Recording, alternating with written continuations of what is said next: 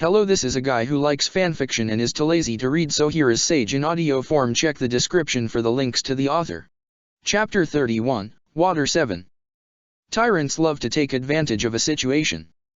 Brown Phantom. 3 cloaked figures flickered into a small clearing, the slim crescent moon overhead barely illuminating their surroundings.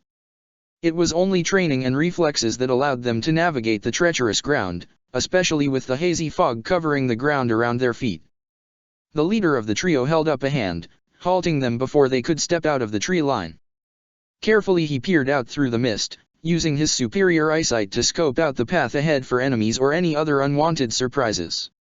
Finally, with a small nod, they proceeded on, swiftly vanishing from their spots in blurs of speed. When they reappeared to the civilian eye, they were stood outside of a small out-of-the-way building that looked to be barely standing. The various small, high-up windows were either broken or so clogged with dust and dirt they were practically opaque. The walls themselves were almost completely covered in vines and other parasitic plants that worked their way into every nook and cranny, weakening the concrete. Cracks mirrored the plants, winding around corners or just spreading out like black spider webs. After a moment of carefully observing the building, the leader of the group nodded again, the slight movement almost invisible in the darkened night. "Are we sure this is the place?" The leader of the group pulled back his hood, allowing his spiky blonde locks to fall about his face. He looked up at the building before them. It just had gloom written all over it, and the sooner they could be done with this mission the better. "It matches the intelligence we got."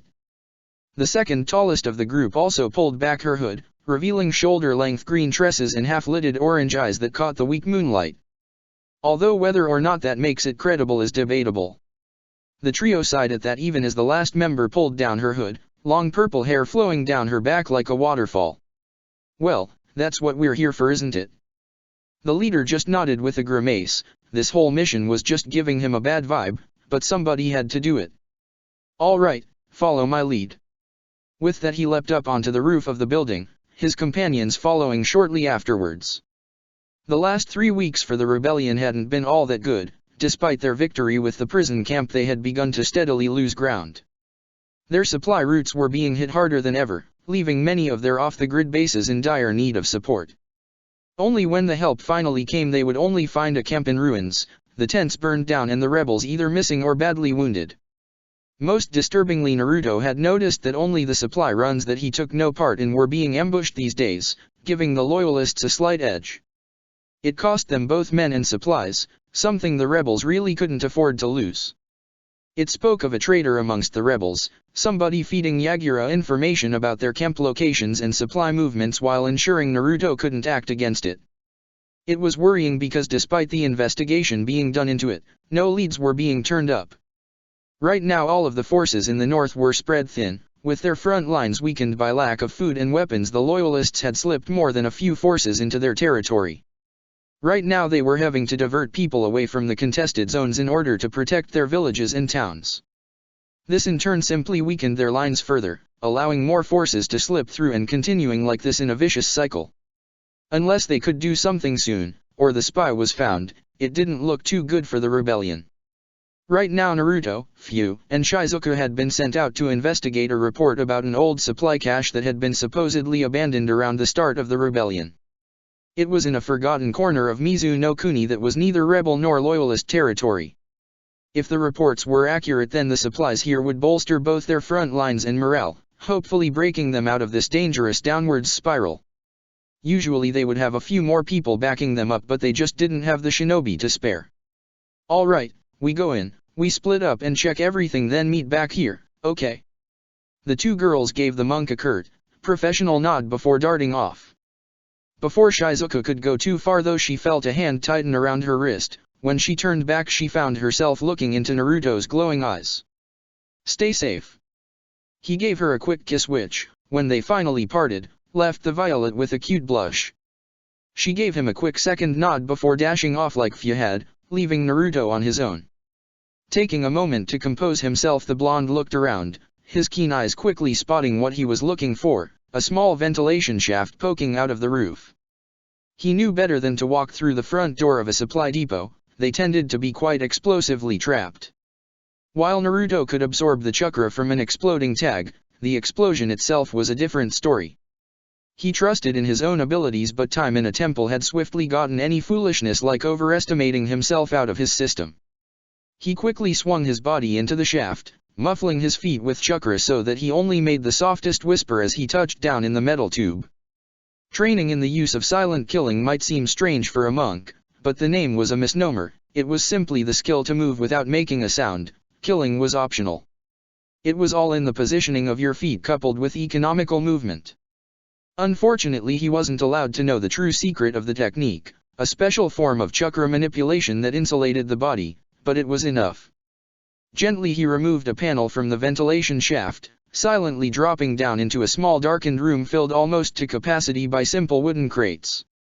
Rolling his neck slightly from the cramped vents, he walked forward, shifting his back slightly to adjust his shakujiao. During his time in the rebellion, he had taken to keeping it on his back, stuck there with chakra so it was easily accessible. It made things easier on covered mission like these. Curiously, he lifted the lid on one of the crates, surprised to find it stocked to the brim with kunao. When he did the same for another, he found it too was completely filled by shuriken, making his eyes widen in surprise. If every box in this room was the same, then it would be enough to keep a camp going for a month, and this was only one room of the building. He hoped Fu and Shizuka were having similar luck, but before he could assess any more of the crates, he heard scuffled footsteps outside the door. Acting on instinct, he silently jumped up to the ceiling, sticking there like a gecko and silencing his breathing. As the door cracked open, spilling light from the corridor, he held up a single-handed ram seal, quietly whispering to himself. Boidogaku or no jutsu. Like he was never there in the first place, he suddenly vanished, only the briefest ripple in the air to show he had performed the technique.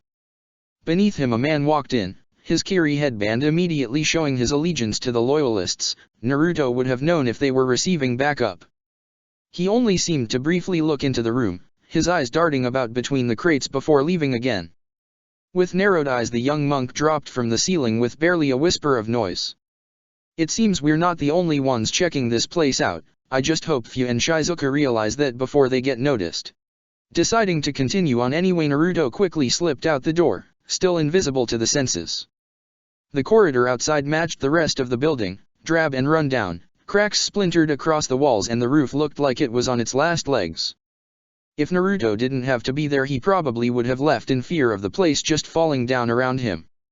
Stealthily he moved down the corridor, checking each room as he passed. Each time he found them completely full of those same crates.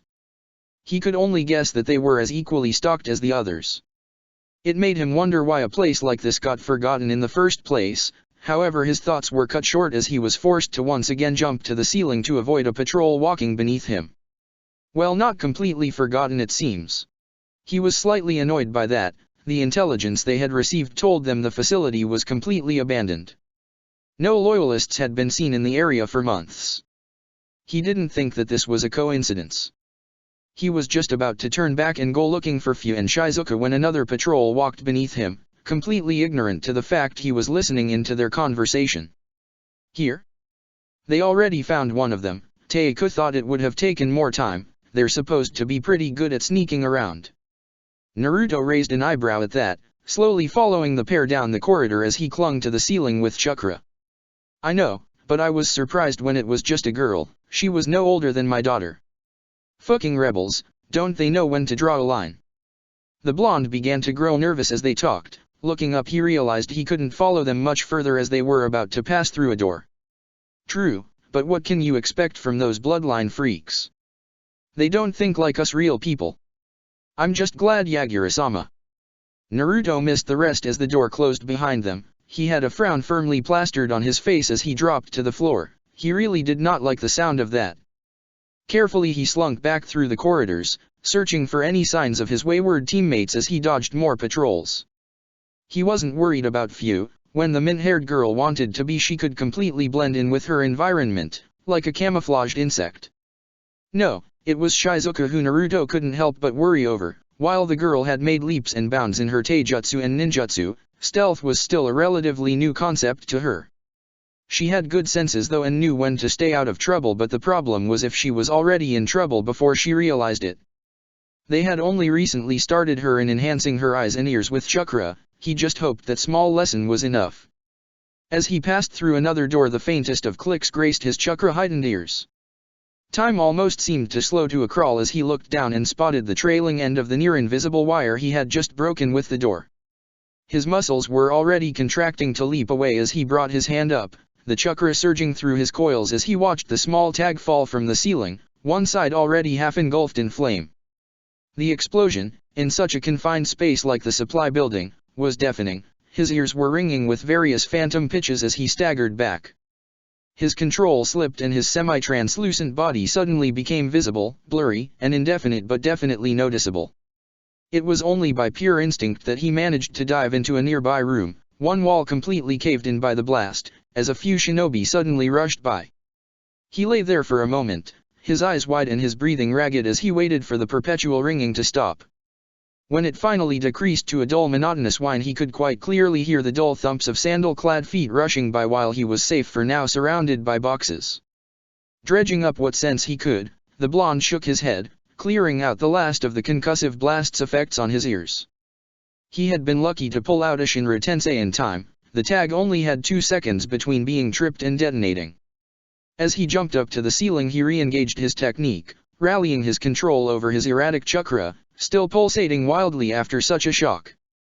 It was just in time as not a moment later 2 shinobi raced into the room, carelessly knocking aside half-destroyed crates and sending kunao and shuriken skittering across the debris-ridden floor. It was only after a few anxious minutes of them poking at various crates did they finally leave, allowing Naruto to drop down to the ground again. Rolling his neck slightly, he quickly dashed from the room. His control over the Boidogakuer technique had grown to the point where he could move at a decent jog without losing focus. However, it unfortunately dampened his reaction times, what with his concentration being split 2 or more ways at once. He found that out the hard way when another shinobi emerged from a door just to Naruto's left, leaving the two to crash into one another, much to the Kirinan's surprise. Hey, what th? Naruto had already pressed his Shakugao to the man's forehead before he could utter another syllable, but the damage was done. His trained ear picked up the sound of sandals suddenly turning on dust-covered floors, approaching him with a lot of haste. He raced from the room again, doing his best to control his erratic chakra but only partially succeeding. He hadn't realized how far he had managed to lose himself in the twisting hallways of the building until he found himself trying to escape, dodging shinobi like some kind of strange obstacle course. He was half a breath away from simply turning around and blasting everybody back when he finally found himself in a somewhat more open area that didn't seem to fit the scale of the building he had seen from outside. When he thought back though, he realized he had gone down a flight of stairs at some point, barely even registering it as he vaulted a young man with pale blue hair. He stood there a moment, glancing around the room quickly to find the nearest escape route. If you are looking for the exit, it was behind you. A loud clank sounded behind Naruto as the door he had just come through suddenly bolted shut from the other side. However, the blonde ignored that, instead looking towards the silhouette that had just separated itself from the shadows on the other side of the room. How interesting, I was sure it would be the other one I caught first. Fia was her name. Slowly Naruto pulled his Shakugao off of his back. He was still invisible, but that didn't seem to stop the man from looking straight at him. Oh please boy, you can drop the jutsu, I know exactly where you are. I know where everything is within a mile of myself. Naruto stared still for a moment, barely even breathing before slowly shimmering into existence. The man wasn't bluffing, he could see his light pink eyes following the movement of his arm as he removed his Shakugao perfectly, despite not being visible. He calmly walked further into the room, into a large area at the center illuminated by a large flood lamp overhead. I suppose you might be wondering how I knew where you were, or why you couldn't detect me before, or perhaps who I am, Eni. Naruto just kept his face impassive, his eyes narrowed slightly further than usual. I know who you are, Yagura. The man just chuckled softly as he too stepped into the light, an amused smile gracing his lips that didn't quite reach his cold, almost dead eyes. Ah, you took out half the fun. I had an entire monologue written out, but you had to go and ruin it. He laughed quietly to himself again as he moved further forward, his steps uncaring and almost jovial. I was always one for the theatrical, but I suppose you might have heard stories from your leader, Eni. Naruto stayed silent, bringing a greatly exaggerated pout to the young-looking man's face. Now don't be like that, I was expecting some rather pleasant conversation. It's not often I get to talk with a monk. They have a tendency to leave my country for some reason or another. As he spoke, a decidedly cruel glint entered his eyes for just a fleeting moment, but long enough for Naruto to catch it. Should I answer the questions that are so obviously tugging at your mind right now? Then again, I do love the look on somebody's face as they struggle for answers right up until the moment they realize it's all pointless anyway. Again Naruto stayed silent, calmly eyeing the man in his relaxed posture, so completely uncaring of the situation. So quiet, That's not at all like the reports I've been getting. He looked up for a moment, a distant look in his eyes as if he was remembering a fond memory. Friendly, peaceful, always the last to advocate conflict yet the first to finish it, I had pictured you differently. He smirked slightly as he looked at Naruto up and down in a way that made the blonde feel like a piece of meat on display. Taller for one. Naruto kept his face blank, his eyes subtly moving around the room as he searched for any escape routes. He had heard about Yagura, many different stories, many different perspectives, all painting the same image. He rarely came out from Kirigakure, preferring to lead his troops from afar with a calculating mind, like pieces on a chessboard. However, when he did emerge he was like a completely different person. He would wade through battlefields, slaughtering anybody who crossed his path like they were nothing but nuisances. The only time people had ever seen him become even remotely serious was a brief scuffle where Mei first faced off against him. People didn't tell him much about that fight, most didn't care to remember. Not even going to rise to that? How very disappointing. I've always hated one-sided conversations, it makes me feel like some two-bit monologuing villain, Naruto remained quiet, slowly twitching his hand up in hopes of catching the Mizukage off guard. Like he had told himself many times, he was confident in his own abilities, but he was by no means cocky. Taking on the Mizukage, or any cage, sounded out of his reach. Oh, I wouldn't do that if I were you. Naruto's hand hesitated for a moment as a smirk twitched on Yagura's lips. Something bad might happen if you were to unleash one of your invisible blasts in such a tight space, With a simple hand motion from the diminutive cage, Ten Shinobi suddenly dropped from the darkness of the ceiling, making Naruto's eyes widen in surprise at not seeing them before. Seeing this, Yagura's smirk turned into a full-blown grin, his eyes lighting up in almost sadistic pleasure. Ah, there it is. The confusion, the shock, the questions. He chuckled to himself again, taking on a barely sane expression. So many questions, His face became serious again, or at least his eyes did. He still managed to keep that confident and irritating smirk firmly plastered on his scarred face. Did you really think you were the only one with the ability to go unnoticed? The only one to be able to turn invisible? You probably counted on the fact I wouldn't be able to detect you, His chuckle came out lower that time, more menacing. Please boy, ever since the second Tsuchikage people all over the nations scrambled to come up with techniques to rival his own, not to mention ways of countering it. It's almost a shame my predecessor died killing him. I would have loved to known how he managed it. Either way I came up with my own way. What with Jiraiya of the Sun so famous for his stealth, it wouldn't do for Konoha or anybody else interfering in my country. His voice was gleeful again, he obviously loved the sound of his own voice a little too much. Water's such an incredible thing, It's all around us, hanging in the air, in the ground, in the sky and in our bodies. Did you know that around 6% of the air you're breathing, walking through, standing in, is water vapor? By pushing my chakra through these trace amounts of water, I can literally sense everything within a mile radius. Plants, people, rocks, it doesn't matter as long as they have physical form. Yagura grinned maliciously as his eyes returned to staring at Naruto. But I seem to be getting away from myself, Ah, that's right. I was just about to send a message to Terumi and her fleeting little rebellion. What better way to do that than to string up their little helper? Don't think I don't know that you're the one who irritated my forces over the last few months, you and those two little girls that follow you around like puppies. The manic gleam returned to the man's eyes as he saw Naruto narrow his eyes. Surprised, You really shouldn't be. I'm the Mizukage or Kirigakure no Sato, I am Mizu no Kuni. There is nothing I cannot see within the shores of my land. Naruto tried to catch the man off guard, quickly bringing his hand up in hopes of bringing down the roof on top of them. However, he faltered as Yagura made a single subtle gesture with his finger and two more Kiri-Umbu dropped from the ceiling. He hesitated because carried between them was Shizuku, her head hung forward and her body limp. Shizuku! Yagura grinned at finally getting a reaction out of the blonde, motioning for the two Umbu to bring the girl over to him. The boy finally speaks. I was beginning to think you were too frightened to talk and that would have just been too boring, Eni. Naruto was doing his best to control himself, but seeing Shizuku's limp, almost lifeless body like that had his fist trembling. The only thing that held him back was the fact he could still see her chest rising and falling in shallow breaths. Interesting company you keep, Eni.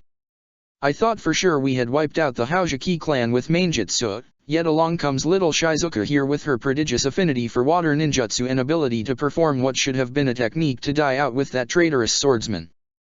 The young-looking man had grown slightly angry in his rant but quickly calmed himself down, putting a finger to his brow in amusement again. You want to know something interesting about the unique physiology of the Haujiki clan? Yagura idly looked at his hand, turning it back and forth as brief sparks of lighting began to dance between his fingers. While they are immune to almost any physical attack, be it blunt force trauma or even blades, they have an unusually low pain tolerance when it comes to electricity. I say unusual as during their technique they don't physically have nerves, yet even so. Without warning, the man suddenly grabbed Shizuku by the back of the neck, channeling the lightning into her body with a manic, gleeful smile. They still feel the pain. Shizuku's head suddenly shot up, her eyes wide as she screamed in agony. Shizuku! Naruto was about to rush forward when Yagura suddenly stopped, letting Shizuku slump back to the floor, her body convulsing as blue sparks faded away over her body.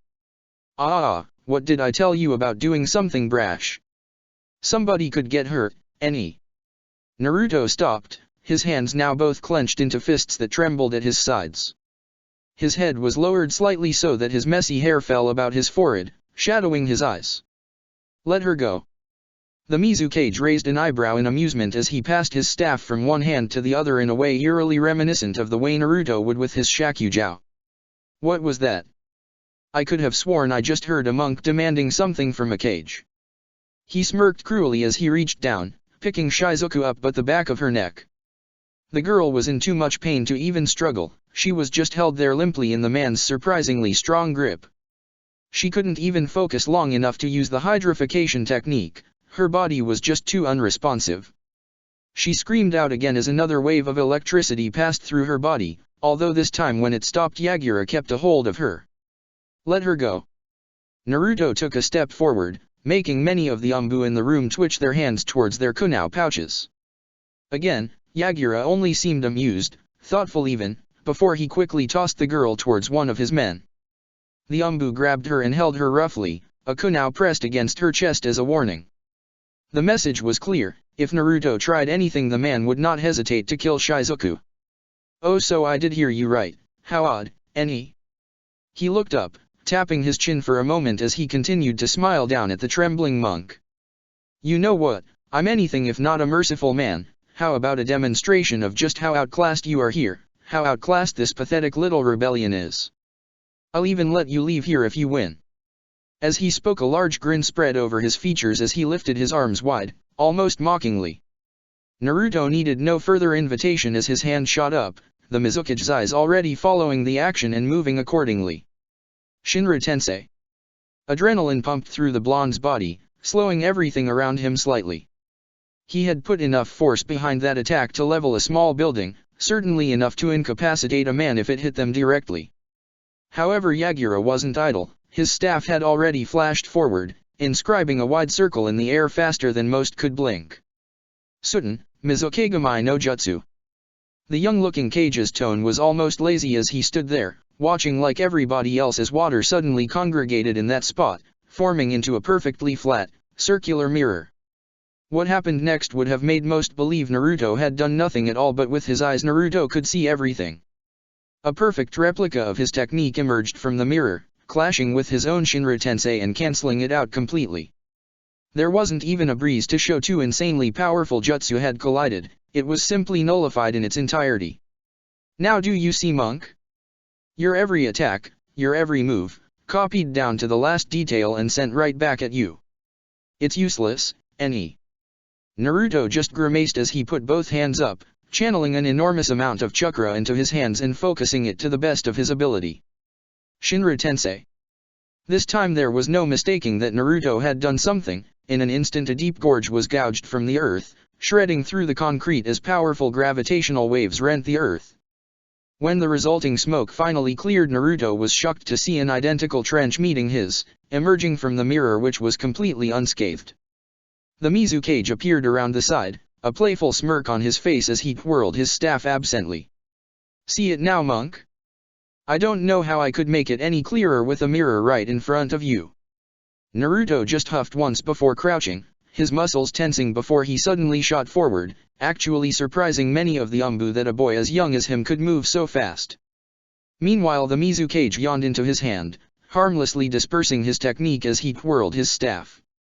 Naruto was inches away from striking the man with two pointed fingers crackling with electricity when his eyes widened in surprise. It happened so fast many would have missed it even if they didn't blink. One moment Yagura was lazily leaning against his staff, the next he had it held out in front of him. Naruto sailed back, skidding across the ground for a moment before rolling to a stop and coughing violently. Tentatively he got to his feet, clutching his chest where he was sure a large bruise would be forming. He hadn't even seen Yagura move yet he had struck him almost effortlessly. The worst part was Naruto somehow knew he was holding back on that blow. "Ah, is that all? You know I was hoping for a lot more from you." He looked around whimsically, once again twirling his staff as if he hadn't a care in the world. "Then again, I guess there's no sand in here for you to use, NE." He smirked as Naruto's hands clenched again but frowned as a grim smile made its way onto the blonde's face. "Wrong." Suddenly the backs of his hands glowed as two seals suddenly revealed themselves. Moments later copious amounts of sand suddenly poured out, surrounding Naruto protectively. It wasn't as much as he would like, but he had to make do with what little he could seal. It was difficult to seal chakra-imbued substances, especially something like his sand. Yagura actually raised an eyebrow for a moment before chuckling to himself. "Now that's a little more like it, but unfortunately for you, not enough."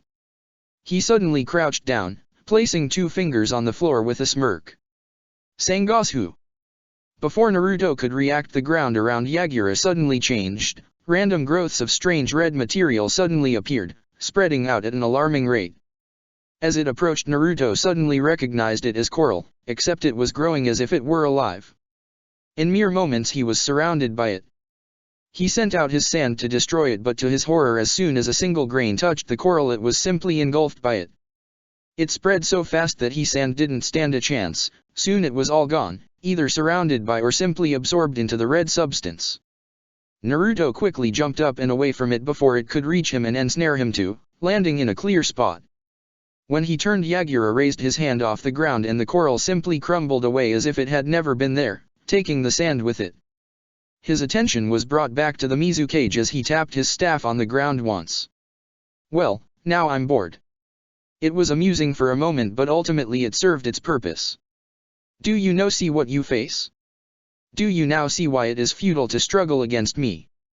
He smirked, absently tapping his chin with the end of his staff. "I had wanted to send a message to the rebellion and have you be the one to send it, but honestly you're a little too dangerous to keep alive, NE." The man sighed theatrically, but his cruel eyes showed no regrets. "Ah well, I'll find another way. My men are closing in on your little green-haired friend on the other end of the building, maybe she could do it in your stead." He looked up, staring into the distance in a contemplative manner before shrugging carelessly. "In any case, you two are now unnecessary." With a simple gesture from the man's hand, Naruto was forced to watch in horror as the Umbu holding Shizuku suddenly brought his kunai back. It was in horrific slow motion that he watched the kunai pierce his friend's flesh, blood spurting through the air as Shizuku's head came up. Tears stained her cheeks as her eyes widened in pain and surprise, her mouth open in a silent scream. She winced as the kunai was ripped out again, now stained a vibrant red as tiny rivulets of blood slid down its length. Shizuku and Naruto just stared at the patch of red that quickly spread behind her clothes. Her eyes came up and met with his for a single second before time crashed back down on them. Chapter 32, Water 8. The dead cannot cry out for justice. It is a duty of the living to do so for them. Lois McMaster Bugeled. Drip. Naruto's eyes focused intently as another small drop of crimson splashed out on the floor, creating a small circular stain. It was joined by another, then another, before a veritable deluge of red liquid fell from Shizuku's wound. He ignored everything else, his breathing, the sound of the umbu wiping off the bloodied kunao, even the sound Yagura made as he passed his staff from one hand to the other. His focus was entirely on Shizuku and the slowly growing patch of scarlet around the tear in her kimono top. You see, monk, everybody in the world has a weakness as long as they make foolish attachments to others. As a Kage you come to understand that to best rule your people, your forces, you must discard these petty feelings. I believe that is what you monks are taught, is it not? To discard feeling and look objectively at the world in order to attain enlightenment, ne. Yagura gazed at the stunned blonde coolie, raising a disinterested eyebrow at his lack of response. The pale-haired man simply sighed as he turned, shrugging rather nonchalantly as he made a deft motion with his hand. Shizuku's body was thrown forward unceremoniously, rolling across the ground and leaving a small trail of her blood in random patches where she bounced, each time letting out another pained cry. Naruto was almost immediately at her side, none of the umbu moved, awaiting orders from Yagura, but a few hands still twitched towards their respective weapon pouches. Naruto gently rolled Shizuku over, grimacing when the girl shuddered in pain and coughed up blood, staining her normally pale chin an ugly red. I am sorry, Naruto. The blonde's hand trembled when he heard her weak voice, staring uselessly at the gaping hole in her chest that was still pouring out copious amounts of blood. Don't talk, I can still help, I can get you somewhere to help. The girl's body was racked with shudders again as her head tilted up in another painful cough, blood flecking her now dirted clothes. And Naruto. The blonde grabbed one of her hands in his own, squeezing it in what he hoped was a comforting manner. Please don't talk, you need to save your energy, right? That's what you're supposed to do in these situations, right?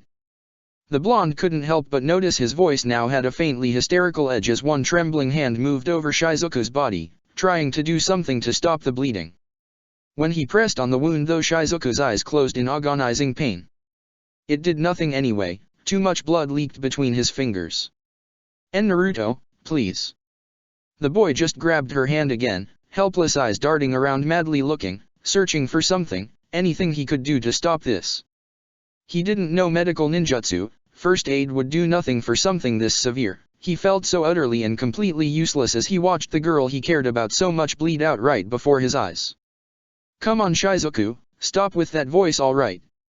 A weak smile made its way onto Naruto's face as he held the girl's hand a little higher, squeezing it gently with that same hysterical tone in his voice. You're acting like you're going to die or something.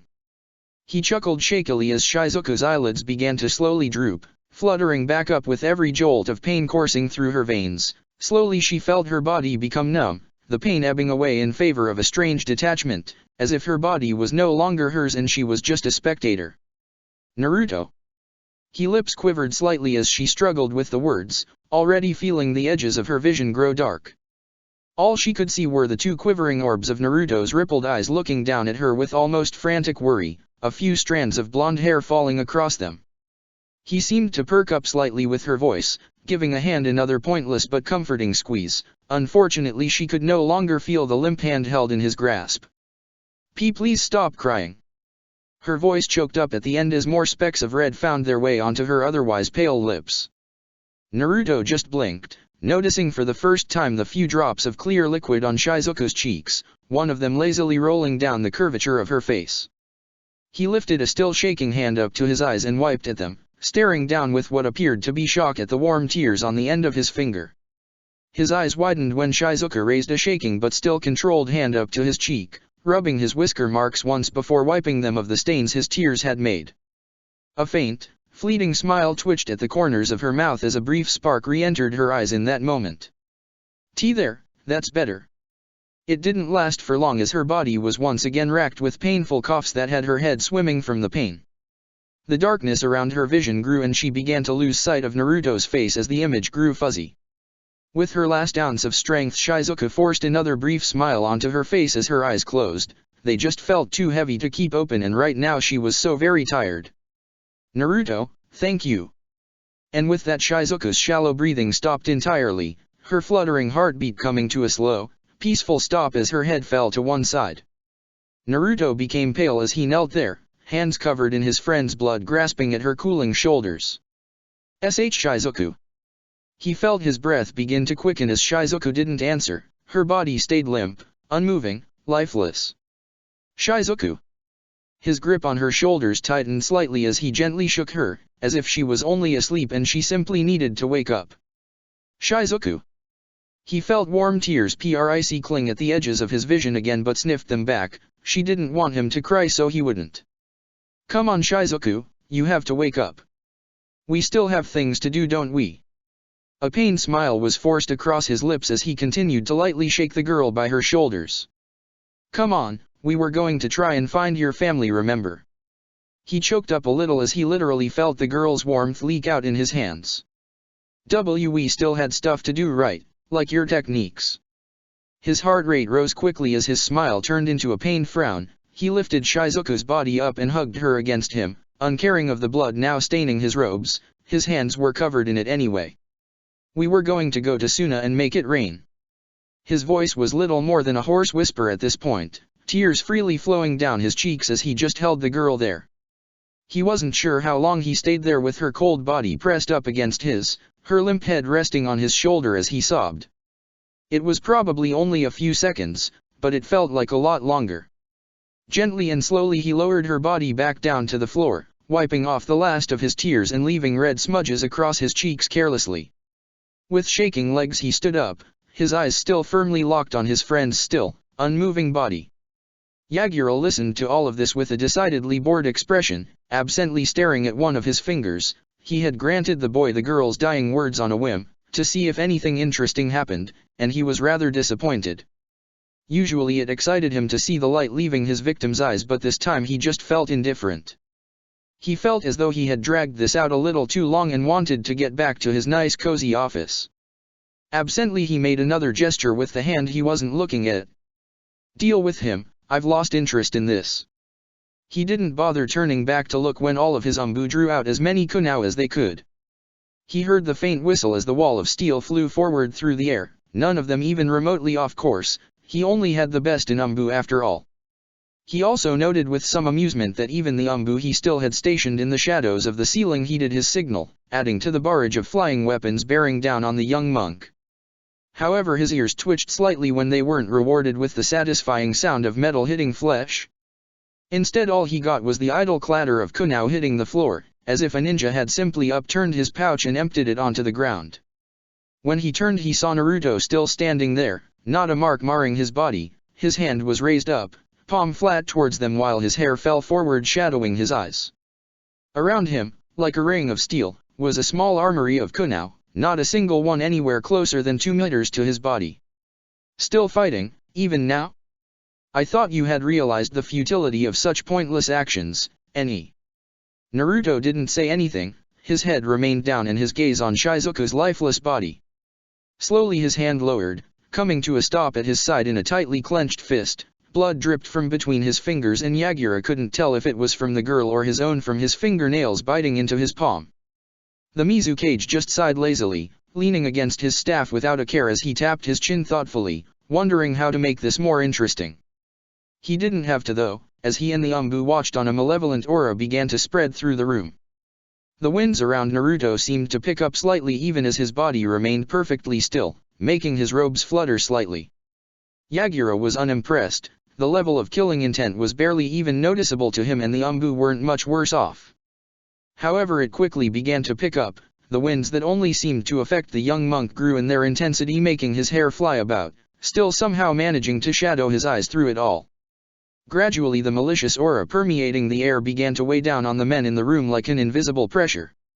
Soon they realized it wasn't just that, there really was an actual pressure weighing down on their shoulders, making their bodies feel heavy and sluggish. Yagura still seemed unaffected, but he at least had noticed the added weight on his body. Only a few of them noticed as Naruto's hands clenched even harder, and with every muscle contraction the pressure on them increased. It was only a few seconds before the first of them cracked, an Umbu on the ceiling that was struggling for breath dropping to the ground. Others soon followed, dropping down to their knees as they could barely stand to hold up their own weight, suddenly feeling as though they had enormous iron chains pulling down on their bodies. Through it all Yagura stayed standing, the only noticeable change being his eyes narrowing slightly and his teeth gritting in mild annoyance. The winds around Naruto were now so strong that a faint cloud of dust had begun to circle him steadily, his hair lifted up into the air that had begun to shimmer around him. Yagura recognized what was happening and he could honestly say he was surprised. He had seen this many times before, but usually because he was at the center of it all. Vile red chakra began leaking from Naruto's skin, so concentrated it was actually visible, and started to form a shroud. It bubbled menacingly, as if it was alive and just waiting to lash out at anything and everything that came near.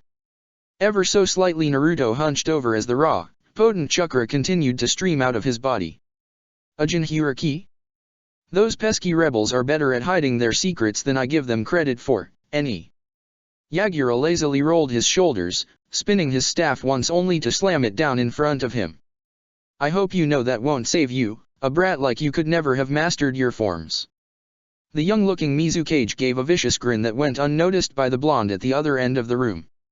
I on the other hand have no such restrictions, any. Upon not receiving an answer the cage's lips twitched slightly. He hated to be ignored, especially by somebody beneath him. It's very rude to ignore your superiors, any. The only response he got was the cloak bubbling more as three thick and swaying tails of chakra emerged from the base of Naruto's spine. At the same time the cloak around his feet widened into a shape more reminiscent of paws while on his head two long ears of chakra sprouted from the shroud. Yagura just smirked. The bubbles in the cloak showed the boy had no control whatsoever. Just a slave to the Baijuya's emotions, in this case most likely rage. The strange thing was that wasn't the only thing happening. What the Mizukage had first believed to be dust billowing around the boy's feet actually revealed itself to be sand as it grew thicker around him. It would twitch upwards at random but never strayed more than 2 meters from the blonde, just circling him almost protectively. Not only that, the area of the cloak surrounding his arms was different, taking on a more purplish hue and appeared to be flaming more than bubbling like the rest. Then, all of a sudden, it stopped. Naruto's eyes snapped open and in that moment the tails and various other parts of the shroud that made him appear fox-like vanished. However the cloak disturbingly remained, no longer undefined and bubbling, now crisp and sharp around his body like a second skin of chakra. Slowly and deliberately the monk's head turned, allowing his deep purple eyes to lock with Yagura's more confused pink ones. You. His voice was almost a whisper, barely audible yet there was no mistaking that it was his own, there was no hint of any other influence guiding him as he took a step forward. Yagura just blinked in surprise. What he was seeing should be impossible, manifesting a full cloak without the tails and no physical change to his body was unheard of. It was like the chakra wasn't a Baijuyu's, but his to control as he saw fit. As his foot hit the ground it created a small crater from the sheer pressure of the energy surrounding Naruto. Yagura snarled lightly. He hated being misinformed and caught off guard like this. It showed weakness and he was anything but weak. In an instant he was surrounded by a similar aura of dark red chakra, 3 long tails like those belonging to a shrimp waving almost excitedly behind him. Even his staff was encased by the energy making the flower wither slightly under the corrosive shroud. Unlike Naruto his body changed slightly, his eyes became red and ringed with a single golden band around the pupil. You're punching above your weight class, boy. The aura in the air became even more oppressive with the second Jinchuriki releasing his inner chakra. However where Yagura's was controlled but filled with an innate rage, Naruto's simply felt cold and powerful. The blonde never stopped walking forward, with each step creating another small crater as the ground beneath him splintered. As he got closer the pressure pushing down on the Umbu increased, all of them were pressed flat to the floor by now. Many of them began to whimper in pain despite their training, feeling their ribcages be slowly crushed as if some enormous weight had been placed on their chests. You should stop now, boy, before I force you, any. Naruto's features nearly twisted into an almost animalistic snarl, however his eyes never strayed from Yagura's. The cage would never admit it but he was incredibly unnerved by those eyes, so full of cold, unbridled fury, glowing with the chakra coursing through the young blonde's body. Yagura just let out a deep growl from somewhere in the back of his throat and charged forward, blasting a few tiles back from the speed he moved. There was an explosion of dust and debris as the two met, Yagura with his staff raised to strike and Naruto, doing nothing. It took a few moments for the air to clear, but when it did, the few Anbu that could successfully lift their heads or were lucky enough to be looking in the right direction could only widen their eyes behind their masks. Naruto simply stood there in a large crater, the sand still whipping around him angrily. Yagura was about a foot of the ground, held up with Naruto's hand firmly around his throat. The staff lay on the ground, knocked from his hands faster than the cage could comprehend before he was seized painfully. Even through the protective cloak of the Sanbai's chakra he could feel that slightly flaming purple hand around his throat, tightening slowly. When he looked down he saw Naruto hadn't changed, his face was still twisted into a snarl and his eyes were just as cold. However, there was something there now, a glint of a feeling Yagura hadn't ever seen when fighting somebody before, satisfaction. Faster than an eye could even blink, Naruto pulled back his arm that held the shocked cage in its grasp and launched the man forward. The Baijuya-cloaked Mizu cage flew backwards, propelled by incredible force through the ceiling of the room, out through the ground above him. Naruto cast a cold, impassive look around the room, his eyes lingering on Shizuka's body for a split second as his gaze softened before it re-hardened at the Anbu.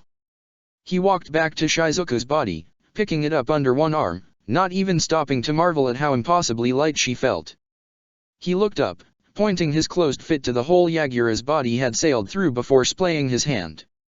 Instantly the roof of the room was blown back. Naruto didn't even have to speak, his chakra simply molded instinctively, sending gravitational forces rippling through the room with more power than he had ever used before. He jumped up with a powerful burst of chakra, hovering for a moment over the ground before touching the wet grass above. Around him the ground fell apart, crushing everything in the room. A part of him realized those Anbu were still down there, another part just didn't care. With gentleness that most wouldn't think possible with him enshrouded in such foul and potent chakra, Naruto lay Shizuka down on the ground. He soon turned his attention back to the Mizu cage, who just then emerged from the tree line, looking rightfully irritated. Naruto on the other hand gazed with a cool rage burning just beneath his purple orbs, directed entirely at the gray-haired man.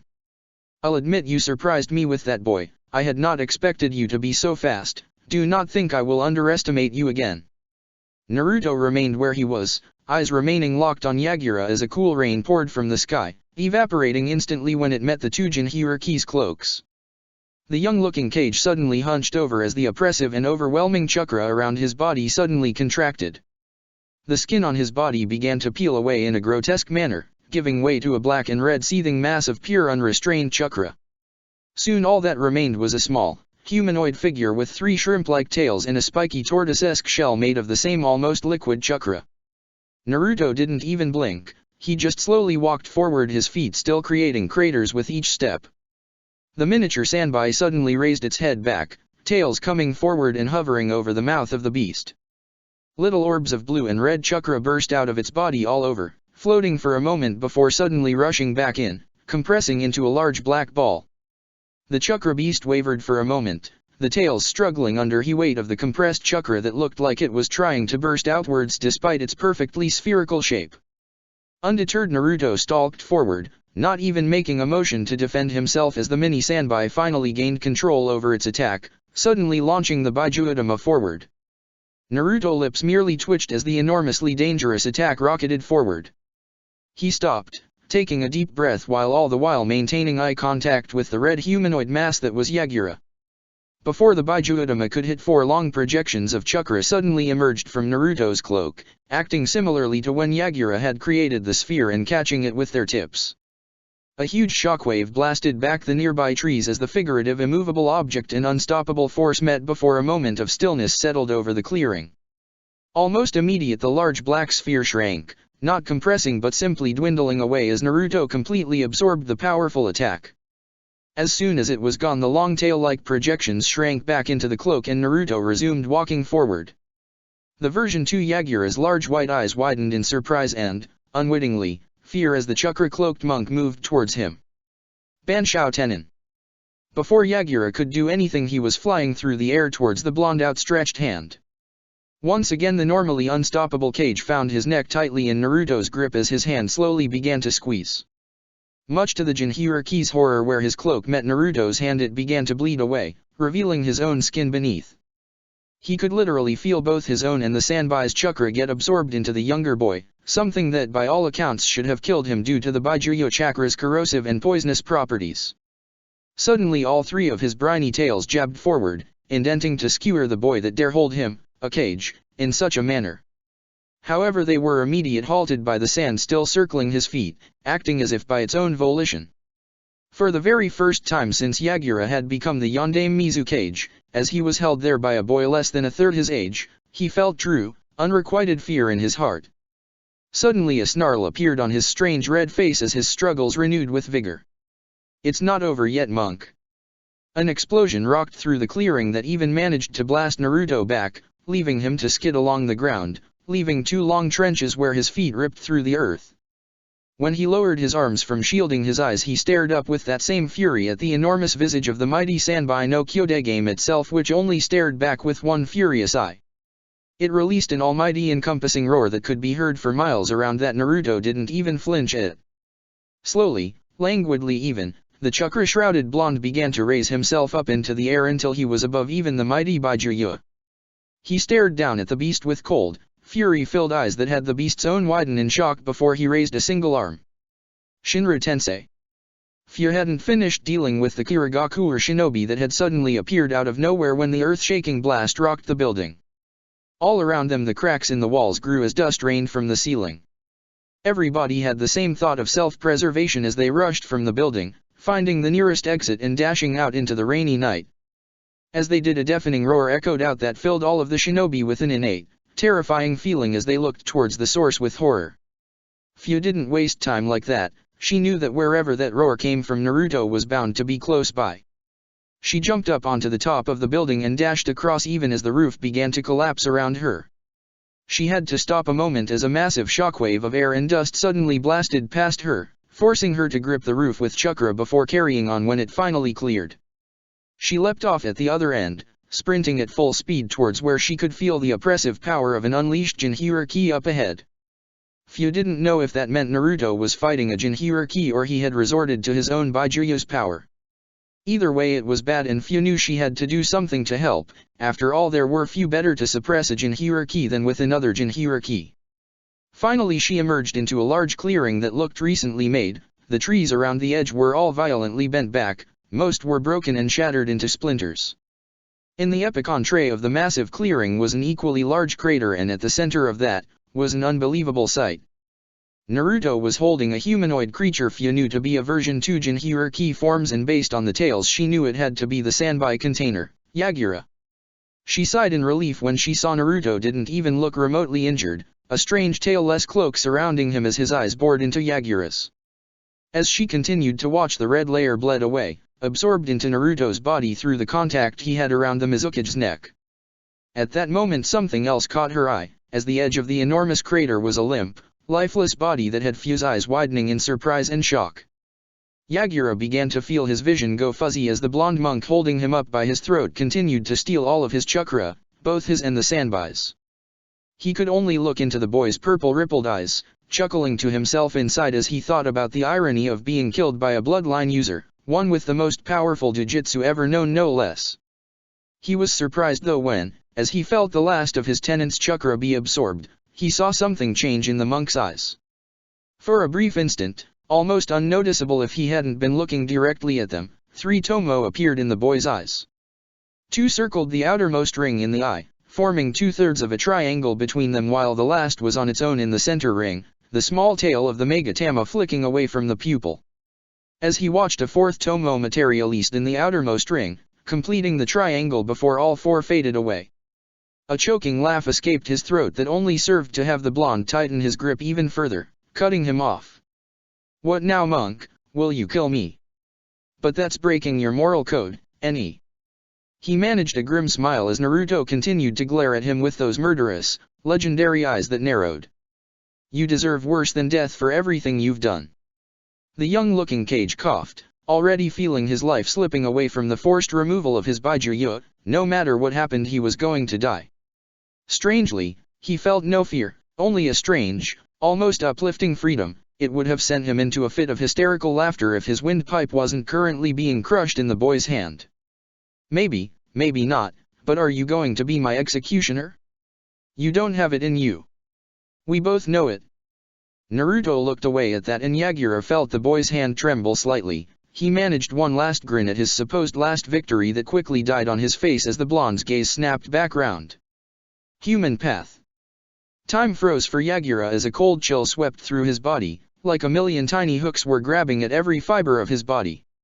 It burned like he had been buried in ice, then, just as suddenly, it stopped with a horrific ripping sound.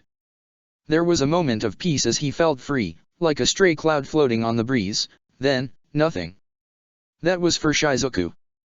Naruto panted slightly as the cloak of chakra around his body slowly dissipated. He still held Yagura's body in one hand, now limp. He dropped it to the floor coldly just as he felt another presence at his side. Fio looked down at the dead body of the Yondaime Mizukage with a mixture of contempt and confusion. She wasn't quite sure how to feel in this situation. However, she felt there was a more pressing matter as she placed a hand on Naruto's shoulder. Naruto, the blonde just walked away without a word, leaving the mint-haired Jinchuriki to simply blink. She turned to see him stalk over to Shizuku's body, dropping to his knees beside her and just sitting there. After a moment or two she walked over and joined him, both just sitting in the silence of the clearing, the bodies of their best friend and enemy both lying dead around them. The atmosphere in the command tent was rather light for once. Despite the rebellion being slowly pushed back, the conversation seemed to have shifted onto a more jovial topic. Mei was taking it all in with a smile as she sat back on her seat, a small smile on her face. This was what she fought for, to see her people smiling and happy, joking despite the rough times. She sighed happily as something Kojuro said managed to set Ao off on one of his rants. Really, back in my day you would not only be ineligible for such things, but you would be actively denied from taking part. Really, I didn't think I had become too old that the youth today would know nothing of the traditional ways. There was a brief silence as Mei's eye twitched violently, a dark aura appearing around her body. Ineligible, denied, too old. She slowly got to her feet, however before she could give Ao his usual death threat they all heard some kind of commotion outside the tent. Blinking in surprise, Ao immediately activated the Byakugan beneath his eye patch. However, what he saw just had him stood stock still, gulping like a fish thrown onto the shore. A minute later they heard a smaller but closer commotion just outside the tent. A minute later, when the outside had settled into an eerie calm, a figure ducked in under the flaps. Mei sighed internally when she saw it was just Naruto. She was a little miffed that he had simply walked in unannounced, though, as the guards were there to stop people doing that. However, she immediately noticed something was wrong when Naruto lacked the usual serene smile he always wore. In fact, his face was completely devoid of any warmth. It was that moment she noticed the blonde was dragging something behind him. Correction, somebody. A moment later the entire command tent was staring at the lifeless body of the Yondaime Mizukage as Naruto carelessly tossed his limp form into their midst. A moment later he walked straight back out again without a word, leaving everybody in shocked silence. Chapter 33, Water 9. Trying to forget someone you love is like trying to remember someone you never met. Proverb.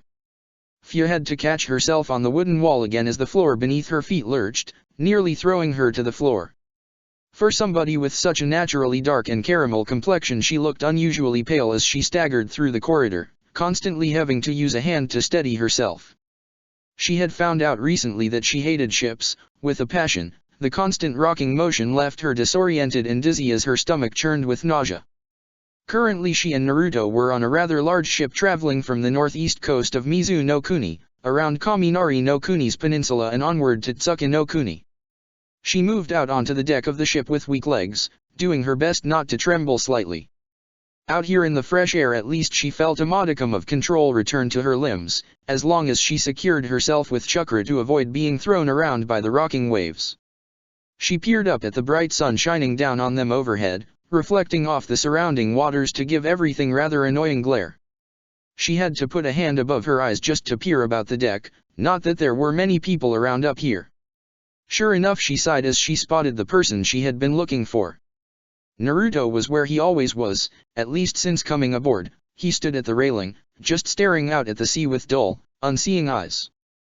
He had been this way ever since Shizuku had died. He had barely even spoken a word to anybody. They had left the rebel camp as soon as they had dropped off Yagura's body, Fia figured it was because the camp reminded him too much of all the time he had spent with Shizuka there. They weren't stopped, mostly because everybody was just too shocked that Yagura was dead to do anything. By the time Mei had snapped out of her stupor and made sure the body was in fact the real deal, it was too late to send anybody after them. Between them the two were nearly impossible to track due to their experience in hiding their chakra signatures and Fia's knowledge of covering up trails. She sighed again as she carefully made her way over the deck, eyeing any wet patches warily so that she didn't slip up. She made it over, resting her hands firmly on the railing behind the blonde who didn't even look up to acknowledge her. They stood there for a while in rather awkward silence, Naruto not speaking because he had nothing to say while Fia was silent because she had no idea what to say. It was times like these that fueled her hatred of Takigaku. Maybe if she had a normal childhood she would know what to do in a situation like this. She sighed again, resting her chin against her forearms uselessly. If only she wasn't so socially awkward, or had taken Naruto's advice and gotten to know some of the rebels. Do you think she would have liked this view? Fia actually blinked in surprise as she looked up, shocked at hearing Naruto's voice for the first time in 2 days. He was usually the instigator of their conversations, but with his recent bout of introversion and her general awkwardness it had been painfully quiet recently. She looked out in the same direction he did, watching the clear blue waves rise and fall, crashing against the bow of the ship. The sight nearly made her lose her lunch as she paled another shade. It depends, would she still like it with dark clouds and constant rain? Unsurprisingly, but still strangely, with Shizuka's death the rain that had followed them for so long finally abated, the skies clearing up as if to acknowledge the girl's death. More surprisingly though, Fia actually saw a small smile pass over Naruto's face, his eyes gaining a hint of melancholy. She had noticed that he hadn't kept his eyes narrowed like he normally did recently. She wasn't sure if it was because he didn't notice or he simply didn't care anymore. You're right, things would be so different and she was still here, if I had just done something to save her. That small smile slowly slipped away as he returned to staring out at the churning waters. His Shakugao wasn't at his side, more than likely tucked away in Naruto's cabin. It wasn't like it was going to be stolen. Fia looked at the boy for a moment, indecision racking her features before she finally placed a hand on his shoulder. She wasn't good with people, but she had seen Naruto do it to others before and it seemed to help them. You shouldn't blame yourself, Naruto. She couldn't finish as Naruto suddenly turned on her, finally something other than that horrible dead look he had been wearing in his eyes, anger. Why not? He pulled his shoulder out from under her hand, slamming his fist down on a railing. The anger didn't last long though, it just wasn't like Naruto. Slowly his face returned to one of sadness as he slumped to the deck, back propped up only by the railing. It's my fault, Fia, it's all my fault. If I had been faster, or more in control, maybe if I had sensed them earlier or had never accepted the mission, if I knew medical ninjutsu. He looked down, his head lolling forward limply, maybe I could have saved her. Fia hesitated a moment before sitting next to him, both just looking down into their laps. Naruto and Fia stared down at the recently upturned earth in front of them, an almost perfect rectangle of 2 feet by 6 feet. Naruto's robes were covered in dried mud from digging the grave and tears still stained his face, making small streams through the dirt on his cheeks. The shovel he had been holding slowly disintegrated away into black dust, some of it falling on the grave itself. Fia stood on the other side, knowing she should be sad but not finding any tears of her own flowing. She hadn't cried since she was a much smaller girl. I think she would be happy with this. The blonde looked up at her but said nothing. They were standing on a high cliff overlooking the shore.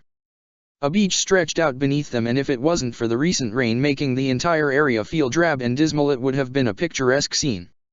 It had stopped raining not long after Naruto had finished patting down the last of the earth, although the two were still drenched. He stood up slowly, making Fia follow him up instinctively, and just stood still for a moment. After a moment of some kind of internal debate, he raised one hand, his fingers moving in a complex and dizzying pattern. The ground at the head of the loose earth bulged before bursting out as sand. It began to stream around, compressing and shaping itself until it formed a large, humanoid figure. Fia blinked in surprise when she found herself staring at a beautiful sand sculpture of Shizuku, complete with her trademark kindly smile. Naruto stepped forward and placed a hand on the statue, closing his eyes as blue flame erupted around the hand. Slowly it spread across the sculpture, covering more and more of it in blue flames until it was one large cerulean inferno.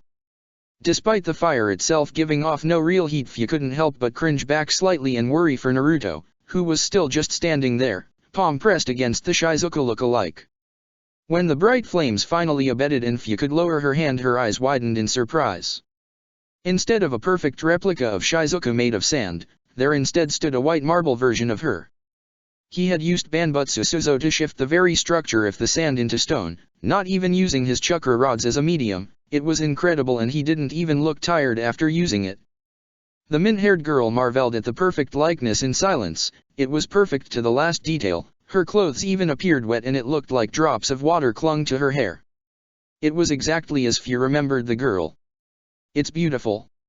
Again Naruto remained silent, staring into the lifeless marble eyes of the girl he had cared so much about, and could do nothing to save. For a moment his eyes flickered down to Yagura's soulless corpse to one side, like an intruder at this private moment. It passed as his sad gaze returned to the memorial to his friend.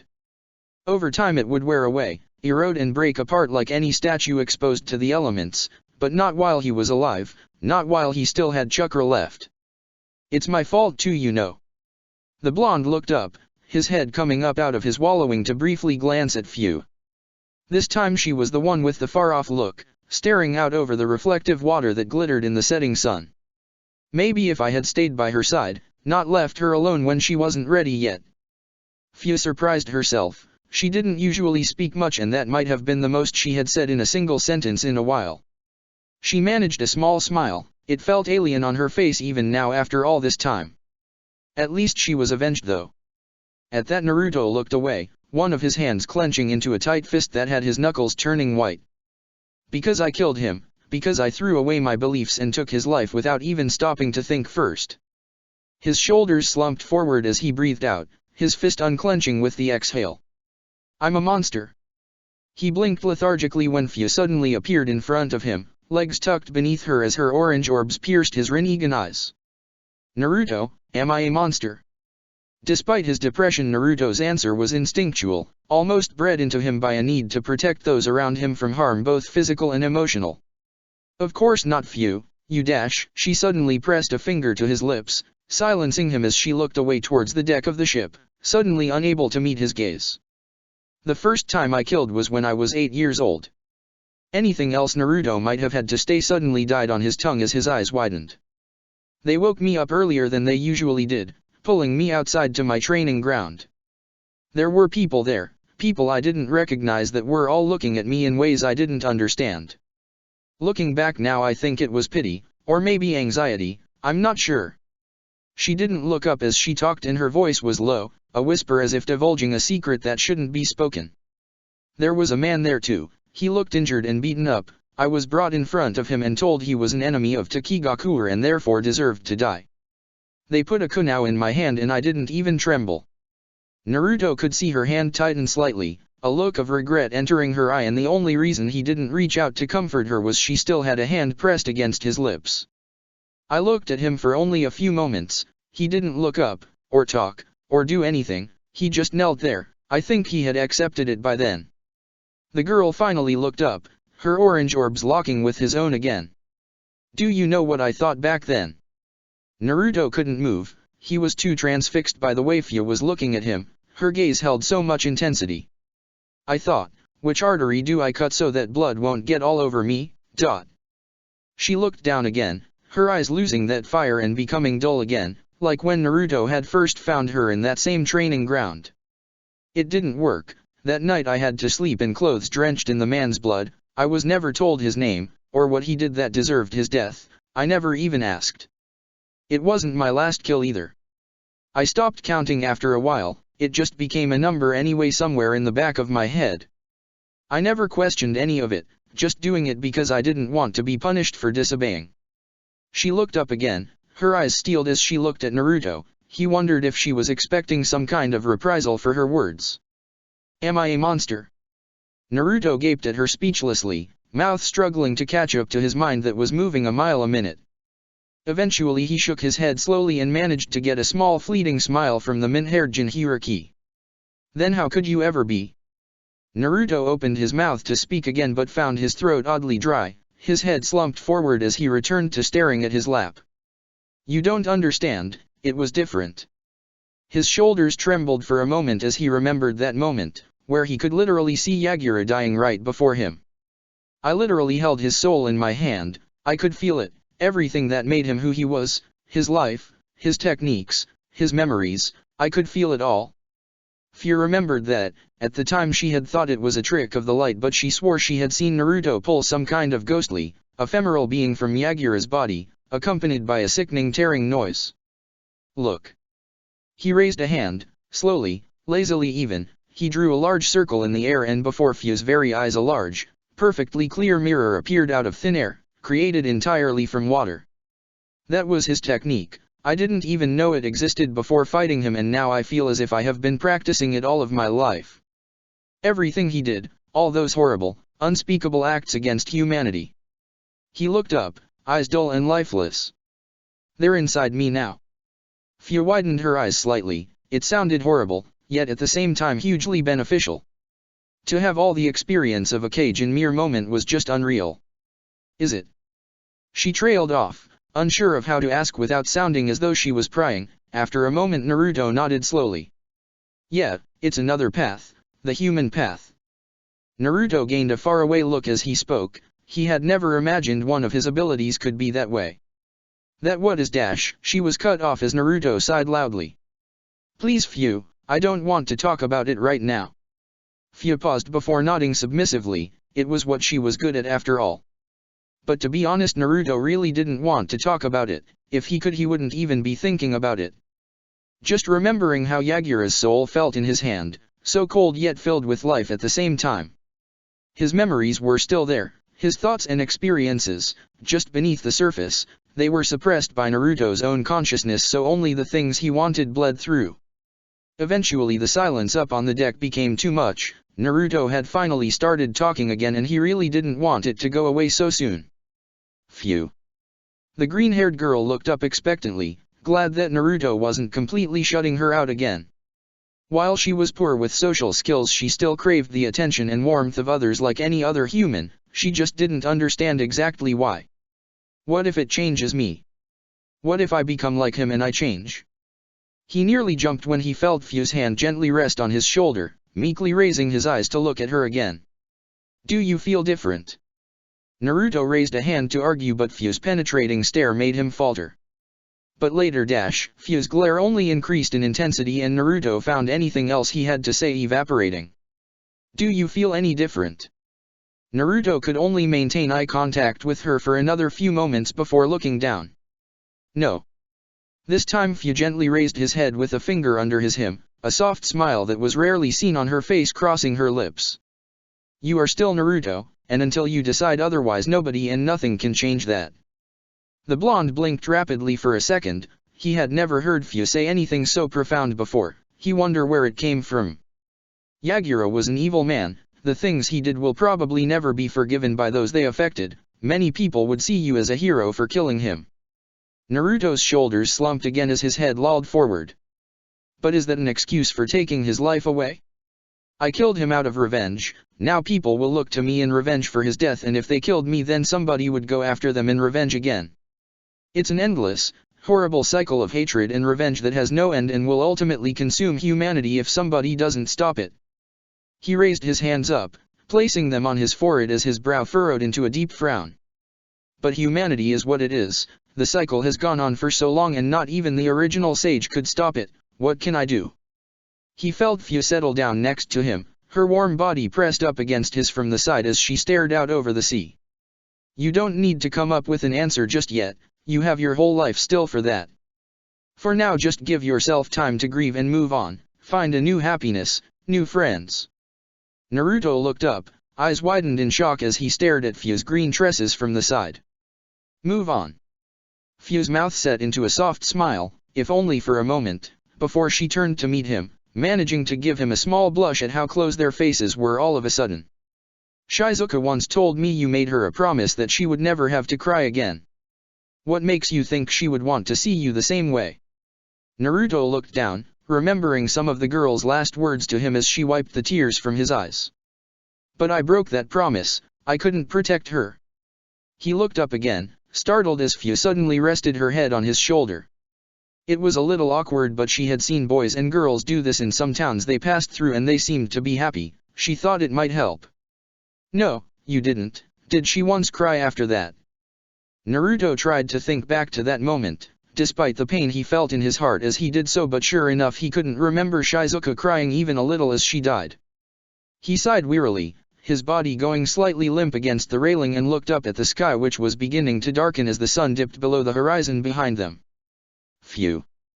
The girl looked up, her bright orange eyes looking up at him in a way that despite the situation was undeniably cute.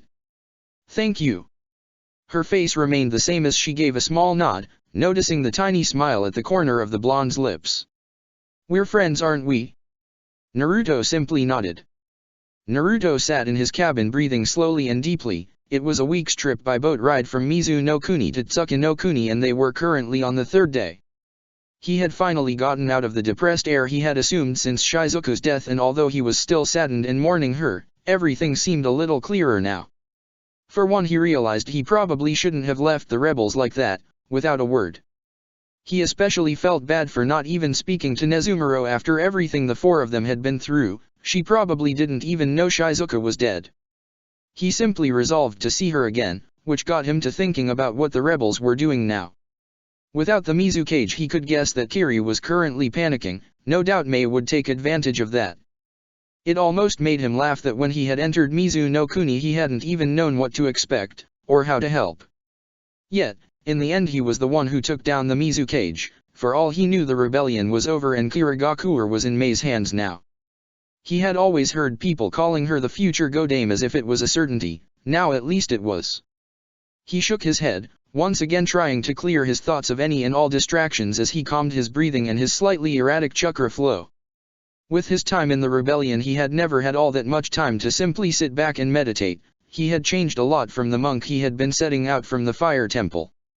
Right now he was trying to find his roots again. It wouldn't do for him to return to the temple only to find nobody recognized him anymore.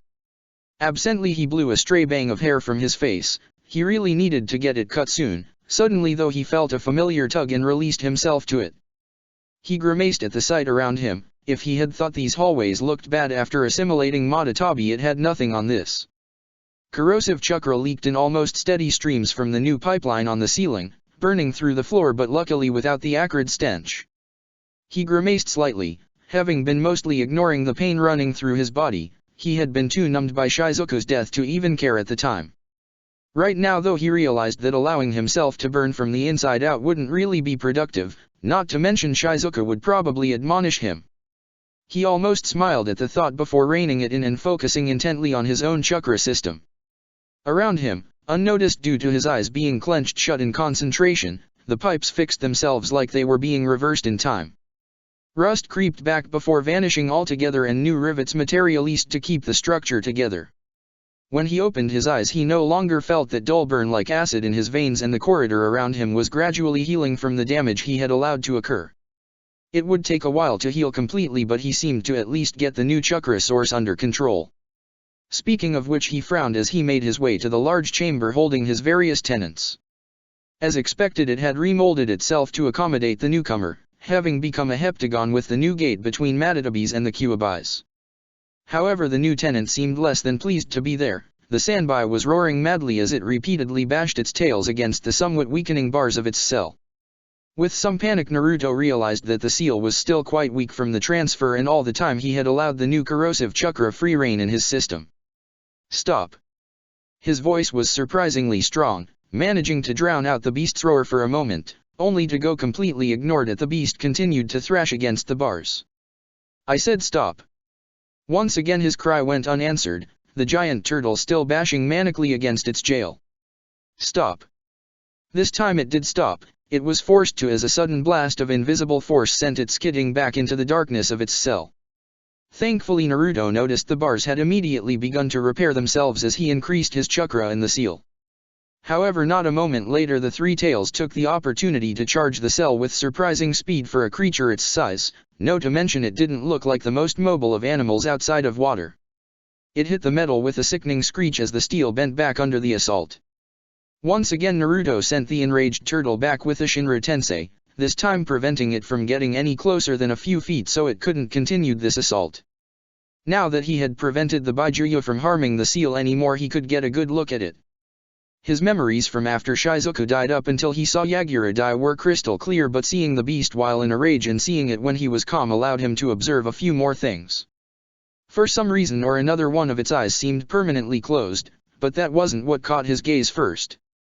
No, what he saw were the three Tomo spinning angrily on a red background, circling an equally black dot of a pupil. It was an eye that he knew all too well, an eye that had haunted his dreams from a young age in the Fire Temple. He froze for a moment, but only until another loud and enraged roar snapped him out of it. He immediately rushed forward, slamming his hands onto the bars of the cage and channeling as much chakra as he could muster into them. Immediately the various dents and scraped fixed themselves, the bars looking pristine as if they were new.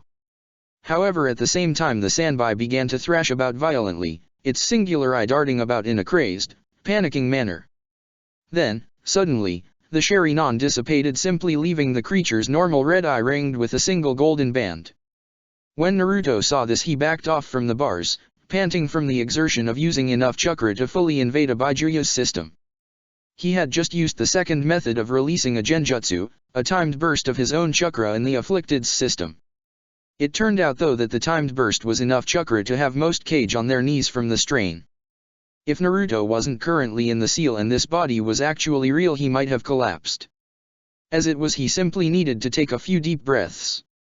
The Sanbai on the other hand didn't appear to be as lucky. It seemed to take a few confused glances around the room with its one working eye before it closed, the beast collapsing into exhaustion.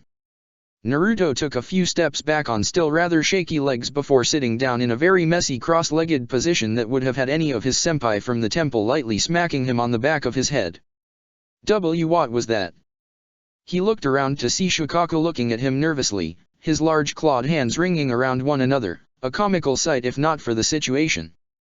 He continued to glance around, spotting Madatabi predictably asleep, having blissfully slept through the entire ordeal. Finally his eyes rested on the Kyuubi, his body hidden away in the darkness of his cell with his eyes cracked open and an unpleasant snarl on his muzzle. That ninjin was the Sharingan, the unfortunate bastardization of the sage's prized eyes. For centuries those damnable eyes have haunted us Byakuya, ever since the first Uchiha awoke them.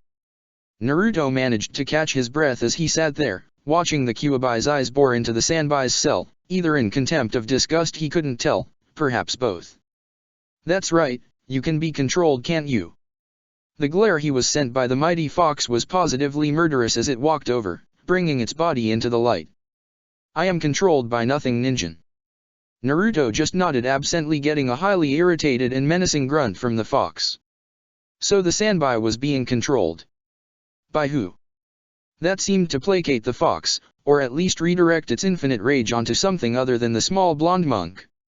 It's unmistakable, the stench of Uchiha Madara permeates the air around Isabu. Naruto filed away the Sanbai's name for later as he turned his attention back to the great fox. Madara? I thought you said he died. The fox grunted again as he lay its head down on its paws in the classic manner. If only the cursed genjutsu of the Sharingan were so easy to break, I would never have fallen under that damn ninjins. The fox trailed off and Naruto knew he had been about to say control before he caught himself. In any case, a genjutsu able to enthrall a Byakuya would naturally be strong enough to last beyond the user's death, that is, if Madara Uchiha is in fact dead. Naruto raised an eyebrow at that in confusion, looking to the Kyuubi for clarification. If there was any of you ninjin able to slip by the Shinigami, it would certainly be that man, although he would be a frail old man by now. The thought seemed to bring a rather vicious smirk to the Kyuubi's face. Obviously picturing his greatest enemy as a withered husk of his former self was quite satisfying. Suddenly though the fox turned, its slitted crimson eyes glaring at the young blonde before him with a newfound malice. Regardless, there is the matter of you forcibly stealing my chakra ninjin. The fox's great maw leaned even closer to the bars of the cage with another grin. Do you not think that validates compensation? A chill ran through Naruto's body as he stared up at those malicious red eyes, staring down at him expectantly. Chapter 34, Earth Eye. Book 6, Earth. To injure an opponent is to injure yourself. To control aggression without inflicting injury is the art of peace. Murihei Yoshiba. Compensation. The Kyuubi's grin widened as it somehow managed to move his face even closer to the bars of his cell, one of his clawed paws pressing against the metal. Simple, release me from the seal and allow me to tear your body apart quickly and all will be forgiven. Naruto blinked once before staring at the fox blankly for a few seconds. The strange thing was that he understood that the fox killing him swiftly as opposed to with excruciating prejudice was actually a concession on the Kyuubi's part. You're a terrible negotiator for creature supposed to be sly and cunning. The fox growled, but Naruto knew by now it was half-hearted. It was odd to think of the mighty Baijuyu as joking. Anyway, I have no idea how I would release you at all. I assume it's not quite as simple as just forcing all of your chakra out of my body. He knew that wouldn't work. Such a thing would tear apart his chakra network and probably paralyze him for life, if it didn't just outright kill him. Actually, you could release any of us in the same manner as father did originally. Everybody's attention turned to Matatabi, who had just awoken, stretching out like any feline did after waking from a nap, small or large, or in this case very large. Naruto just responded with a very eloquent nod that showed he had no idea what she was talking about. After the great flaming cat had settled, still luckily awake for now, she sighed. Father used the Banbutsu Suzu to create us bodies and then allowed our chakra to seep into them slowly over a time. Naruto blinked. He hadn't thought of that, mostly because he had never considered using the sage's most powerful technique to create a living, breathing body. He heard a grunt from the Kyuubi's cage and turned to see the fox had adopted a similar position to his sister. A ninja like him could never master that technique to that degree. He cannot even perform it correctly. Naruto quashed his annoyance at being spoken about like he wasn't there in favor of curiosity. What do you mean not doing it correctly? The fox just snorted and closed his eyes dismissively, making the blonde sigh. He should know better than to think the Kyuubi would ever willingly help him. He means you are only using half of the technique's full potential. The Nibi was met by a loud growl from the fox that merely went ignored by the flaming feline. Telling would be cheating, but to understand you have to know more about how chakra works and what it is composed of. With that, the great cat Baijuyu closed her eyes, yawning loudly as if she hadn't already been asleep for a few days. Naruto on the other hand merely sighed. It all came back to chakra, the very reason he left the temple in the first place. He looked at the Sanbai again. It was still unconscious, so he would have to come back later for answers, but the whole affair with the Sharingan had left him rather startled. It brought up a lot of very painful memories he thought he had gotten over, but apparently he couldn't bring himself to truly get over Ayamentoki. He sighed as he looked around again, noticing that Shikaka was oddly quiet and was still wringing his hands in that strange way. He had never seen the giant Tanuki so reserved before. It was like the Kyuubi acting submissive, just unsettling. Father. Naruto walked over to the cage, noting that the Kyuubi's eye had cracked open slightly to observe, but he ignored it. Yes, Shikaku. The sand construct ducked down to his normal position with his head close to the bars of the cell so he could look Naruto closer to the eye. Shikaku felt father was angry, and sad. Shikaku sent his sand to help because Shikaku doesn't like when father is sad. Did Shikaku help? Naruto blinked in shock at this odd new side to the Ichibai. It was like he was worried for Naruto. He had thought that Tanuki was merely insane, overlapping his feelings for the sage onto him due to his eyes and, if what he kept saying was anything to go by, his appearance. He remembered clearly the point in his fight when Yagura had been about to impale him with all three of his tails before the sand rose up to stop it without any prompting. Yes, Shikaku, you helped a lot. A soft smile came over his face as he stared up at the now happy features of the enormous Baijuyu. It was strange to think that he could no longer see Shikaku as the immense being of destruction he was hailed as. It was just too outside of the personality he had seen. In many ways it was a lot like that Tanuki really was a child of sorts, although he wouldn't go as far as to say he was Shikaku's father. Shikaku will always protect father just like father protected Shikaku. The being gained a proud grin on his jagged mouth before ducking down as Naruto reached a hand through the bars of his cage. Naruto made sure to rub extra vigorously on the Ichibai's sandy head, just to make sure Shikaku knew his efforts were appreciated, even if he probably could have healed from anything Yagura inflicted by that point. He once again left the seal with a satisfied feeling, with all four Baijuyu currently housed inside of him laying down. Two in unconscious stupors, one taking a nap and the other simply faking as he watched the events with a single slitted red eye. However, the satisfaction was tinged by a few problems that would be racking his brain for the next few days. As usual from his conversations with his tenants, he was left with far more questions than answers. The boat was approaching the end of its journey to Tsuki no Kuni, and so were its passengers. They had to make a brief stop in Yuki no Kuni for supplies, which gave Naruto and Fu an hour or two to look around the snow-filled port town they stopped off in. It seemed like a nice place, if not too cold and a little quiet for Naruto's tastes, and that was coming from a monk. It hadn't lasted long though, and soon they had continued on their journey to the home of Uegakure. Naruto had noticed that their brief supply stop seemed to cause problems with a few of the other passengers. After he had gotten out of his depressed stupor, he had been informed that the ship was carrying a film crew on it, quite the prestigious one too. Apparently Yuki Fujikaze herself was aboard, although she had refused to come out from the lower decks while the boat was anywhere near Yuki no Kuni. Naruto hadn't really paid it any mind. Everybody was entitled to their own secrets, although his natural curiosity regarding why an actress would be so distressed about a particular country had been piqued. Ultimately, though, it was more of an inconvenience than it was interesting. Every so often during the trip various areas of the ship would be cordoned off. Apparently the director wanted them for various scenes in the movie, and the captain was more than happy to comply on the off chance it would bring more business to his ship. Naruto simply found it irritating when he wasn't allowed to go up on deck in case he interrupted a scene. When he had told them he could become invisible and therefore wouldn't disrupt anything, they had just looked at him strangely. However, the worst thing was the last night on the boat, when a sudden inspiration hit the director and he had practically demanded he be allowed to shoot a scene inside Fu's room, meaning the green-haired girl had to spend the night with him. It didn't help that when he insisted on taking the floor, Fu had simply joined him anyway. Apparently his body heat was much more pleasant than the thin blankets provided by the ship. It was an awkward night for him, although Fu seemed to enjoy herself, if the soft smile she wore the next morning was any indication. The blonde didn't really have an issue with Fu sleeping near him. He actually rather enjoyed the company. It was just the fact it reminded him of the nights he had spent with Shizuka which led to him reminiscing and ultimately getting less sleep than he would have liked. On that vein, by the time they arrived at the shore of Tsuki no Kuni, Naruto had lost enough sleep that he had begun to gain black rings around his eyes that would make Gaara proud. As the boat pulled into the harbor of the astoundingly large port town they had entered into, Naruto could be found sitting in a meditative position up on the top deck, towards the stern of the ship, or at least that was how Fu found him. The ships arrived in Kachugan Maki. All she got from the blonde was a curt nod, his face maintaining that same look of absolute calm, laced with concentration. She noticed the air around the monk seemed damper than normal, which was strange considering they had been out at sea for the past week.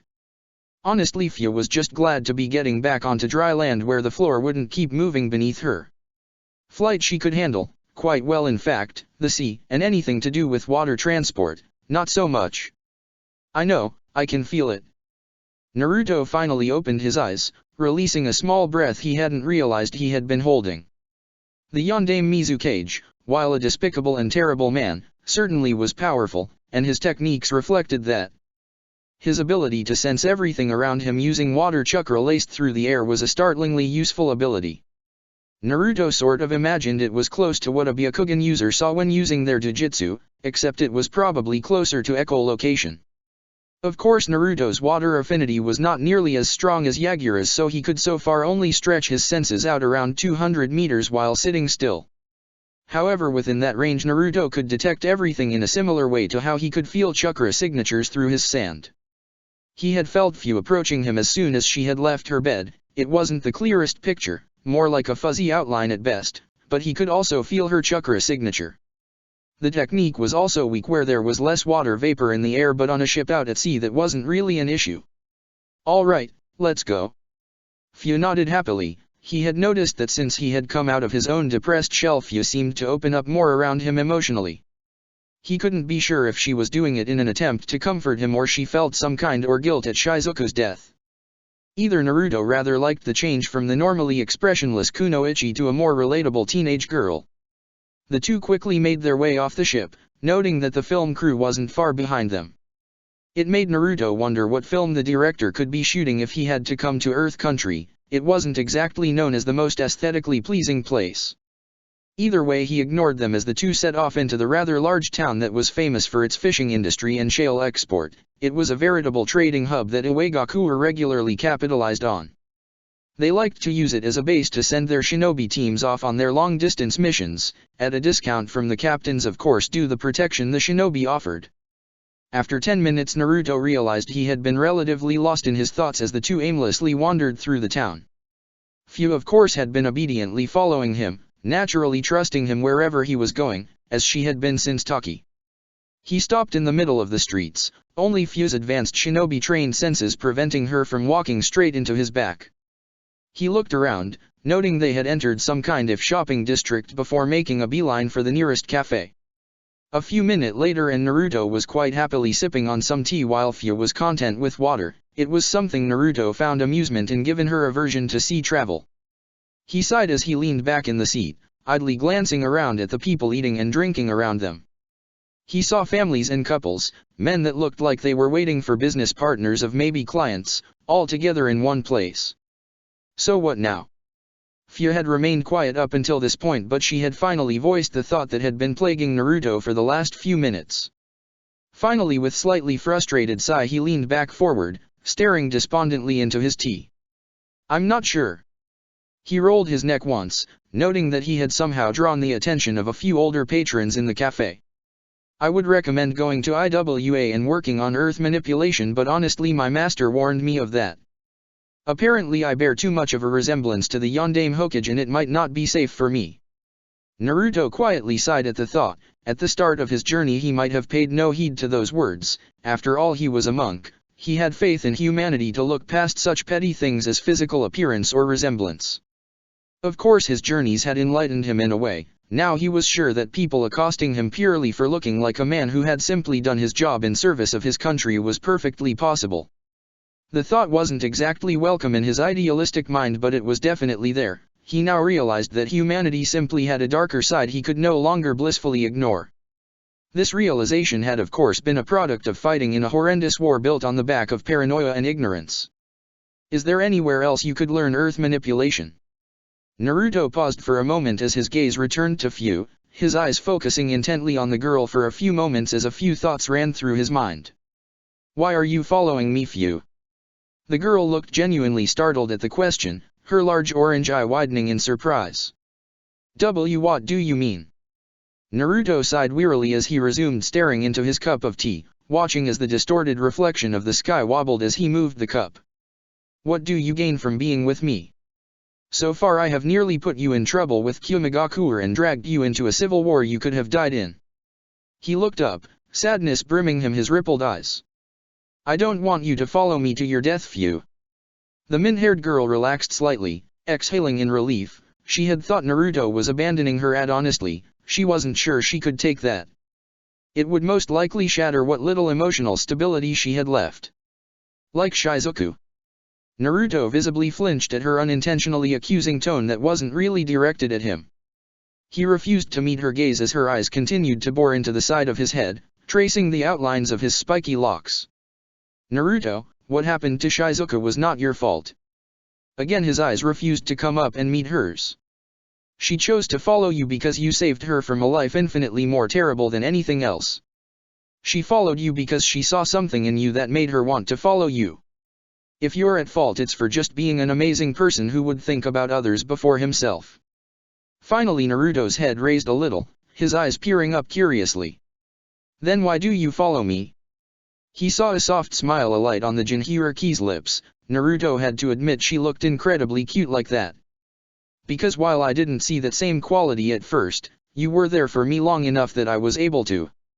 Her smile took on a more melancholic hint, but her eyes never strayed from his. For that alone I will continue to follow you, no matter what you say. Finally a small smile tweaked the edges of the blonde's lips as he sat a little straighter in his chair. Thanks, Few. He sighed deeply and drank down the rest of his tea. It's good to know I have a real friend with me. The min-haired girl simply nodded with a rather satisfied smile on her features as she casually sipped at her glass of water. Although that doesn't really help with where we're supposed to go next. Few cocked her head slightly, her eyes drifting away lazily in thought. There may be a library with earth manipulation techniques in Tsuka no Kuni's capital. The min-haired girl shrugged slightly as she talked. She was grasping at straws as much as Naruto was. The blonde could only return the shrug in kind as he scooted his chair back and stood up, allowing Fu to down her water as they left the cafe. It's worth a shot. I think IWA should be a last resort. Fu nodded. It wasn't hard for her to spot the resemblance between Naruto and Minato Namikaze. She had been taught about many of the previous powerful Kage and other notable shinobi as part of her training. Usually it involved strategic exercises on how to counter many of their more famous techniques. However, there was no known counter for the Hiraishin no Jutsu, part of what made the Yondaime Hokage so formidable. He could literally kill you before you had even begun to realize he was there. In fact, many of the old legends of the shinobi world, those like Madara Uchiha, the Shodaime Hokage, the Nidaime Tsuchikage and Mizukage and the Sandaime Raikage were still recognized as the most powerful shinobi to ever live, including those alive today. Many of their techniques were still puzzled on and people found themselves hard-pressed to come up with counters many years after their deaths. In each case it had taken them either killing each other, in the case of the first four, or simply overwhelming force, in the case of the Sandaime Raikage, for them to finally be defeated. I agree. The two once again moved through the village, this time with purpose as they made their way west. Still, with only the jingle of Naruto's Shakugou breaking the silence between them, it became rather awkward. It made Naruto miss the idle chatter Shizuka could always come up with, or the various strange noises Masaru would make. The little Capuchin had disappeared sometime after Shizuka's death, or maybe Naruto had simply forgotten him in his depressed haze. Either way, he somewhat missed the little presence perched on the end of his staff. Their small moment of peace couldn't last long though, as Naruto felt a multitude of signatures slowly begin to surround them. Their chakra levels, from what he could detect through the air and through the ground, definitely put them as shinobi but not particularly powerful. If he had to guess, he would say they were a squad of relatively new Chunin. He looked over to see Fu's eyes looking around slightly more attentively than before. It seemed she had noticed as well. Naruto sighed and turned into a nearby alleyway, intentionally drawing out whoever was following them. Look what we got here, boys. Another small sigh escaped the blonde's lips as 6 men, barely over 20, dropped down from the nearby roofs. A moment later he quirked an eyebrow as he looked up at one of the roofs before returning his attention back to the men, adopting his kindly monk persona with his eyes narrowed and a serene smile on his face. Can I help you, Shinobi-san? Fu had to suppress a scoff as she stood back boredly. This was a boy who had single-handedly taken down a Kage, a Jinhyuriki no less, and he was being polite with a bunch of ruffian Chunin. The poor fools had no idea what they were playing with here. They never even noticed as a small wall of sand appeared at either end of the alleyway, blocking it off from the rest of the town. Yeah, I suppose you could. The leader of the bunch, as there always was, sneered contemptuously at the small blonde. He was a fairly unimpressive man with lank black hair scraped back into a very small top knot and small beady black eyes. The rest were just as forgettable, each wearing the standard IWA uniform of a dull earthen flak jacket and the single-sleeved tunic beneath it. With some curiosity, the monk noted that the girl near the back of the group seemed decidedly more nervous than the others, anxiously fumbling with her hands. You see, my companion happened to notice a certain monk walking around that bore a rather striking resemblance to the Yondaime Hokage. The man sneered again in a rather unpleasant manner that Naruto only raised his brow briefly, rather annoyed his intimidation hadn't worked. The shinobi continued. You know who that is, right?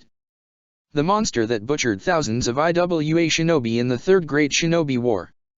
Naruto raised his other brow to match the first before sighing visibly. I would call it narrow-minded to consider a shinobi killing people monster-like behavior, but I can understand how it may appear that way. Of course, forgetting that it happened during a war where multiple Konoha shinobi also died, as well as rather ignorant. The man blinked for a moment, as did a few of his companions, before a nasty look crossed over their features, the first already reaching for a kunao. Are you calling me an idiot? Naruto smiled softly, catching more than a few of the shinobi off guard with the kindly gesture. Of course not. Ignorance is very different from stupidity. Ignorance would be attacking me merely for a resemblance to a man simply doing his duty to protect his village, as any loyal IWA shinobi would have done in his place or situation. His smile never left his face as he spoke, but his eyes took on a decidedly harder glint as he looked up at the leader of the group, not that the man could see that stupidity would be attacking me at all. While his first words seemed to give all the shinobi pause, especially the kunoichi at the back, the last one seemed to send the men over the edge. "Why, you little brat!" The man pulled out his kunao only for it to immediately fly from his hand, straight into Naruto's awaiting palm.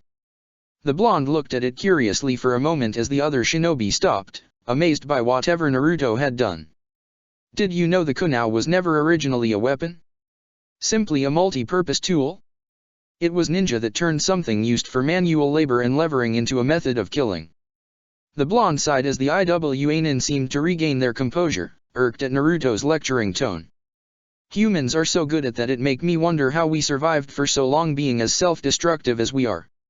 He absently tossed the small weapon to the side just as another slid into the lead shinobi's hand. "Tessai, maybe we should dash." The kunoichi flinched as the leader of the group turned to her with an angry glare. "Shut up, Manabe, we need to teach this disrespectful brat a lesson."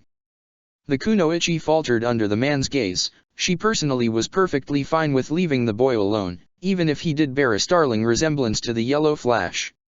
It was that way with many IWA residents. They had moved on, or at least they had understood the very points the young monk was trying to get across. Still, Tessai was her captain and she would be charged for insubordination if she refused to at least follow him. Luckily, as the team medic, she was under no obligation to fight, something she greatly appreciated. Only a few minutes later, when the first IWA shinobi rushed in, a rather stout man that was obviously not expecting much resistance from a young monk based on his poorly executed jab, it was like a switch had been flicked. Moments before the man was anywhere close to hitting Naruto, the boy had already slipped into his stance. He slid around the punch, dropping between the man's legs in an impressive display of flexibility before flipping him gently so he came to a rolling stop on the ground. Naruto stood back up. The Iwa Chiryunin did not. He was almost completely drained of chakra. Fu smiled involuntarily at the sight. She hadn't seen Naruto use that style for a while. During the war he had favored the more aggressive, but equally non-lethal, Kaminari no Mai. It was better for dealing with multiple opponents, as long as they could actually get close to Naruto, which was a rarity in itself. In this case she knew Naruto was strictly using taijutsu, so that the shinobi had nothing strange to report when they went back to their commanding officer. He was most likely using the Mizu no Mai, so there would be no visible evidence of actual conflict, lessening the chances there would be reprisals against him for assaulting IWA shinobi. "Mari." Another of the men rushed forward, this time not underestimating the young blonde as he came forward with a much more disciplined sweeping kick, for all the good it did him. Naruto simply dived at the man, redirecting the two quick punches aimed at his face with well-timed slaps before simply grabbing the man's head. In a few moments the man was unconscious, lacking the chakra to even stay awake. Naruto had found via experimentation that his Prita path not only worked better through direct contact, but by aiming in an area with one of the Hachimen, the celestial gates that regulated mass chakra flow, he could drain a normal shinobi in a few seconds. Further conflict can be avoided if you simply take your comrades and leave my friend and me alone. All he received were 3 glares and a rather meek look from the kunoichi, who was astounded by the skill shown from the young blonde. "Damn you brat, I'll teach you to mess with Iwagakure." Naruto only sighed, not bothering to point out that they had been the ones to strike first, knowing his words would fall on deaf ears. This time 2 of them moved forward at the same time, their similar features possibly making them brothers or twins, as if numerical superiority might give them an edge. Naruto quickly put down that idea as he deftly spun underneath the first blow, redirecting the force of the punch downwards to offset the man's balance. He used the man as leverage to flip over him, avoiding a similar attack from the brother as he planted a hand on the back of the first. Using that as a base he performed a one-handed handstand, simultaneously draining the man beneath him so that by the time he landed behind the second brother he dropped to the floor, exhausted. By the time the second one turned, Naruto had already gracefully followed the movement, staying behind the man as he grabbed the back of his head. It was always the best place for his Prita path due to the presence of 2 gates, the Kaimon and Kyuumen. Ao had been surprisingly helpful when he was unraveling these oddities with his Prita path, explaining the location, function, and various uses of the gates. There were a few members of the rebellion that could actually open a few, no more than the third though, who also proved to be informative. Naruto had yet to actually delve into opening any of the gates, but it was definitely something for him to ponder later. Back to the fight though, if you could call it that, and the leader of the group who had hung back until now saw the folly in attacking Naruto. However, he made a mistake in assuming that Fia was the weaker of the two. She was, but that didn't make her weaker than him. A few seconds later saw the man on the ground, clutching at his eyes in agony before Naruto promptly walked over and finished the job. He looked up, not even looking remotely winded, as 5 IWA Chunin lay on the floor, all of them completely incapacitated without so much as a scratch. He specifically looked at the Kunoichi, who looked back with a mixture of fear and awe. Naruto really didn't like that look. It disturbed him somewhat to think people might actually fear him when he meant no harm. You are welcome to tend to your teammates if we can leave in peace. The Kunoichi seemed hesitant, technically by attacking her comrades, despite them initiating. He was her enemy. Yet at the same time she both had no wish to fight and knew she was completely outclassed here. With a small nod she quickly scurried over to the nearest of her unconscious teammates, allowing Naruto and Fia to calmly walk out of the alleyway, nobody noticing as the walls of sand dispersed harmlessly. A few minutes later and Naruto stopped, purposefully looking up at a nearby rooftop. Moments later and from that very spot a man jumped down, landing solidly in a horse stance. Fia could tell just by the way he moved he was both powerful and well-trained, a Jounin at least, nothing like the Chunin back there. If this came down to a fight she wasn't sure Naruto could get by purely on taijutsu. Heh, pretty good Gaki, not a lot of people can detect me when I don't want to be found. Naruto calmly observed the man in the moments he could. He seemed friendly enough, but he was obviously a shinobi and lying was kind of in their job description. He was an average-sized man with spiky maroon hair done up in a bristly ponytail with a messy mustache and beard. He wore a rather simple purple kimono top with brown armor slung over, reminiscent of the older armor of the first shinobi war. The most notable feature was the wooden headpiece tapered into a three-point crown and a black piece of molded metal running across his nose. "Can we help you, Shinobi-san?"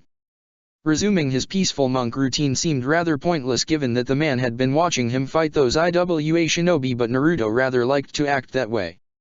Sometimes he could just lose himself in the role and actually pretend he was just a normal monk for once. Oh, how he wished that was true sometimes. "I don't know yet, why don't we walk for a while?" Naruto shrugged and the man gestured a specific direction, away from the town. It was where Naruto and Fia were going anyway, so the small blonde agreed. "I'm Naruto Uzumaki, my companion is Fia." The stout redhead nodded his acknowledgement as they walked, not breaking stride for a moment as they passed the boundary of the town. "You can call me Roushi." Chapter 35, Earth 2. Better than 1,000 hollow words, is one word that brings peace. Buddha. The trio would have been an odd one to most who passed by, not that any did Naruto noticed. In fact, many people got one look at Roushi and immediately backtracked, or at least moved to the other side of the street. It didn't last long as they were soon passing the outskirts of the town, but it made Naruto wonder. They weren't like the looks of scorn and hatred he remembered from his time in Konoha, but more along the looks of slight fear or unease, as if they didn't mind the man but still wouldn't prefer to be near him. Naruto didn't see anything immediately wrong with Roushi apart from the obvious fact he was a shinobi, an undoubtedly powerful one given his chakra levels. There was also his rather outlandish appearance. He wasn't exactly wearing the standard Uegakuer uniform despite donning their headband. In fact, his clothing looked more like it belonged on somebody who had fought before the first shinobi war. He also noticed the occasional raised eyebrow he got when he tried to get a read on the man through the moisture in the air. His range was much lower when he moved, only around 100 feet, but with Roushi walking right next to him that wasn't much of an issue. There was something about the man's chakra he found strange, almost familiar, yet he still couldn't place it. He noticed Fia giving the man a few discreet looks as well, but most of the time her face was unreadable, so he had no idea if she felt the same or she was just naturally suspicious. He was inclined to believe the latter. Finally they reached a small campsite set up in a clearing quite a way out of the town. It was fairly simple, a small tent that looked like it could house 2 people at the most in a small but cozy fire enclosed by a ring of rocks. He could hear a stream not too far off, which would explain the pot of stew hanging over the fire, happily boiling away. In all it looked like the kind of camp you could tear down or set up on a few minutes' notice, faster if you were a ninja. It's not much but make yourself at home. Naruto looked up at the man as he walked to the other end of the fire, peering into the pot to check on what was probably his dinner. The blonde wasn't sure what to think, but he was anything but rude, so quickly made himself comfortable on a small log that seemed to be there for the express purpose of sitting, Fu quickly joining him in the spot besides him. His cheeks flushed a slightly darker hue at how close her body was pressed up against his, but he said nothing. "So, how can we help you, Roshi-san?" The red-haired man smiled congenially at the pair as he leaned back from the pot of simmering stew. Don't bother with the whole honorific crap, you'll make me feel like that old bastard." With that he smiled pleasantly, seemingly satisfied with the stew as he ladled it out into 3 bowls he procured from seemingly nowhere. Of course Naruto's eyes had seen him unseal them from a pouch beneath his purple kimono, but it was almost so fast he missed it. Impressive indeed. "All right then, Roshi." The redhead just nodded once happily before handing the bowls of stew, quickly digging into his own like he hadn't eaten in weeks, given his bulky frame, though Naruto found that unlikely.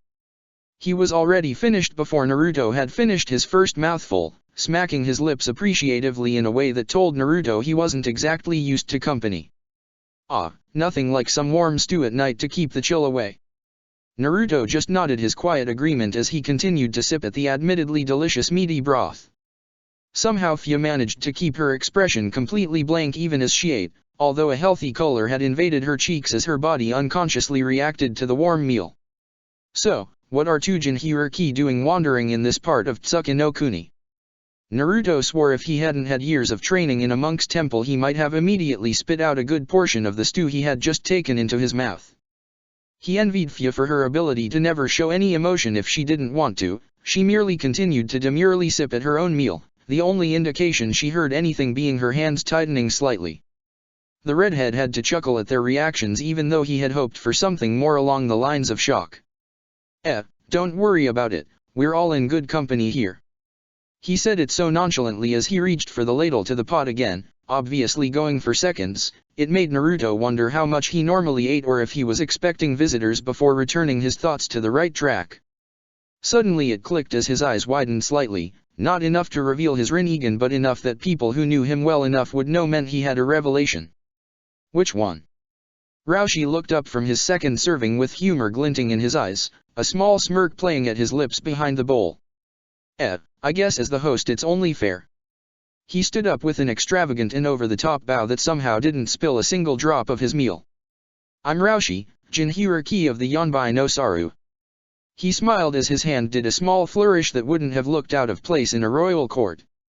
Naruto was about to answer in kind when the redhead simply raised a hand, looking at them appraisingly. "No need, let me guess." His hand moved to his chin as he stroked his beard thoughtfully, eyes flickering over the pair like an auctioneer might treat an antique. "Nanabe, correct." He made sure to look directly at Fu as he talked, so as not to miss the slightly surprised look that entered her eyes, her posture not shifting in the slightest. However, when he looked at Naruto, a frown overcame his features, his gaze becoming more penetrating even as his eyes darted off occasionally, as if his mind was elsewhere. "The Kyuubi, right?" His voice seemed more hesitant at that, lacking the confidence of his statement to Fu. "So how does Iwa know so much about us?" Naruto kept his tone light, but he was already slowly shifting his chakra about in case he had to rapidly leave with Fu. There weren't exactly many ninja who could react before he had a chance to raise his arm. However, his concerns were unfounded as the heavy-set redhead leaned back, letting out a jovial chuckle before quickly returning to his stew as if the tension in the air wasn't palpable.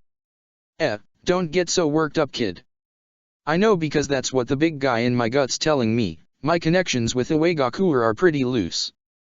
Hell, I'd probably leave if it weren't for Han." His eyes drifted for a moment in thought before he shook himself out of it, returning to his meal to cover up his small hesitation. Naruto just watched him with a critical eye, cautiously eating his food. From the way Roshi was eating it couldn't be poisoned, not that there were many poisons that could actually work on a Jinchuriki anyway. "So what's your interest in us?" Roshi looked up, only briefly pausing with the bowl at his lips with a decidedly amused expression. Me? Nothing. I only watched that little brawl you had in the alleyway because I was bored." I might have stepped in if they had gone too far. A smirk alighted on his face as he drained the last of his dinner in a loud slurp. But that wasn't necessary in the end, was it? He made a pointed look at Naruto, who simply shrugged, a congenial look of his own on his tempered features as he drank at the stew more sedately. It was a stupid reason to fight anyway. The man leaned back on his log, placing the bowl to one side as he looked up, a wistful expression marring his features. Not that there are any good reasons to fight. Naruto said nothing at that, but the smallest of frowns appeared over his brow. I mean, sure, you look like the Yondaime Hokage, but it's hardly grounds to lynch you. Naruto simply shrugged offhandedly. He had made that exact same point only half an hour ago. So you don't hate the Yondaime Hokage? Roshi looked down from his sky-gazing, catching the blonde's eye as the man looked at him with that same piercing gaze. It made Naruto wonder if it was something all veteran shinobi could do. It certainly felt like those times with Ao. Probably not. Most people in IWA forget that the old bastard probably killed just as many Konoha shinobi. The Flash just happened to do all of his in one go. At seeing Naruto's raised eyebrow, the redhead clarified. I mean the Sandaime Tsuchikage, Ryutenbin no Unaki. He followed up with a few muttered phrases that Naruto couldn't hear and felt he didn't particularly want to. But nah, I guess I don't hate him, if anything I respect the man. Naruto looked up at him in surprise. He may have been pretty ignorant of a child, but the fact that IWA and Konoha hated each other with a passion was not lost on him even then. Don't look so surprised, the man had a flea on sight order for a reason, even us Jinchuriki weren't exempt. Hell, the only one who could probably have stood against him was the old bastard himself. He sighed wearily, returning his gaze to the sky as his mind obviously drifted back to older, but not necessarily pleasant, memories. I'm just glad that the war ended before that could have happened, two people like that fighting. He whistled appreciatively as he absently threw a piece of wood onto the dwindling fire. They would have remodeled the landscape. Roshi wasn't even exaggerating. With the destruction caused by Jinten and the speed of the Hiraishin, no battlefield would have been the same after a conflict of that proportion. I actually saw him once, Minato Namikaze. The redhead stared wistfully into the fire, none of the previous mirth in his eyes or voice as he watched the flames dance beneath the hanging pot. It was like Naruto and Fu weren't even there anymore and he was lost in his memories. It was strange because Naruto wouldn't have placed him over 40, yet he spoke like an old man. Right after he slaughtered an entire battalion of troops in a few seconds. I was part of the reinforcements, but when we got there the entire battlefield was covered in blood and bodies. His eyes gained a haunted look as he remembered that sight that would never leave him. He stood there in the middle of it all, one of those kunai he was so famous for clasped in one hand. He just turned to look at me, his eyes were so full of sadness. It might have been a trick of the light, or my own shock at the time. After all, the man was pretty famous at the time, but this was the event that solidified his reputation, but I could have sworn I saw his hands tremble.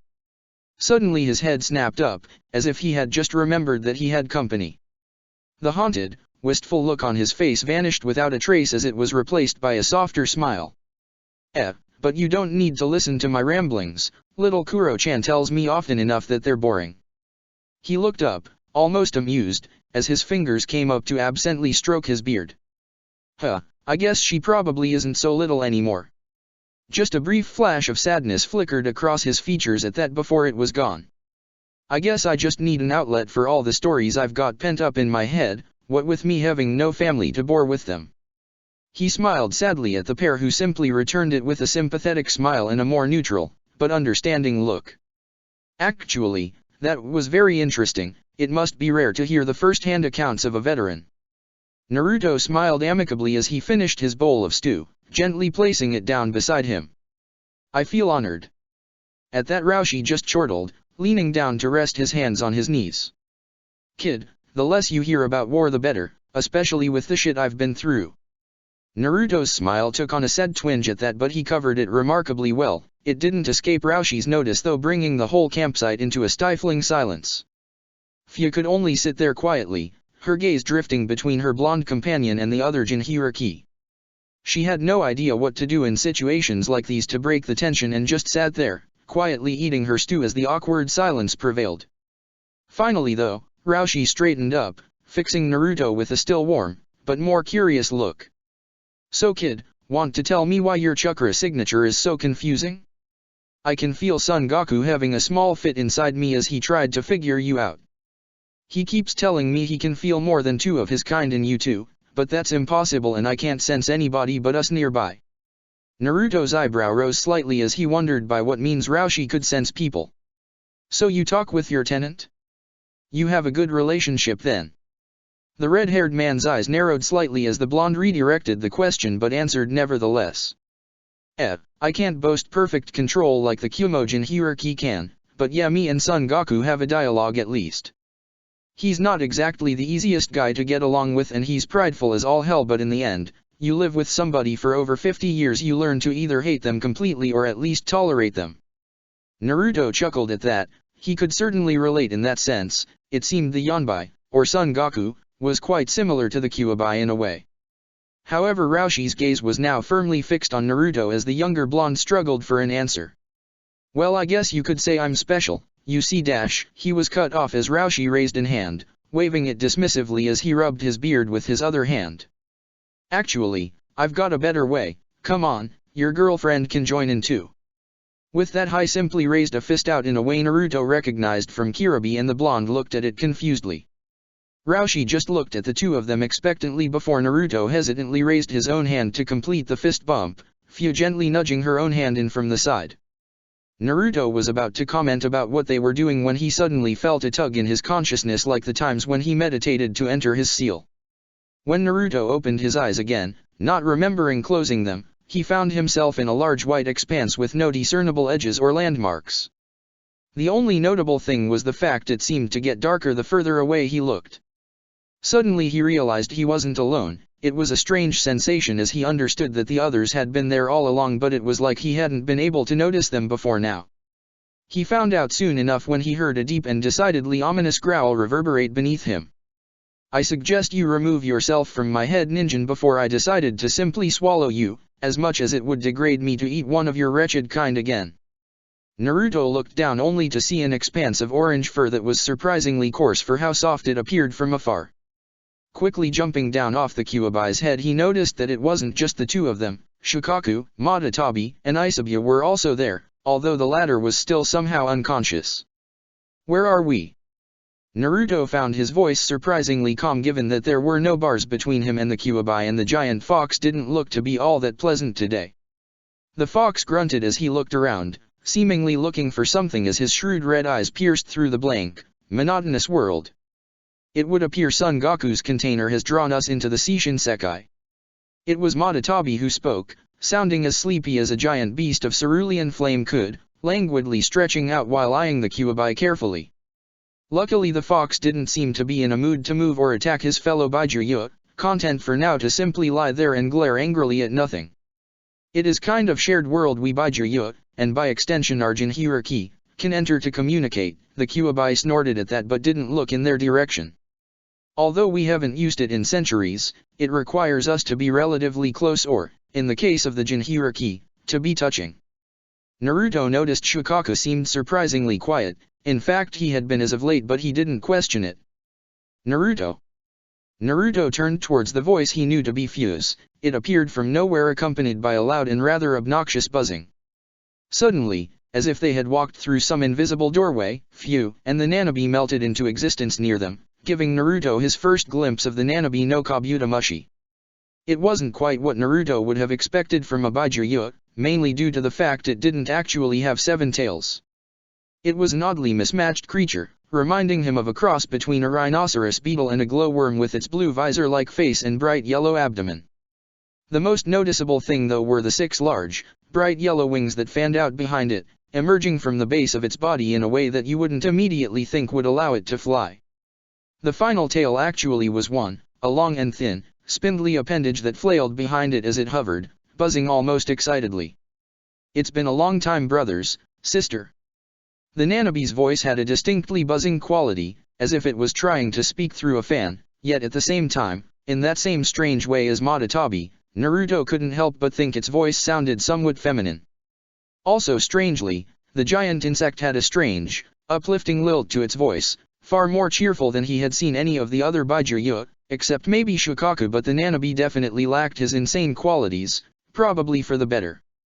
Yes, so many of us have not gathered together since the passing of father. A new deep booming voice that was intimidating, but not on the level the Kyuubi could muster, made itself heard. Everybody besides the fox, who was more content to simply glare at everything as if he would rather be anywhere but here, turned to look at the newcomers. Riding in on an enormous red-furred gorilla with 4 thick tails was Raushi, seemingly perfectly at ease as he casually stood atop of Baijuryu's head. "Greetings again, Naruto, phew." The older Iwanin inclined his head politely at the two as they did the same, Naruto taking the opportunity to notice that Phew was also riding atop the head of her respective Baijuryu, although she did not look nearly as comfortable doing so. "So would anybody care to tell me why I was dragged into this horrendous meeting of some of my least favorite beings on this earth?" The Kyuubi seemed to make an effort to keep his voice decidedly bored and apathetic, but it still carried an edge of irritation. All of the Baijuryu simply stared at the fox, and he gladly glared back at each and every one of them, even Isabu, even though he was still unconscious. "Please, you hate everybody." Again Naruto noted the strange distorted effect the Nanabe's voice had. In a way it was oddly calming, it helped its tone was very upbeat. "I fail to see your point, insect." The Nanabe huffed irritably at that, although it came out more of an agitated buzz, like when you disturb a hornet's nest. "Still arrogant as ever, Kyuubi." Son Goku's voice had an incredible booming quality, catching everybody's attention instantly, except the Kyuubi's of course, but that was to be expected. Naruto also took notice that none of the Baijuryu would refer to the Kyuubi by his real name, whatever it was. Although from the intense glares the great fox kept sending everybody and the way his tails swayed ominously behind him, he couldn't blame them. "And you all are just as pitiful as I remember." With that the fox lay his head down on his paws, apparently done with the conversation and his fellow Baijuryu in general. He must not have had a choice in being within the shared plane, or Naruto had the feeling he would have left already. "You are insufferable, fox. Just because you have more tails does not make you superior to us." At that the Kyuubi cracked open one very large and very irritated red eye, making sure to point it directly at Son Goku. He had successfully gotten Madatabi and to a lesser extent Shukaku to stop talking to him in any manner out of fear. He could do the same to the giant monkey. "Do you wish to challenge me, Yanbai?" Strangely his voice held no immediate anger, but it still had a deep, growling, menacing quality that made everybody else tremor slightly, besides Naruto, who was used to it, and the Nanabe due to it being the closest in terms of power to the Kyuubi. Bravely, or foolishly, the Yanbai held its ground, obviously not very appreciative of the name the Kyuubi had chosen to call him. "Are you so full of pride that you believe you could defeat all 4 of us?" Naruto felt the large simian was purposefully leaving out the Sanbai due to its incapacitated state. The Kyuubi merely snorted, closing his eye dismissively as he continued to ignore everybody. "You are right, it would not even be worth my time, you would be crushed like the paltry beings you are beneath my tails." A low growl emerged from Son Goku's throat, but he made no move to do anything. He may have been an arrogant and prideful being, but that in no way meant the Kyuubi could not back up his words. There was a reason the great fox was seen as a being comparable to a walking natural disaster. Its power eclipsed even the next strongest of the Baijuryu. Even now he was the largest thing in this strange white world by a great margin. Even the Nanabe just couldn't compare. Maybe it would be best to simply leave the Kyuubi to his rest. For the first time since coming into this world, Madatabi spoke up, her voice oddly timid for a being of such immense power. She realized that she had provoked the Kyuubi plenty during their meetings lately, and now there were no bars between the two of them. It wasn't like the other Baijuryu would readily come to her aid, except the Nanabe, who was a sort of peacemaker in the group, and possibly Shukaku if Naruto told him to. However, even their combined power paled in comparison to the fox. "Ah, so you never did manage to grow a spine then, Madatabi?" The flaming cat hissed slightly at Son Goku, but ultimately looked submissive. Unlike others, she knew what her place was. With Shukaku too insane to notice or care, she might as well have been the weakest of the Baijuryu. Sometimes even Shukaku made up for his lesser chakra with his sheer difficulty to be hurt and the way he would madly rush into combat like a berserker. "Anyway, I assume there is more to this gathering than simply catching up." The Nanabe's voice suddenly cut in, always the peacemaker, despite her hating the position due to the arguments between such powerful beings it put her in. The worst had been an argument between the Hexabi and the Kyuubi that she thought she was actually going to be destroyed in. Luckily not long after that the Baijuya had gone their separate ways in the world and they had never come to an actual fight. Speaking of which, where are the containers of Shukaku, Madatabi, and Isabu? I do not detect them anywhere nearby. Son Goku's voice had calmed slightly but he was still sending venomous looks towards the currently placid fox. That would be me. Suddenly Naruto found everybody's gaze squarely on him. It was a little unnerving given that besides Roshi and Fu, the others were all beings of incomprehensible power. He weathered the critical stares of the Nanabi and Yonbai though until both gasped as he opened his eyes. How is this possible? How does this ninja have father's eyes? Surprisingly this came from the Nanabi who had immediately hovered closer to Naruto, trying to peer closer into his eyes despite their rather large-scale difference. To help he hovered a little ways off the ground, only adding to the large insect's wonder. He even possesses father's powers. For a moment the Nanabi's voice sounded almost childlike in her awe, her visored face continuing to stare at Naruto rather invasively. The growl emanating from the Kyuubi's throat went mostly ignored, although Isabu stirred slightly. Hi, I'm Naruto Uzumaki. The great insect Baijuya nodded slowly, still entranced by the swirling ripple pattern that had been such an important focus in her young life. I am Chumei. Finally the Nanabi seemed to snap out of her self-induced trance as she leaned back, forcing Fu to grab the horn on her head to stop herself being thrown off. But you can call me Lucky Number 7 if you want. Naruto blinked at that, wondering just who had called Chumei that, ever. A pleasure to meet you Chumei, Son Goku. The large insect bristled at that, a shudder running down her wings. She hadn't been called by her name in far too long.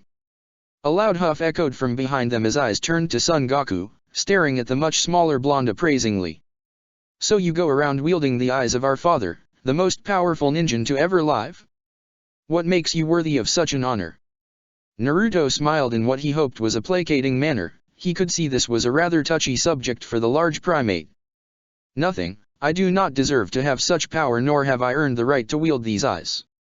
Many of the Baijuya blinked in surprise at the brutally honest and at the same time incredibly humble answer. Even the Kyuubi cracked open a single eye in interest for a brief moment. But hopefully I can use their power for something that will make me worthy. He smiled brightly as he floated higher into the air until he was eye level with most of the chakra creatures. Because my dream, my goal is to bring peace to the world, and that includes the Baijuya. I wish to take the hate that has been placed on you over the years and help you find freedom. Silence resonated through the blank space as everybody stared at him. His voice sounded powerful, echoing through the empty plane as everybody's eye were firmly fixed on him. And this is why you have made yourself the Jinhuriki of 4 of us? A feat that would have seen any other ninja burned from the inside out? How do we know you aren't simply like the rest of your deceitful kind, using us for our power to fill that insatiable hole all humans have in their heart for power? Naruto smiled softly at the Yonbai. It seemed the Kyuubi wasn't the only Baijuya with a deep-seated resentment towards humanity. You can't know, and nothing I say now could prove you wrong anyway. But I promise you that I will do everything in my power to lift the hatred from this world. And I never go back on my promises. Again his voice rang out strongly, captivating even the other Jinhuriki in the shared mental space. Finally it was Nanabi who broke the silence that had overcome the area again. You are an interesting ninja. From what brief glimpses of the world I get through Fu-chan I see you are kind and strong. Then the Nanabi, the third strongest being in perhaps the entire world, did something nobody expected. The enormous winged beetle bowed its head forward subserviently. If it had a mouth then a small smile would be playing across it. Instead it released a happy but anxious hum. I am willing to place my faith in humanity one last time, in remembrance of our father whose dream so closely matched your own. Naruto just blinked in shock, suddenly feeling incredibly self-conscious of the enormous weight that had placed itself upon his shoulders with her words. As do I. Madatabi adopted a similar pose, bowing her flaming head towards Naruto, only increasing that feeling of weight pressing down on him. Yeah, Shukaku will help father because Shukaku wants father's dream to come true. Naruto felt himself breathing faster as the large sand construct also bowed his head, although it appeared to unbalance the Ichibai slightly making the gesture seem rather clumsy. His eyes flickered to the Yonbai, not quite knowing what to expect from the giant ape as it stared at him with the same appraising look Roshi had before. "I will never bow to a mere child." Naruto felt himself deflate slightly at the words, but it appeared Sogaku was not finished. "However, I have never seen one move my siblings in such a way since our father's passing. You are certainly an interesting ninja, and for now I will place what little faith I have in your measly race upon your shoulders." With that it huffed in a manner reminiscent of the Kyuubi whenever he had to salvage his pride after saying something not completely hostile or malicious. "It was nice to meet you, Naruto-kun. Take care of Fuchan for me." Naruto watched as the Nanabe faded away, waving one of her spindly arms at him rather happily. The Yonbai soon faded as well, just leaving Naruto with the 4 Byakuya he knew so intimately until they too vanished. Naruto sighed wistfully as he looked around. He suddenly felt very heavy as he dropped to the floor. His eyes were wide with wonder, not quite believing all of that had just happened. Eventually though his vision started to fade away as his consciousness slipped from the shared realm. Chapter 36, Earth 3. Power concedes nothing without a demand. It never did and it never will. Frederick Douglass. It was already late by the time the 3 Jinhuriki woke up from the Seishin Sekai, so Roshi graciously allowed the 2 to stay in his camp for the night.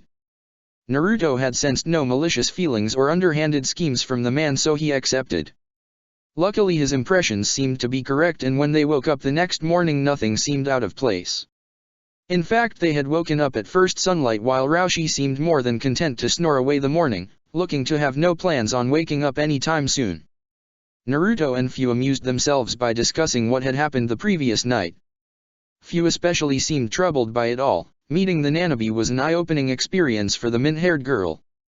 She still vividly remembered the malice and hatred she could feel, and had to control, when she used the Byakuya's chakra shroud. To see the rather happy and exuberant Chumei shook that ingrained image she had of violent and merciless Byakuya. She actually felt a shred of guilt at so callously using the Nanabe's chakra without her permission, feeling like a thief. Naruto had reassured her that he would teach her a method of meditation so the 2 could communicate better. After all, one of his mantras was that understanding is the basis for any healthy relationship and the first step at erasing, or at least healing, hatred. So the rest of the morning, up until Roshi awoke, Naruto had been teaching Fu how to lose herself to her inner subconscious via meditation. They had been making good progress before a certain sleepy redhead interrupted them, mumbling about breakfasts and unruly Byakuya. Finally, when the trio had finished their breakfast of leftover stew, something Roshi seemed perfectly content with but left Naruto and Fu a little green, everybody seemed awake enough to hold a conversation. Naruto and Roshi were sitting across from one another, staring over the dying embers of the small campfire while Fu was off to one side, her eyes closed in concentration and her legs crossed in a decent attempt at a meditative pose. "So kid, now that the morning's begun properly, I guess we have things to talk about." Naruto had to suppress a sweat drop from making itself apparent on his forehead. It was nearly 11 o'clock and Roshi only now considered the morning having begun. He had a feeling the man and his senpai would not get along all that well.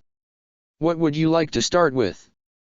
Naruto was all for talking. Roshi had proven himself somewhat reliable in the short time they had known him, and he had a good relationship with his tenant, which was a plus in Naruto's eyes. As long as what they talked about didn't endanger anybody Naruto cared about, like his fellow monks at the temple or Fu, of course. How about those fancy eyes of yours? I've heard of the Rinnegan before, but only as a legend." Naruto nodded. That was understandable enough considering the last bearer lived around a millennia ago. Plus, with the Uchiha being wiped out to near extinction and the Hyuga rarely leaving Konoha for long, it wasn't often people got to see one of the legendary 3 Jujutsu anymore.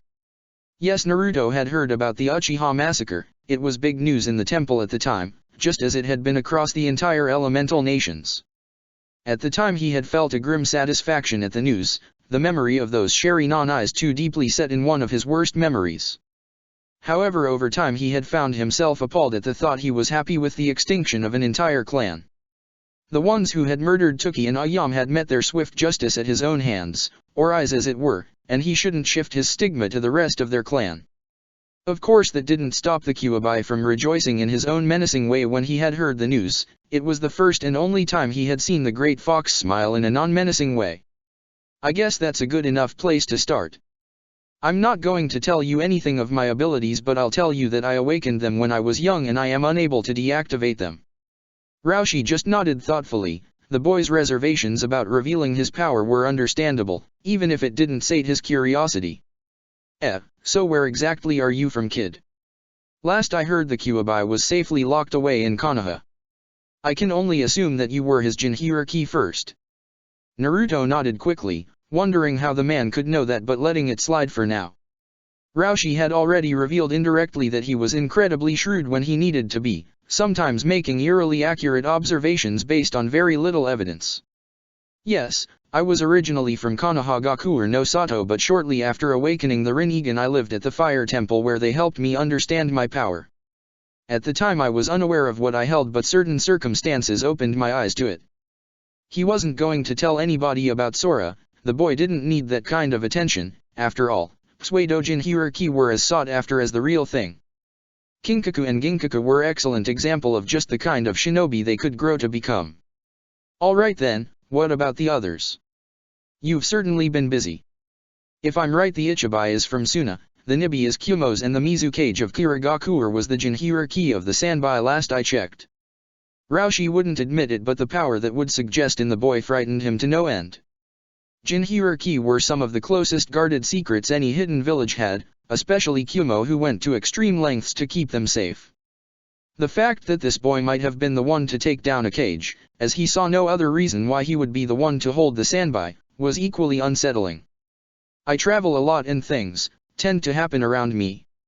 Naruto sighed at that. He wished he was exaggerating, but if he didn't know any better, it was like Inari the deity himself was following him around, purposefully tipping the scales against him.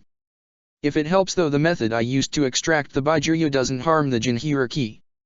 In fact, it actually gave them a rather large boost in their chakra reserves due to the influx of chakra leaving their body, stretching their pathways and coils. It would worsen their control quite a bit, but nothing more training couldn't fix given time, and as he had seen with Gaara, their Baijuyu given abilities remained with them. So you could extract Son Goku from me without me dying? Roushi's voice was more curious than actually suggestive, but Naruto couldn't help but raise an eyebrow at the older man. From what he had gathered, the two shared a good relationship, even if they didn't always see eye to eye due to the Yonbai's pride. Would you want me to?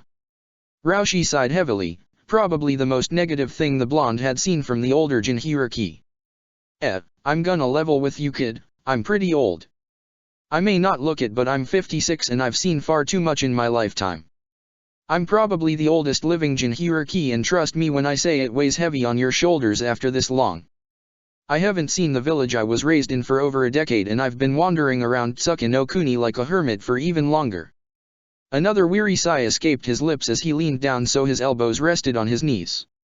I'm tired and old, and soon enough they're going to recall me to the village so they can switch Son Goku into a fresh young Jinchuriki and start all over again. He snorted derisively at that, and Naruto couldn't help but share the sentiment quietly. I don't want to condemn some poor kid to a life like that, hated and ostracized for something that he has no control over. He looked up with a small smile that, for the first time since Naruto had met him, reached his eyes. With you here, and what you can do, then I don't have to. You said your goal is to free the Baijuyu, right? Then I can bring you one step closer to that, and at the same time my burden is relieved. He chuckled to himself as his eyes gained that far-off melancholic look. Maybe I could go visit little Kuro-chan again. He quickly shook himself back to reality with a warm smile aimed at Naruto. What do you say? Naruto just blinked in surprise before a smile of his own made its way onto his face. It was the next day and the atmosphere was light as Naruto and Fu said their farewells to Roushi. The older redhead was already in the process of packing up his camp as the duo began to leave. The tent was disassembled and the fire was doused. Before they went much further though, Naruto felt a hand on his elbow, pulling him back. Roushi had him by the arm but wasn't looking at him, instead fiddling with a pouch underneath his kimono before victoriously pulling out a small scroll and handing it over to the blonde. I almost forgot, your friend mentioned you were looking for earth manipulation techniques. I wrote down what I knew here plus a few notes to make it a bit easier on you. He smirked as he patted the smaller blonde on the back before grinning. It's the least I could do for you. Naruto just nodded thankfully, a smile of his own on his face as he walked away, waving all the while to the strange but kind redhead. He caught up with Fia, who had been waiting for him further along the forest path, and after briefly explaining what Roshi had wanted, she simply nodded and they continued. As they walked, Naruto found his mind wandering onto the scroll in his hand. Earth manipulation is the last of the elements he had to master. He wondered if anybody else had ever attempted to master all 5 of the elemental transformations, except for the original sage. However, soon his mind drifted from even that as he began to think about chakra itself, the concept that had eluded him ever since he had begun this journey. Naruto. He sighed wistfully as he thought about all the things he had learned on his journeys. So many questions had been answered over time, but even more had been raised as a result. Naruto. He struggled to think why chakra could take on the properties of an element and how an energy could even change like that. The slight headache that throbbed dully in the back of his head wasn't exactly helping his concentration. Naruto. It got him thinking about the problem that Madatabi had brought up, the aspect he was missing in the Banbutsu Suzu she wouldn't reveal. She had said he had to understand the nature of chakra to complete it, but that was exactly the problem he was struggling with. Perhaps once he mastered the earth transformation he would gain some insight. He frowned as his head throbbed again, his vision beginning to blur heavily. Naruto. Fia caught the blonde quickly as he suddenly dropped like a puppet with its strings cut. She had noticed he was looking pale and he had begun to sweat despite the fact it was rather cool out, but he seemingly hadn't heard her when she called him. Now he was lying in her arms, clearly unconscious with a pained expression on his face. The girl barely showed it, but she was incredibly worried for her friend. She had never been sick, she had never seen Naruto get sick despite all the rain they had traveled through, and as far as she knew Jinchuriki couldn't get sick, so she was rather helpless here. She realized the two were rather exposed out in the middle of the path. Bandits would be no problem to here, but shinobi were a different story. Fia was confident in her abilities. It helped she was a Jinchuriki and had recently come out of a war, which definitely helped to hone her abilities. However, a normal squad of Chunin with a Jounin commander would probably be enough to make her access the Nanabi's chakra, and that would be enough to draw the attention of other Jounin in the area. This deep in Tsukinokuni, where they were closer to Uegakuer than the border, that would be a mistake. Instead, she grabbed Naruto under the arms, hoisting him somewhat to his feet, and began to drag him off to the side, into the rather sparse forest that bordered the path. She tried to make it as comfortable as possible for the blonde, but the way his body would occasionally convulse in pain made that rather difficult. She was glad he had taken to keeping his shakujiao stuck to his back while they were walking outside of towns, otherwise she would have had to leave it behind. She didn't think Naruto would be particularly happy about that when he woke up. Finally reaching a decent place within the forest that gave her good lines of sight in all directions, she lay Naruto down on the softest piece of grass she could find. He looked very pale now, his normally tan skin taking on a pallid, unhealthy hue that was only worsened by the slight sheen of cold sweat covering his face. Occasionally his arm or leg would twitch as varying looks of pain crossed his sleeping features. When Fia placed a hand against his forehead, he was hot to the touch, probably much worse than a normal fever, not that she had much experience. Deciding that the first thing she needed to do was to cool him down, she quickly scouted out a nearby stream. She soaked a cloth and quickly ran back over to the blonde, placing it on his forehead. The difference was instant. Naruto's face calmed slightly, no longer appearing to be in agony and instead in mild discomfort, while his sporadic convulsions lessened. The min-haired girl sighed in relief, wiping away some of the sweat that had accumulated on her own brow from her worry. "What's wrong with you, Naruto?" All she could do now was wait and hopefully deal with any symptoms as they arose. It wasn't her ideal solution, but there wasn't much more she could do. In comparison to the relatively peaceful atmosphere of the outside world, the space within Naruto's seal was in utter chaos.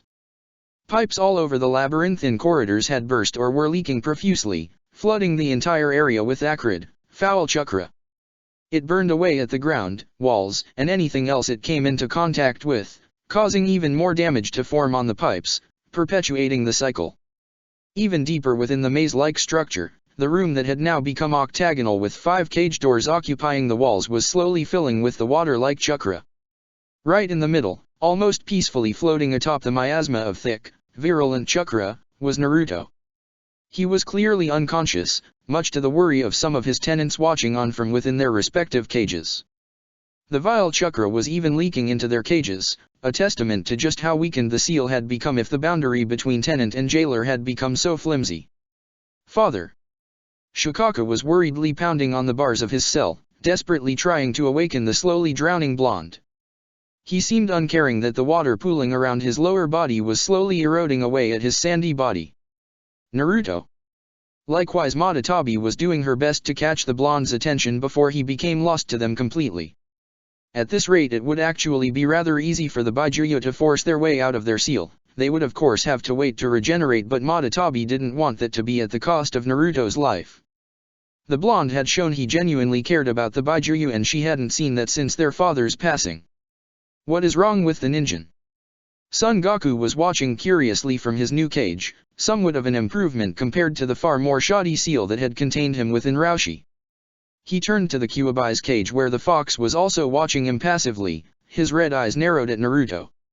Unlike the others who were now standing in the water leaking into their cage, there was a small field around the Kyuubi that was completely dry. He refused to be touched by a human's chakra. It was insulting. The worthless ninja has overstepped the limit of his weak body. He had not yet fully assimilated the turtle's chakra before absorbing your own. It put far too much strain on him and sent his feeble mind into shock. This is the price he pays for his hubris in thinking the sage's eyes would see him through any situation. His words were cold and were practically a growl. In honesty, he would prefer it if Naruto lived. Reforming was a painful process, and as the strongest Byakuya it would take him the longest out of the 5 of them. With the human alive, there was still the chance of him being released or finding his own way out. "Father!" The fox's words only added to Shukaku's hysteria as the tanuki frantically pounded the cell's bars.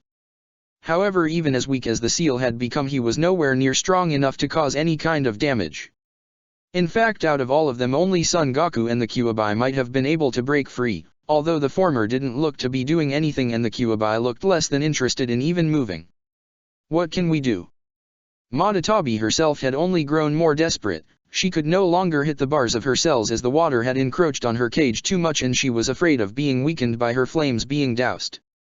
She still managed to see the penetrating gaze the Kyuubi sent her way, its open red eye firmly locked on her, silencing any other cries she might have had. "Be silent, you miserable cat!" With that, the fox lazily moved one of its tails, hesitating for a moment as it swayed before the bars of his cells before pushing it between the gaps. Normally this would have been impossible for him, but the seal had truly become a shade of itself without Naruto managing the enormous quantities of chakra within himself. Briefly the fox's lips twitched and its eyes narrowed, but he didn't make a sound. Matatabi watched in awe as the long orange tail reached across the flooded room, the furs smoking slightly as if it were being constantly electrocuted. There was a reason the cell's manifestation only needed to be bars. Were the Byakuya to try and reach outside of the cage, they would feel immense pain. She could only imagine how agonizing it must be for the Kyuubi, especially using his tail, which was the most sensitive part of a Byakuya. Finally the smoking tail of chakra reached where Naruto was floating in the water, his body dipping dangerously low and only his head not submerged.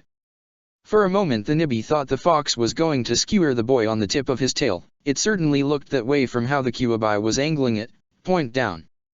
However, to her surprise, the fox merely poked the boy on the forehead, gently even, in a way she would have never thought possible for the malicious being of destruction. There was a momentary flash of light before the water level in the room began to drop, slowly filtering away as the Kyuubi quickly retracted his tail, never once showing his pain. "Foolish ninja!" The Kyuubi huffed before closing his eyes in disdain, offended that he was forced to debase himself and save the pathetic human.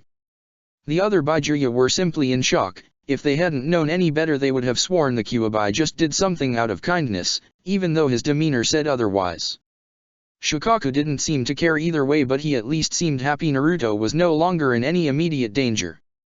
Sure enough, when Matatabi looked back, shaking herself out of her shock, Naruto had disappeared from the seal. Fia had sat in that clearing watching over Naruto until the sun had set, sending the forest around her into a serene twilight that clashed horribly with the tumultuous feelings of worry in her chest. She had set up a fire to keep her and Naruto warm, but there had been no change in his condition. If anything, he seemed to get worse. She couldn't explain it, but Naruto seemed to be sending out random pulses of chakra at irregular intervals. It worried her because sometimes she could feel the distinct pressure of Byakuya chakra with the pulses. Even stranger though, once the chakra pulsed out of his body, often accompanied by a small groan from the blonde. He seemed to subconsciously draw it back into his body with his Prita path. For that at least she was graceful, as she couldn't be sure who might have noticed the copious amounts of chakra he was just throwing off in his unconscious stupor. If she hadn't been there for herself, she might have, though a fight was taking place between two very powerful shinobi. Unfortunately for her, she hadn't been the only one to notice this. These random bursts of unrestrained chakra had managed to catch the attention of a nearby shinobi patrol. In her worry over Naruto, and her senses being disrupted by the chakra saturating the air around them, she hadn't managed to notice them until they were practically in the clearing already. Quickly she found herself caught off guard by a pair shinobi. She would have guessed Chiryunin, but it was hard to tell with her senses so distorted as they were. "Huh, it's just two kids, Kurotsuke, are you sure this is what you felt?" Luckily the squad seemed confused themselves, looking at her and the unconscious blonde beside her strangely. The one who spoke was a rather hulking boy with a decidedly dumb expression on his confused face. He had a large, bulbous nose squished between his bloated cheeks that were red from the running he had obviously been doing. He wore a two-sleeved version of the usual IWA uniform with a large yellow scarf and his forehead protector attached to a dull red bandana. "Shut it, Akatsuki, yes, I'm sure I felt it coming from here. Stop questioning me and just do something not completely moronic for once." Fu raised an eyebrow at the two's behavior. From their names and mannerisms between one another she would have pegged them as siblings, however the two looked nothing alike. The one who seemed to be in charge was an older girl, maybe 14 or 15, with short black hair and pupil-less pink eyes, wearing fishnet leggings and the standard one-sleeved IWA outfit. Alright Kurotsuki." With that, the much larger boy, whose age was interminable due to his improbable size, wandered off from the clearing. Kurotsuka's eyebrow twitched violently, but she did nothing to dissuade the boy from wherever he was going. She was obviously quite glad for the reprieve. When he was gone, she turned her full attention to the younger girl who had moved closer to Naruto's side protectively. "Alright, what's going on here? I felt chakra being released in pulses from this location. Who are you trying to signal?" Fu just blinked, surprised the girl had been able to detect Naruto's chakra for the short time it was outside of his body, before shaking her head and realizing the implications of the question. "We weren't signaling anybody. My friend is ill and fell unconscious. I've just been waiting for him to wake up." Kurotsuki raised a skeptical eyebrow at that, but after taking a quick glance at Naruto, it wasn't hard to see the boy was obviously unwell. His skin was pale and his breaths were coming out ragged and irregular. Occasionally she would feel a pulse of chakra from his body, only for it to disappear moments later as if returning to his body. However, that seemed impossible to her unless he had some kind of Kekkei Genkai. That was the only thing that would do something like that without the boy being conscious. What's wrong with him? Kurotsuki got a strange feeling from the boy. She could practically feel the power just brimming beneath the surface, and it unsettled her coming from such a young boy. The resemblance to the Yellow Flash, at least from what she had seen on pictures, was also noteworthy. But then again, she presumed most spiky blonde-haired boys with blue eyes would bear the same resemblance. He had the wrong facial structure anyway, too rounded. "I don't know, he seemed pale as we walked and then he just collapsed." Kurotsuki sighed. Technically she was on patrol right now, and secretly she was hoping to run into Raushi. They had been getting reports he was in this area lately. She didn't really feel like she had a lot of time to waste here, especially if it really was just two kids and not spies messaging their contacts like she had thought. "Alright, let me take a look." She walked towards the unconscious boy, but Fu quickly moved in her way, protectively leading Kurotsuki to raise an eyebrow. "Look, I know a little medical ninjutsu, nothing too advanced but enough to at least see what's wrong with him." Fu frowned but moved out of the way nonetheless and allowed Kurotsuki to crouch down next to him, her hand beginning to glow green. Slowly she moved it back and forth across Naruto's chest before letting it hover above his forehead, her face the picture of concentration. "Huh, that's pretty strange." Fu's face reflected nothing of her emotions, but inside that simple phrase nearly sent her into a panic. "I've never seen anything like this. If I had anything to compare it to, it would be the strain from chakra exhaustion, except his reserves are full, more than full even. It's like he has more chakra than his body can contain." Kurotsuki went quiet as her face scrunched up in focus, the green glow around her hand intensifying. "Just who are you two anyway?" Blonde hair wasn't a common trait in Tsuki no Kuni, which was probably a good thing. so she was curious about where this strange boy was from. Naruto is a monk on his pilgrimage and he rescued me, so I am traveling with him. Technically what Fia said wasn't a lie, she was missing out a great deal of the details though. Kuratsuki allowed the glow around her hand to stop as she looked up, appearing somewhat tired from the technique. A monk, this kid? He barely looks 12. Fia simply shrugged, leaving Kuratsuki with her question unanswered. Well anyway, sorry, I really have no idea what's wrong with him, I can't even tell if he'll wake up or not. She frowned as a thoughtful look appeared on her face, her eyes flickering between Naruto and Fia. There's a rumor I've heard that Tsunade of the Sunin is somewhere in the area, maybe you'll get lucky and run into her. Fia widened her eyes at that. The legendary medic of the Densetsu no Sunin was in Tsuki no Kuni? Seeing her confused look, Kuratsuki elaborated. It's the reasons patrols are so high in this area. While the woman's been off of Konoha's active shinobi registry for years, Jiji still feels uncomfortable leaving a Sunin roaming loose in the country. The girl sighed in irritation slightly. As much as I hate to say it about a tree hugger like her, her skills as a medic are still the best in the world, even Jiji says so. If your friend doesn't wake up soon, maybe you should seek her out.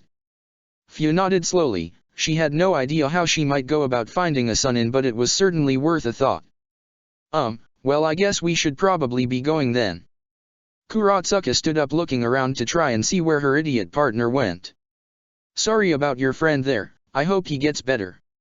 Fia nodded her thanks. However, just as Kuratsuki was about to leave, Naruto began to spasm on the ground, his body almost vibrating as he began leaking chakra in droves.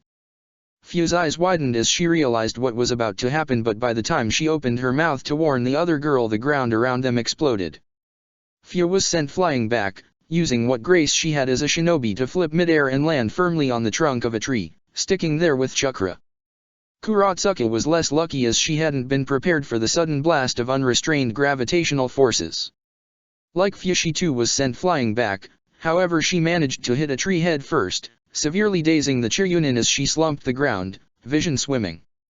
Fia dropped to the ground, marveling at the 10-foot crater now surrounding an obviously awake and very confused Naruto who was rubbing his head. He looked around at the crater he was in before his eyes connected with Fia's, blinking rapidly. Fia? What happened? Where are we? Chapter 37, Earth 4. As I grow to understand life less and less, I learn to love it more and more. Jules Renard. Naruto blinked blearily as he rubbed the back of his head, trying to quell the ache that had settled there. He looked around, ignoring the dull throb all across his body as he stared at the small crater around him. His eyes widened in horror as he remembered back to when he first awakened the Rinnegan, the memories of the destruction he had caused flashing across his vision. He quickly shook himself of it as he spotted Fia watching him from across the clearing, her gaze flickering between him and something behind him. Fia? What happened? Where are we? He tried to stand, but his searing muscles protested rather violently, and all he got for his troubles was a rather embarrassing wobble as his legs gave out from under him. He groaned as a fresh wave of nauseating pain rushed through his body, and when he looked up this time, Fia was already at his side, looking him over worriedly. He smiled at her concern before waving her off, this time using his Shakujiao to support him as he stood up, with slightly more success. Kuratsuki. The blonde looked around to see a rather large boy wearing the standard Iwagakure uniform rush over to a similarly dressed girl who was groaning next to a tree which bore a suspiciously head-sized dent in the trunk. He looked up to Fia, who had likewise looked at the two Iwanin before looking down at him with her usual expressionless look. Your wake-up was rather violent. Naruto just blinked before nodding at her curt explanation. He would get the whole story out of her later. For now he moved over to the two as quickly as he could, which, unfortunately for him, wasn't all that fast. Every step had him gritting his teeth as it felt he was walking across hot coals, something he actually had experienced in when Chirika went on one of his odd training lessons. Are you alright? The girl, or at least he assumed it was a girl from her facial features, the short black hair and rather boyish frame made it difficult to tell, managed to crane her neck up to look at him. Naruto was rather taken by her pupil-less pink eyes. Like Fia's, they were rather exotic, but he quickly shook his head of it as he looked down in concern. On Kuratsuki's end, she had looked up only for her bleary vision to feed her a rather odd sight. the fact her mind was particularly muddled from the blow didn't help much. She found herself looking up at a decidedly cute boy with sun-kissed blonde hair framed by the sun, giving him an almost saintly look. This was accentuated by the monk robes he wore and the staff he was leaning on. She found her eyes locked on his, even though from the way he was squinting she couldn't see what color they were.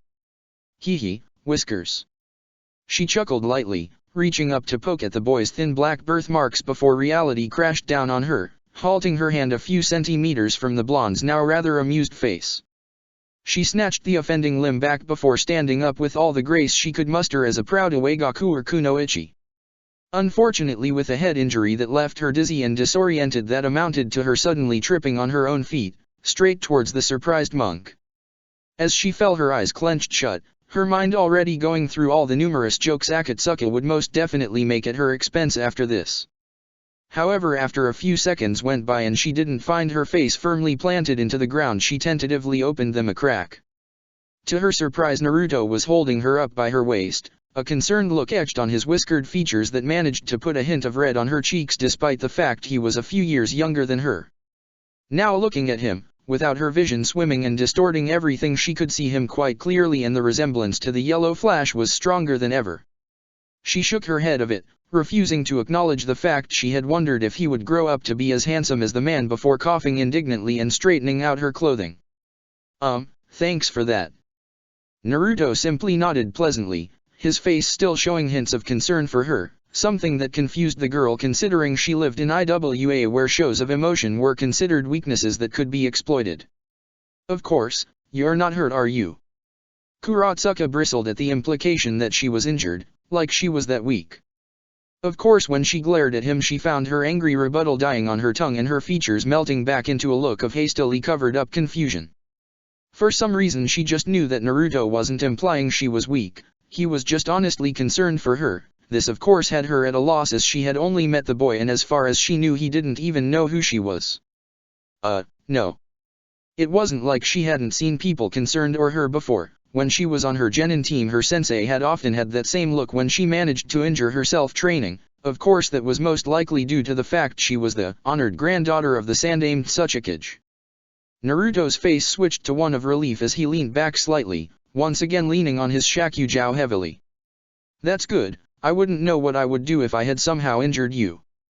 Kuratsuka nodded dumbly before her pride as a kunoichi finally broke through her confused exterior. Of course. It would take way more than a stupid knock to the head to take me out. She found her chest swelling at her own declaration, but Naruto's look of quiet relief didn't change. He just nodded once with a small chuckle. Good, now if I may, just who are you two? Kuratsuki and Akatsuki just blinked once in surprise.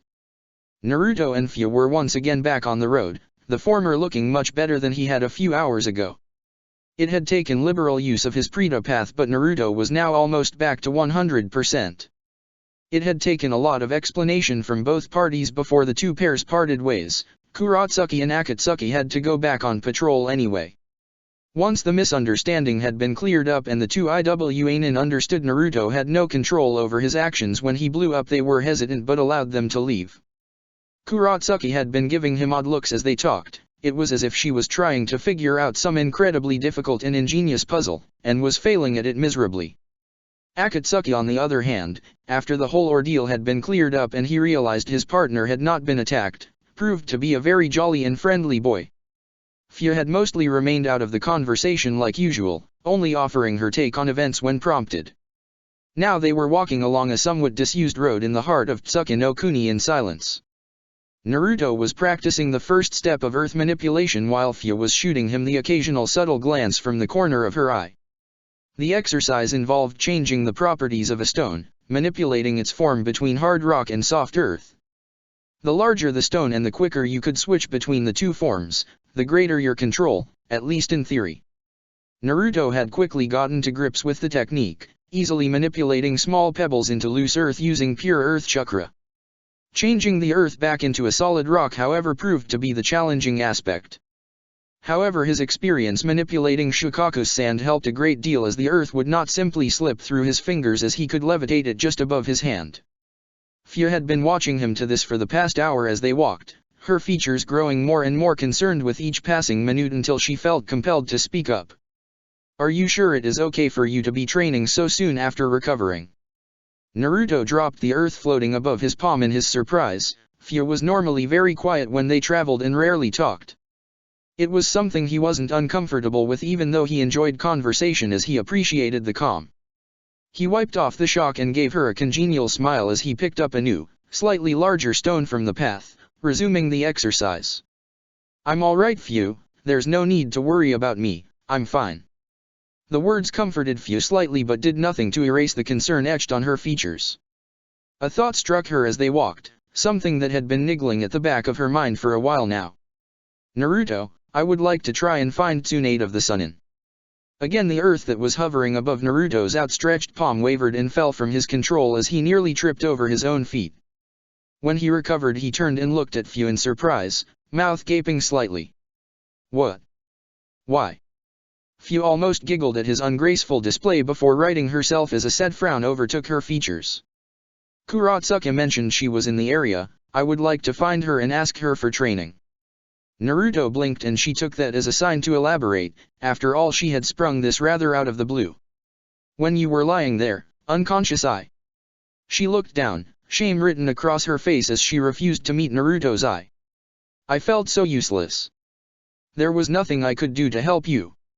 She managed to look back up, a small smile tugging at her otherwise dejected face. "I don't want to feel that way again, so I want to find Tsunade and ask her to train me." Naruto nodded slowly as, unexpectedly, he pulled Fio into a warm embrace. "I understand." The girl was shocked at first. While a warm person, Naruto was rarely the one to initiate intimate contact like this, at least with her. Tentatively though she wrapped her own arms around his back as he rubbed slow circles on hers gently. "I felt the same way with Shizuku, helpless, useless, unable to do anything as I watched her bleed out in my arms." She felt him tense slightly around her as her eyes widened in shock. Naruto hadn't spoken about Shizuku much since she had died. She hadn't realized he had actually watched her die. But why Tsunade? He broke away from her, much to Fio's disappointment as his warm body was replaced by the colder morning air. Fio nodded hesitantly as she began to walk again, her head down in thought. "If I am to learn medical ninjutsu, then I should try and learn from the best there is." Naruto sighed at that. It made sense, but it didn't ease his concerns all that much.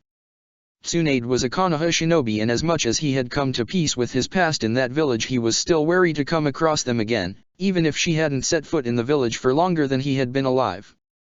"I suppose you're right, but how are we supposed to find her? And how do you intend to convince her to train you?" "I doubt she's going to say yes right away." Fio kept her eyes straight ahead as they walked, the brisk morning air keeping her senses alert. That gave her pause for a moment, not having considered much more than simply finding her and asking for her training. "How far does your ability to sense through water vapor go?" Naruto blinked before looking up in thought. "Well, passively when I stand still around 250 meters, but if I do it as a pulse it can go up to a kilometer, but I only get a static image, and the farther away the signature is, the more blurred and unfocused it becomes." Fio nodded quickly as her pace quickened slightly. "Then we can use that to find the largest chakra signature in any towns we pass through. As a Sunin she would most likely be the most powerful one in the area." Naruto shrugged at the logic. Technically it was sound, but the chances of them being in the same town as the female Sunin were fairly slim. For all they knew, she had already left the country. There was very little reason for even a former Konoha ninja to be in Tsuki no Kuni for long. "And how do you plan on getting her to agree to train you?" Fio paused again, a frown overcoming her face. This was possibly the most expressive he had seen the mint-haired girl for a long time. "I will deal with that when and if it comes." With that her pace quickened even more, and Naruto could have sworn he saw the first hints of an excited smile come across her features. He simply sighed with a smile of his own and sped up to catch up with her. Fio's enthusiasm was surprisingly contagious.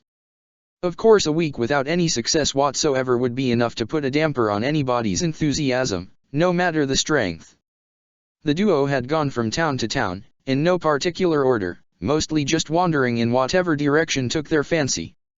Fio had bought a small map she carried around and crossed out towns as they went. It wasn't entirely efficient, as there was always the chance Tsunade could travel to a town they had already been to, as well as the ever-present possibility that she could leave the country altogether. So far they had visited 11 different towns over the course of the week, only stopping long enough to shop for whatever supplies they needed and to allow Naruto to try and sense out Tsunade. Normally his water vapor technique only allowed for a maximum of a few hundred meters, but if he actually used hand seals to focus the chakra, he could send out a large pulse of his own chakra through the water vapor. It was too little to be picked up except by skilled sensor ninja, but enough to give him an accurate static image of the land around him up to a kilometer. He remembered the first time he had tried it, or more accurately remembered it from Yagura's stolen memories, something he was still getting used to. It was similar to using too many shadow clones. He received an enormous sensory overload as his mind tried to comprehend the information from an area 2 kilometers in diameter. He nearly blacked out then and there. However, after a while of slowly increasing the range of the ability, he was able to accustom himself to it. So here they were, in the 12th town they had visited, climbing up a hill that marked the center of the urban area. At this point Naruto didn't have a lot of hope for finding Tsunade, although he had gotten a lot of practice in with the earth manipulation technique during the time they spent traveling. He was fairly confident he would be able to move on to the second stage soon, which involved passing his hand into a boulder by punching it before pulling it out again, leaving the stone unmarred. He could see it would also be good for building up a tolerance for pain in the times one would fail, something Iwanin seemed especially fond of. Mizu Shoukai no Jutsu. Quickly rushing through the hand seals, Naruto prepared himself as a pulse of his chakra burst from his body in every direction. There was a moment of delay before it all suddenly rushed back to him, making him wince as a model of the area built itself in his mind suddenly. I don't think I'm going to get used to that. Fu just stood to one side. This whole week she had been far more energetic than usual, and it was refreshing compared to her normal stoic facade. However, even her indomitable energy was slowly being worn down by the countless failed attempts. Why not have a shadow clone do it instead? Naruto just sighed as he stood. He had already pinpointed the largest chakra signature in the area, some ways to their south. I would still get the mental feedback, just delayed. Fu nodded as they began to walk. It had almost become a routine for them in the past week. Naruto would perform his jutsu. They would seek out the largest chakra signature he could find, and when they found it was not Tsunade, they would go about shopping for supplies they needed and would quickly move on. Could you not use a different kind of clone? Naruto quickly shook his head in the negative as they wound through the narrow streets of the town, entering a slightly seedier area filled with gambling dens and bars. I don't know any elemental clones, and even if I did, they are only a fraction of the power of the original. I suppose a water clone might be able to perform the technique, but the strain would most likely dispel it. Although a few shadow clones around an area all simultaneously using the technique would form an excellent perimeter. The blonde nodded to himself as he walked. When the clone dispelled due to detecting something, the user would not only be alerted of the enemy's position but their strength, chakra capacity, and numbers as well. It was a good thing the shadow clone technique was a Konohagaku or Kinjutsu, or Yagura might have been even more powerful. They're in here. Naruto stopped outside of a rather normal, unassuming gambling den with a sign that clearly told passers-by they offered alcohol as well. Naruto frowned at that. Gambling was bad enough in of itself without making the patrons drunk as well. He couldn't imagine Tsunade of the Sun would be in a place like this, and was almost ready to simply leave when Fu beat him to it and walked right in under the flaps. Oh, you two, no kids allowed. Naruto ducked in after Fu, only to be greeted by a large portly man behind a grimy desk, pointing to sign that clearly said no minors. Behind him was a corridor that had many doors leading off to what were no doubt gambling rooms. He could hear the telltale sounds of dice rattling in cups, as well as the subsequent shout of victory or groans of defeat.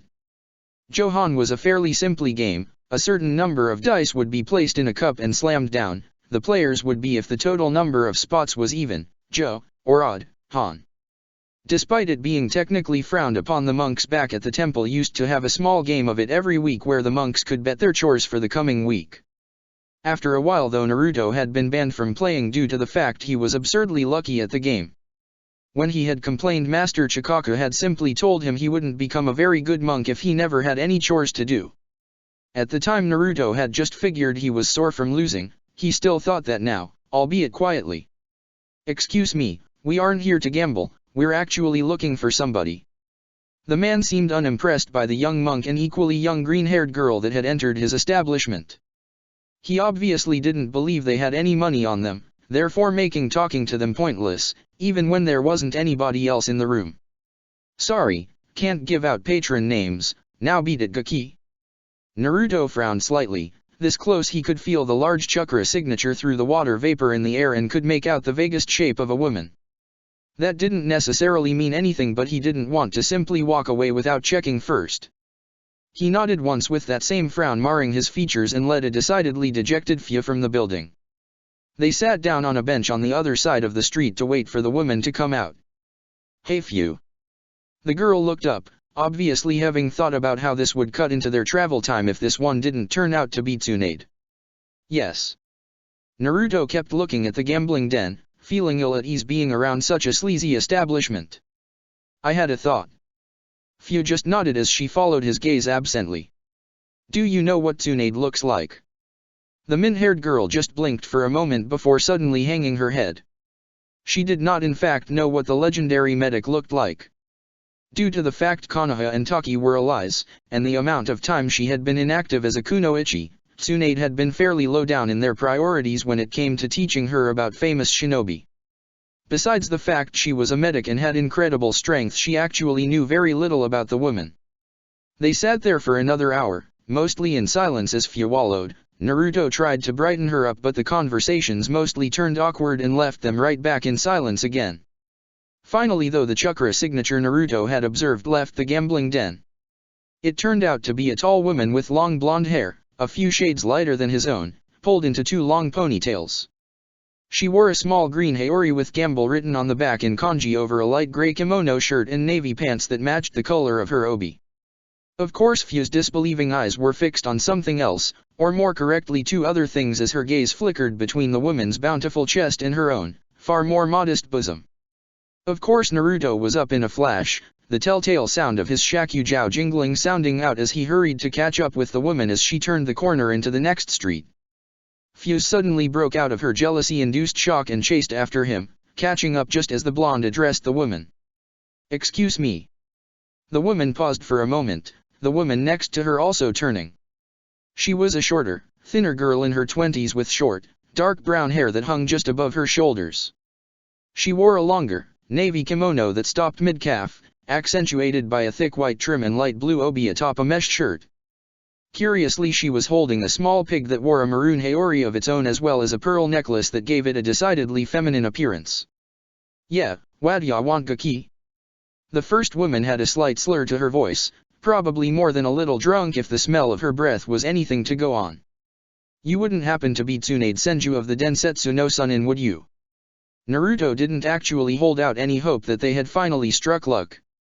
In fact, if anything, he wished they hadn't. To come all this way only to find that this drunken gambler was the legendary medic herself would be rather disappointing. And what if I am Brat? We've got no business unless those cowardly debt collectors have started sending little monks to do their dirty work. Naruto sighed at that. Correction, he hoped this drunken, indebted, gambler was not Tsunade Senju. I am not here because of any debts, I am merely seeking Tsunade out because my friend wanted to talk to her. The older blonde's ever so slightly unfocused eyes switched to Fia, and even in her inebriated state she could tell the lithe, built frame of a training kunoichi. She turned to look at her companion, wobbling slightly from the alcohol as she gave a lopsided grin only partially returned by the more timid woman. Hey look Shizune, isn't that cute? A little fangirl wanted to see me. She returned her focus to Fia, who at this point wasn't sure what to think of the woman before her. What do you want, an autograph or something? Naruto raised an eyebrow at that, wondering if this was actually Tsunade or some drunken woman hoping to play them. So you're really Tsunade Senju? The woman swiveled on him, peering into his face closely for a moment with hazy green eyes. The one and only. Naruto had to almost physically restrain himself from putting his face in his hands as the woman struck an absurd pose that exposed far more of her cleavage than was proper, practically shoving her chest in his face. It was moments like these that he was glad to be a monk so he could remain mostly unflustered by the inappropriate display. The woman behind Tsunade, Shizune if he heard right, seemed to echo his thoughts as she groaned lightly. Suddenly Fu coughed into her hand lightly and all attention was once again back on her. "Excuse me Tsunade-sama, I would like for you to train me in medical ninjutsu." There was a moment of silence as the blonde woman just stared at Fu incredulously before bursting out into raucous laughter. "Ha! Nice one Gaki. Me, train a brat like you? As if, I already have Shizun here." The woman rather roughly grabbed Shizun in a one-armed hug that had the poor girl pressed into the woman's bust, not that Tsunade seemed to notice in the slightest. Naruto frowned at that as the light left Fu's eyes. He didn't want her to go back to that same listless, expressionless girl she had been before. Searching for Tsunade had given her a reason to go on, motivation and purpose. He couldn't bear to see that extinguished. "If it's a question of compensation, I assure you I can pay anything." Fu looked up at Naruto, surprise quite evident on her face. She knew they didn't have much, barely enough to get by from town to town, so if he was offering that it meant he was planning on creating the money, breaking his own rule to help her. She felt touched, but the moment was broken as Tsunade snorted derisively in that obnoxious manner only drunken people could manage. "Yeah, even if I was to believe a pipsqueak monk like you could have the money needed to even catch my attention, that's not the point." He was actually rather surprised when the woman's face took on a more serious expression, still slightly marred by how unfocused her eyes seemed.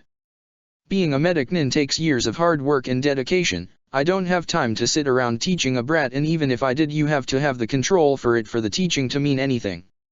She took a quick look up and down Fu, making the girl feel like a piece of meat on display at a butcher's shop. "And I doubt you do." Naruto's grip around his Shakujiao tightened slightly as his eyes narrowed further. "Then why not give her a chance to prove herself?" Tsunade turned to him, her face now set in a glare of annoyance at these two persistent kids who didn't seem to realize a firm no when they saw it. "Look brat, like I said, I don't have time to deal with this crap. I have better things to do." Naruto raised an eyebrow, glancing back the way they had come before returning his gaze to the woman. It impressed her slightly that he could actually keep eye contact with her. Many men had strayed lower before now. "You mean drinking and gambling away what little money you must surely have left?" Tsunade straightened up, hands on her hips as a smug smile spread across her face. "Exactly. Now beat it brat." She turned dismissively only to find Naruto still directly in front of her, making her blink and wonder just how drunk she was. Even Shizun gasped a little, not having seen him move as he suddenly appeared in their way. "We could simply follow you until you decide to help us. I assure you as a monk I honestly do have nothing better to do." He had a small serene smile on his face, but his whole face hinted at something more dangerous. It was lost on Tsunade's drunken stupor though. A snarl appeared on her face, now thoroughly pissed off at these kids that kept getting in the way of her and her hotel. "I said beat it brat, or do I have to deal with you myself?" Naruto just smiled and moved slightly to the side, ushering her on with one hand as the older blonde glared at him. "Of course, carry on then." Tsunade huffed contemptuously before marching past the boy, shooting him a scathing look as she went by. Shizun hurried after her, making sure to give the two kids a quick apologetic smile and wave before she went, the pig in her arms oinking out what sounded like an apology as well. When she caught up to her master she sighed sadly. She knew the look on Tsunade's face and it didn't bode well for the next person that even slightly angered her. "Tsunade-sama, are you sure it was best to simply leave it like that?" The older woman looked ready to reply with a scathing retort before huffing non-committally. They're just brats, by the morning they'll have given up on this. Now come on, I lost my buzz and need another drink." Shizun groaned pitifully but meekly followed her master all the same. Erg. Tsunade woke up the next morning with the bane of all habitual drinkers, or any drinkers at all, the dreaded hangover. Of course, unlike all of those other drinkers, all it took from her was a glowing green palm and Tsunade was perfectly fine, no hint of her previous headache at all. She sighed contentedly as she went about getting dressed, smiling lightly as she noticed Shizun had placed her clothes out in a crisp, neat pile, ready for her to put on. Once dressed she stretched out, rubbing her back slightly to ease out the ache that always came after sleeping, one of the many downsides of being so busty. She took a moment just to breathe deeply before opening the door into the hallway of the hotel they were staying at, only to look down and see a familiar mop of spiky blonde hair pulled back into a shoulder-length ponytail. "Tsunade-sama, you're up." The blonde smiled up at her, leaning slightly on his shakujiao without a care in the world as he absently sipped from a small steaming cup in his hands. Care for some tea? Chapter 38, Earth v. I used to be a heavy gambler. But now I just make mental bets. That's how I lost my mind.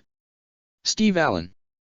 Tsunade groaned piteously as she rested her head on the table in front of her, various bottles of sake strewn about her semi-conscious form. Usually she would be rather happy with the amount she had drank, the enjoyable buzz of alcohol usually kicking in by now.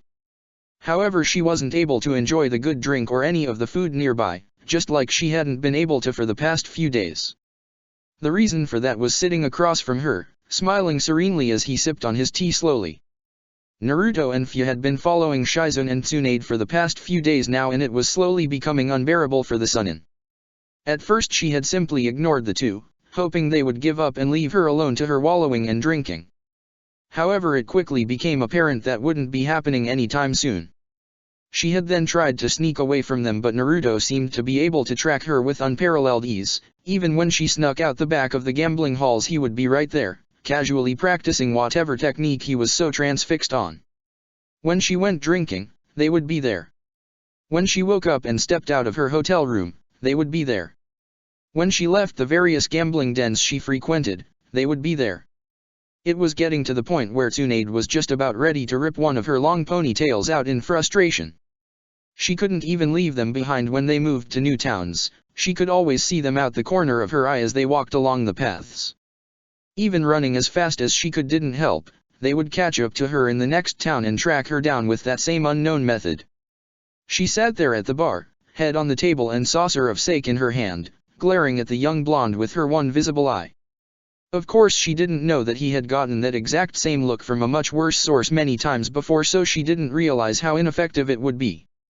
She kept trying to burn a hole through his skull with just her gaze as he calmly sat there and drank his tea, the girl doing the same but more sedately next to him. It was as if Tsunade wasn't even there. Finally, after 5 days of this, she couldn't take any more and sat up, slamming her bottle down on the table with a loud rattle. "Alright brat, listen up because I'm only going to say this once."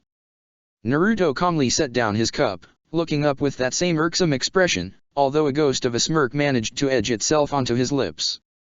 "I give the girl one chance. One chance, and when you fail you leave me and Shizune alone for good.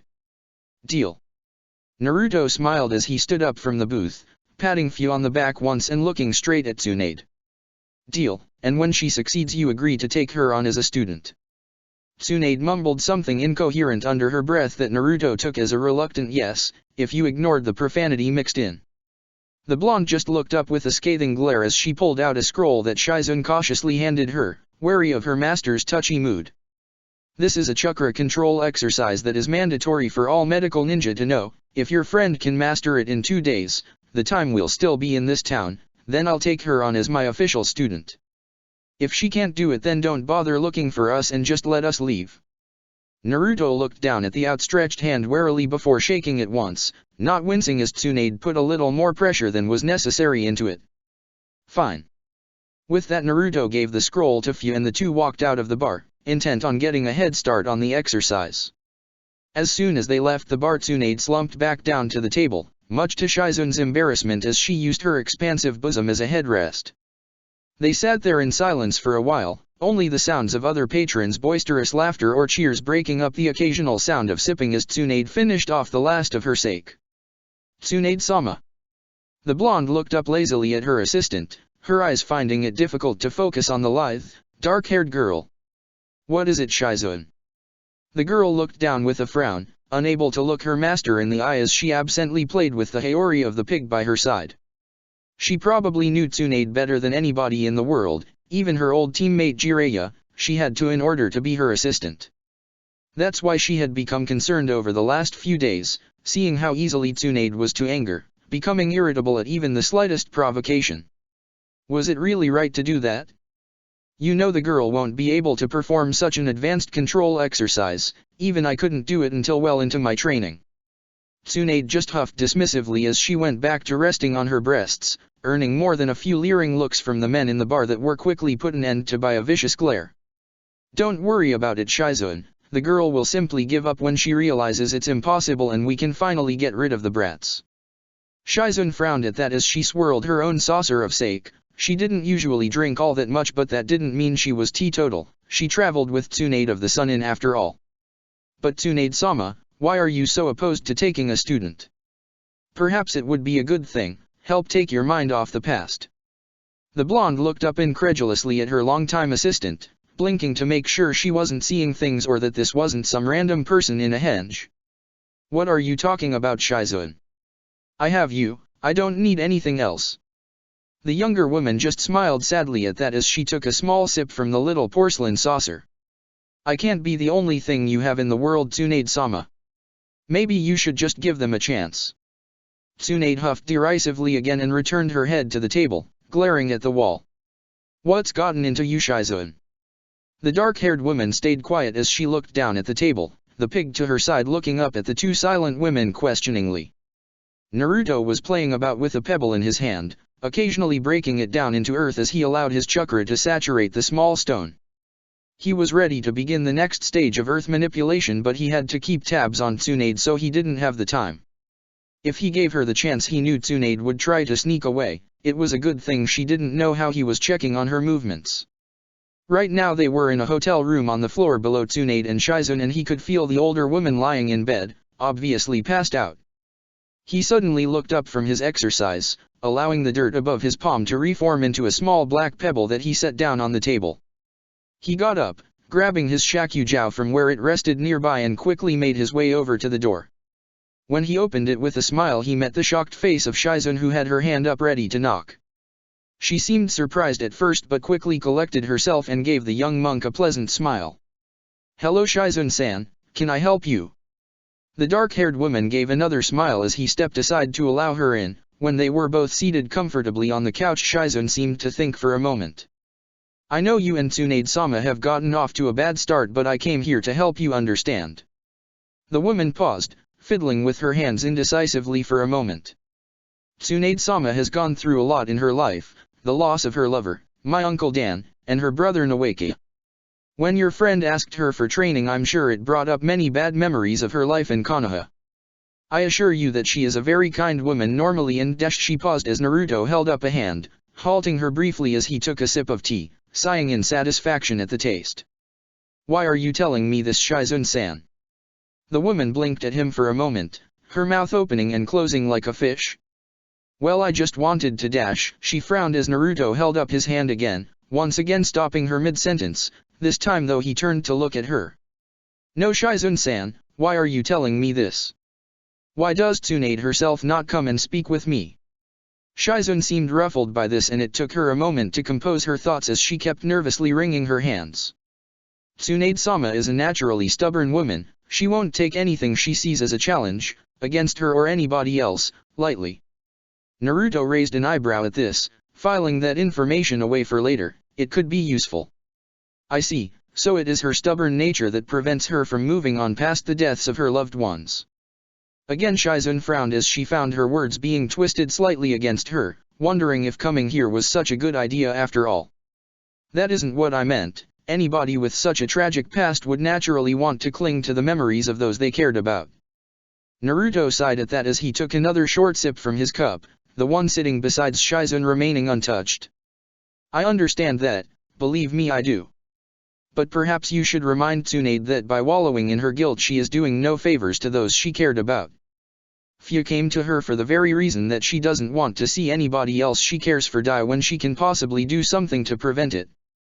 Shizun frowned, remembering all the times Tsunade had described how she couldn't save Dan in time, even though she was right there by his side. Medical ninjutsu cannot save everybody, there are some wounds too deep to be healed that easily. Naruto had a feeling she wasn't just talking about normal, physical injuries anymore. No, perhaps not. But wouldn't you feel better knowing that you did everything in your power to save somebody? Wouldn't you feel better knowing that there was absolutely nothing you personally could have done to prevent it? The blonde sighed deeply as he placed the steaming cup down to the side. To have that kind of closure would be a tremendous help. Shizun blinked in surprise as Naruto's usual serene smile saddened as she watched. The boy seemed to age a few years before her eyes. Have you lost somebody, Naruto? Suddenly, as if it never happened, the saddened look was wiped away and Naruto was back to his usual peaceful expression. I've lost many people, but I take solace in those I still have left. His eyes drifted across the room to where Fia lay under her blankets, deep asleep as she cuddled her sheets. The young blonde looked up at Shizune thoughtfully, taking another drink slowly as the older woman felt herself squirm slightly under that unyielding gaze. Perhaps it is time for Tsunade to do the same. With that he got up from the small couch, prompting Shizune to do the same, her tea still untouched. He led her over to the door and smiled when she turned, a confused expression on her face. It was nice talking with you Shizune-san, we should do it again sometime. I'm sure your master and I will see each other a lot over the next few days. With that he gave a kindly nod and closed the door, leaving a perplexed Shizune standing there, mouth open as her brain tried to work out what just happened. She walked away towards her own room, she suddenly had a lot to think about. Naruto casually leant against the trunk of a tree, reading from a scroll quietly and enjoying the serene air of the garden lot behind the hotel. It was a small space filled with the hum of insects and the occasional chirp of bird calls. He sighed pleasantly, taking in the sweet summer air filled with the scent of flowers and nature. It was only improved by the smells of freshly cooked food wafting in from the town. The scroll he was reading from was the one Roshi had given him. It had surprisingly good insights into how one should manipulate Earth Chakra for the best results. Damn it! Of course not everybody was enjoying the serenity of the evening as another frustrated scream escaping Fia's throat followed by a loud splash of water showed. The blonde sighed as he peeked over the edge of his scroll, raising an eyebrow as Fia threw a senbon clear across the clearing without looking, forcing Naruto to move his head slightly to the side as it embedded quite deeply into the tree trunk. It was rare for the mint-haired Jinchuriki to express emotion, more so for frustration. She was usually rather good at concealing her irritation. Then again Naruto assumed he might be rather irked if he had practically been dunked in freezing water a few hundred times in the course of a few hours. The chakra control exercise, as far as he could see from what Fia was doing, involved balancing on a senbon, on top of water.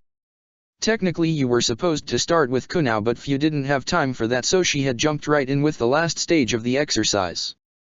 10 shadow clones worked right alongside her, only further revealing her frustration as they mirrored her angry cries. The problem wasn't really in the balancing, Fia could do that no problem with her kunoichi training even if she wobbled a little at first.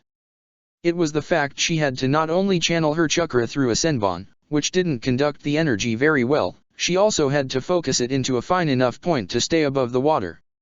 From that Naruto guessed it was to test a medic's skill in finely controlling one's chakra when it left the body. Unfortunately from the rate Fia was progressing it didn't look like she was going to complete the exercise in 2 days. Right now she was using her hand to balance on the senbon as it was easier to channel chakra through than the feet but in theory a medic should be able to do it from any point on their body. The fact that she had such massive chakra reserves didn't help, nor did the Nanabe's chakra running through her system.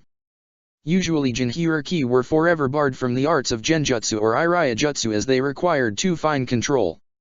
However if any of them could do it then Fia could. She had been training all of her life in exercises to perfect her control, or rather was forced to, no use having an inefficient weapon after all. Gah! Naruto winced as a few more of the Fias on the senbon wobbled before falling into the water completely, including the real few. By the time they had dragged themselves back onto dry land the rest had promptly followed them, continuing the cycle of failure followed by soaking. The original lay on the bank of the small pond for a while, panting heavily. Her reserves were still mostly full but straining herself to that level of control was tiring. Here. She looked up, moving some of her soaking hair away from her eyes to see Naruto sitting next to her, offering a small cup of steaming tea. She sat up and took it gratefully, sighing delightedly as it warmed up her chilled body. She blinked suddenly, realizing she was in fact feeling a lot warmer all of a sudden. She was surprised then to find Naruto's hand on her shoulder where the water from her clothes was slowly evaporating away from her leaving her dry and warm. At her questioning look Naruto just smiled, sipping from his own cup of tea. It's just a thin application of fire chakra, I could teach you the trick later if you like. Fia just nodded glumly, her whole enthusiasm at finally getting through to Tsunade with this chance had been drowned along with a few hundred of her clones. She followed Naruto's eyes out to the lake where fireflies had begun to buzz about atop the water, lighting it up in a myriad of strange, almost mystical patterns as the water rippled. Maybe you need to use more shadow clones. Fio sighed. She knew Naruto was just trying to help, but right now she really needed to figure it out on her own. This was the challenge Tsunade set her. No matter how impossible it seemed, this was her one chance at getting training from a legendary Sannin. Any more and I would get a headache. It is not worth it if I lose training time. Naruto just nodded with a small frown, the silence of the night only interrupted by the buzz of the fireflies and the sipping of tea. Naruto watched one of the insects lazily fly around the surface of the water without any semblance of reason, just going where its wings or the air currents took it. Eventually it set itself down atop the surface of the water, gliding about as it looked for food or perhaps a mate. Heh, they make it look so easy. Fio looked up from where she had been staring at the ground in thought, absently glancing over to where Naruto gestured at the insects. She looked back down after seeing it was just an idle observation before her eyes widened in revelation and she shot to her feet. That's it. Naruto blinked in surprise, ducking under the cup of tea Fio had practically thrown in her moment of apparent epiphany. What's it? However, Fio was already gone, grabbing a few senbon from where she left them by the pond's edge.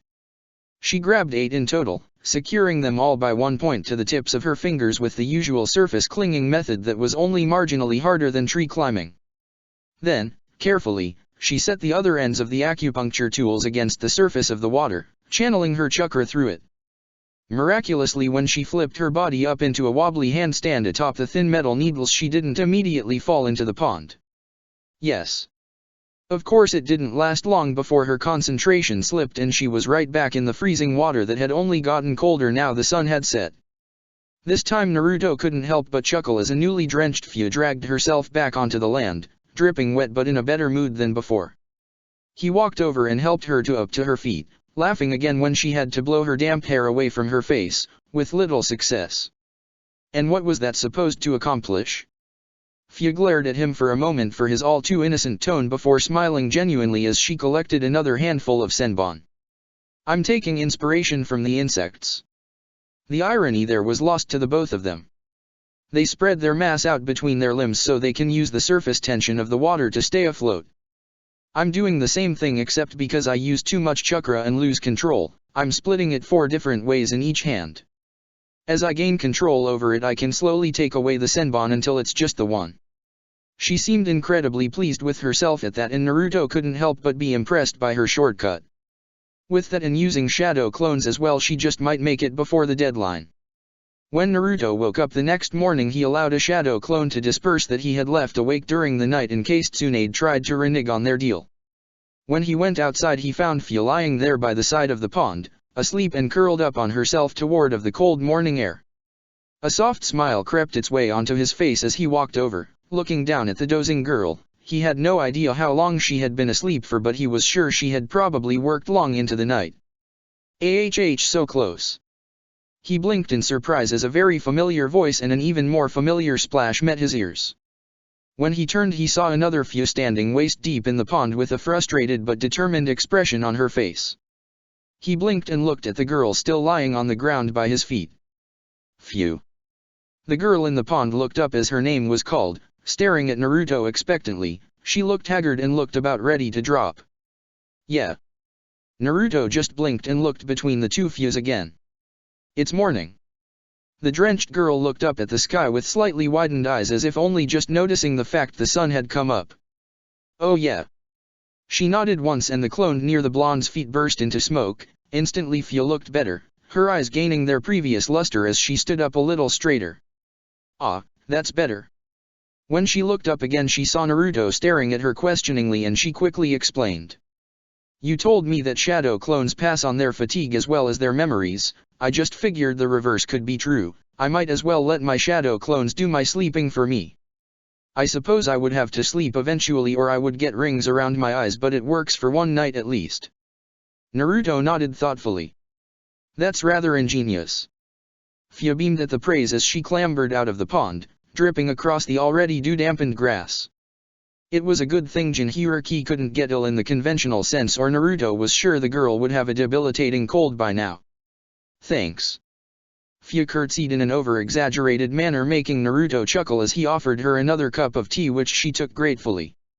She had only just then realized how cold it was, too into her training as she had been before. "Ah, so how are the little passive-aggressive brats doing this morning?"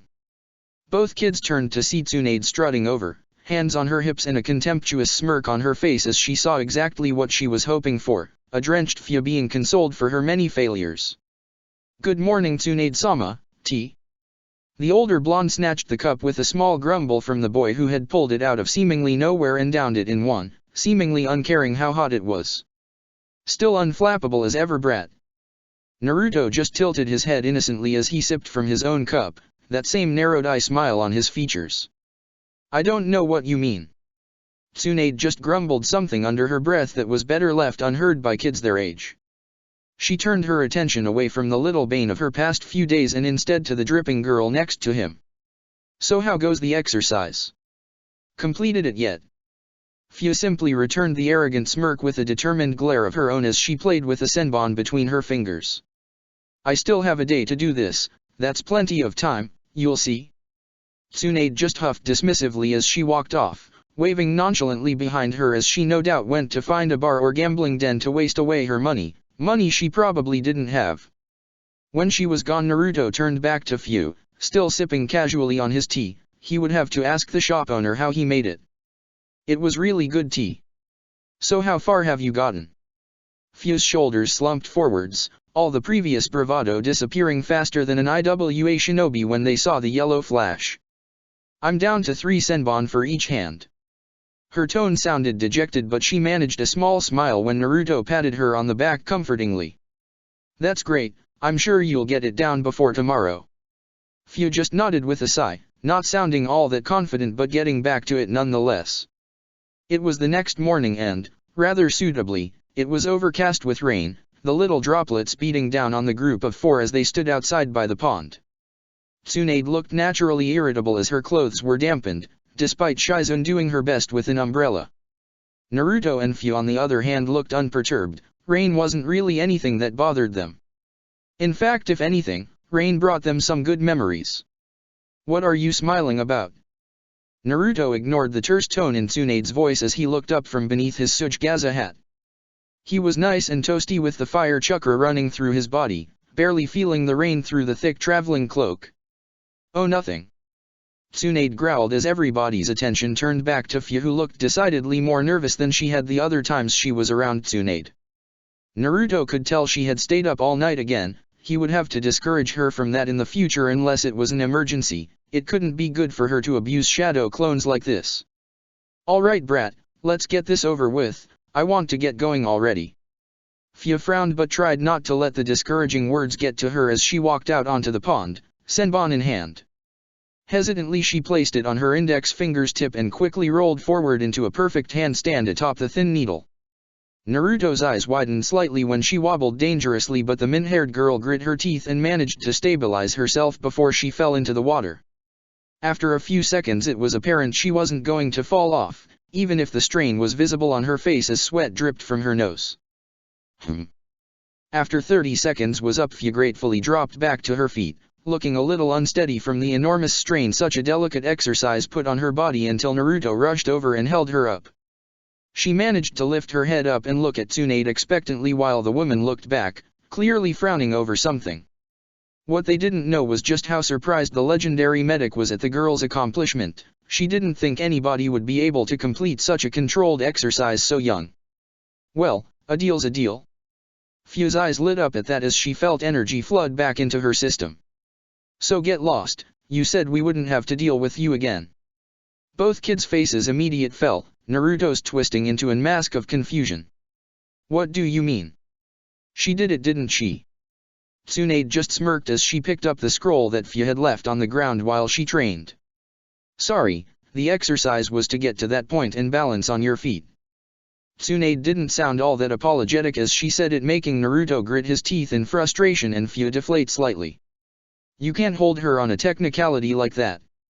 If you gave her another day then she would easily get it." Tsunade simply maintained that superior smirk as she tucked the scroll away again, her other hand on her hip. "Sorry kid, a bet's a bet." With that she promptly turned and walked off, leaving a stunned Naruto and Fu in her wake. She didn't get very far in the road before Naruto appeared in front of her, blocking their path again. Tsunade's self-satisfied smirk turned into a snarl as she continued to walk towards the young monk. "Listen kid, a deal's a deal, you have to leave us alone now, so beat it." Naruto stood firm, planting his Shakugao down into the wet ground as he stared back defiantly. "Fine, how about a new bet?" Tsunade just sneered as she stood there. A part of her just wanted to ignore the boy and carry on, be rid of him forever. However, a much larger and louder part of her just couldn't ignore a challenge. Tsunade wasn't one to turn down a bet. "You make me move from this circle." He drew a small circle in the dirt around him of about a 2-foot radius with the end of his staff. "And we not only leave you alone, but I give you this." He held up the wooden staff in his hand. From the side Fu gasped in surprise while Tsunade just looked incredulous. "And what the hell would I do with a Shakugao Gaki? I'm not a monk." Naruto smirked at that as he deepened the line around him, already feeling that Tsunade would be taking this bet. "Not just a Shakugao, the Sage of the Six Paths Shakugao." Tsunade scoffed at that, refusing to believe a brat like this would have something that valuable in his possession. "As if brat, do you really expect me to believe you own something that valuable?" Naruto just smirked as he twirled the long staff in his hand. "What have you really got to lose?" Tsunade gritted her teeth at that and pointed a dangerous finger at the young blonde. "Don't test me kid, I could really hurt you." Naruto maintained his smirk, not a look he often donned, but it was necessary to rile up the Sunin in front of him. "Then you have nothing to worry about, right? 5 minutes, if you can't knock me out of this circle in 5 minutes then you take Fu on as a student." Tsunade growled lowly in her throat as she glared at the boy. The part of her that enjoyed gambling so much had never been louder. If that really was the sage's original Shakugao, she could probably pay off more than half of her debts, or use it to win enough to pay them all back. "You know what kid? I think knocking some sense into you is a good idea after all." Naruto smirked outwardly, but inside he breathed a sigh of relief. He wasn't sure that ploy would have worked. "You can try Baa-chan. You can try." Chapter 39, Earth 6. "Maybe I got something wrong, but it doesn't matter because the thought of wanting to help others definitely isn't wrong." Shiro Emiya. Standing across from one another on a rain-soaked road near the outskirts of a town in Tsuken no Kuni stood two people. At first glance most probably wouldn't think too much of them, just a young monk and an older, albeit very busta woman. However, those who looked closer would have noticed more interesting details, like the small ring drawn around the smaller of the two in the dirt, or the fact that the older woman had entered a combat stance. There was also the fact that both were blondes, a rare trait in Tsuken no Kuni, and not a particularly well-liked one. "You know brat, the strange thing is you know exactly who I am and yet you're still going to do this." Tsunade stood tall, her body subconsciously shifting into a loose combat stance. She didn't think the kid was going to be any sort of challenge, but even after all this time her body was still conditioned to be a kunoichi.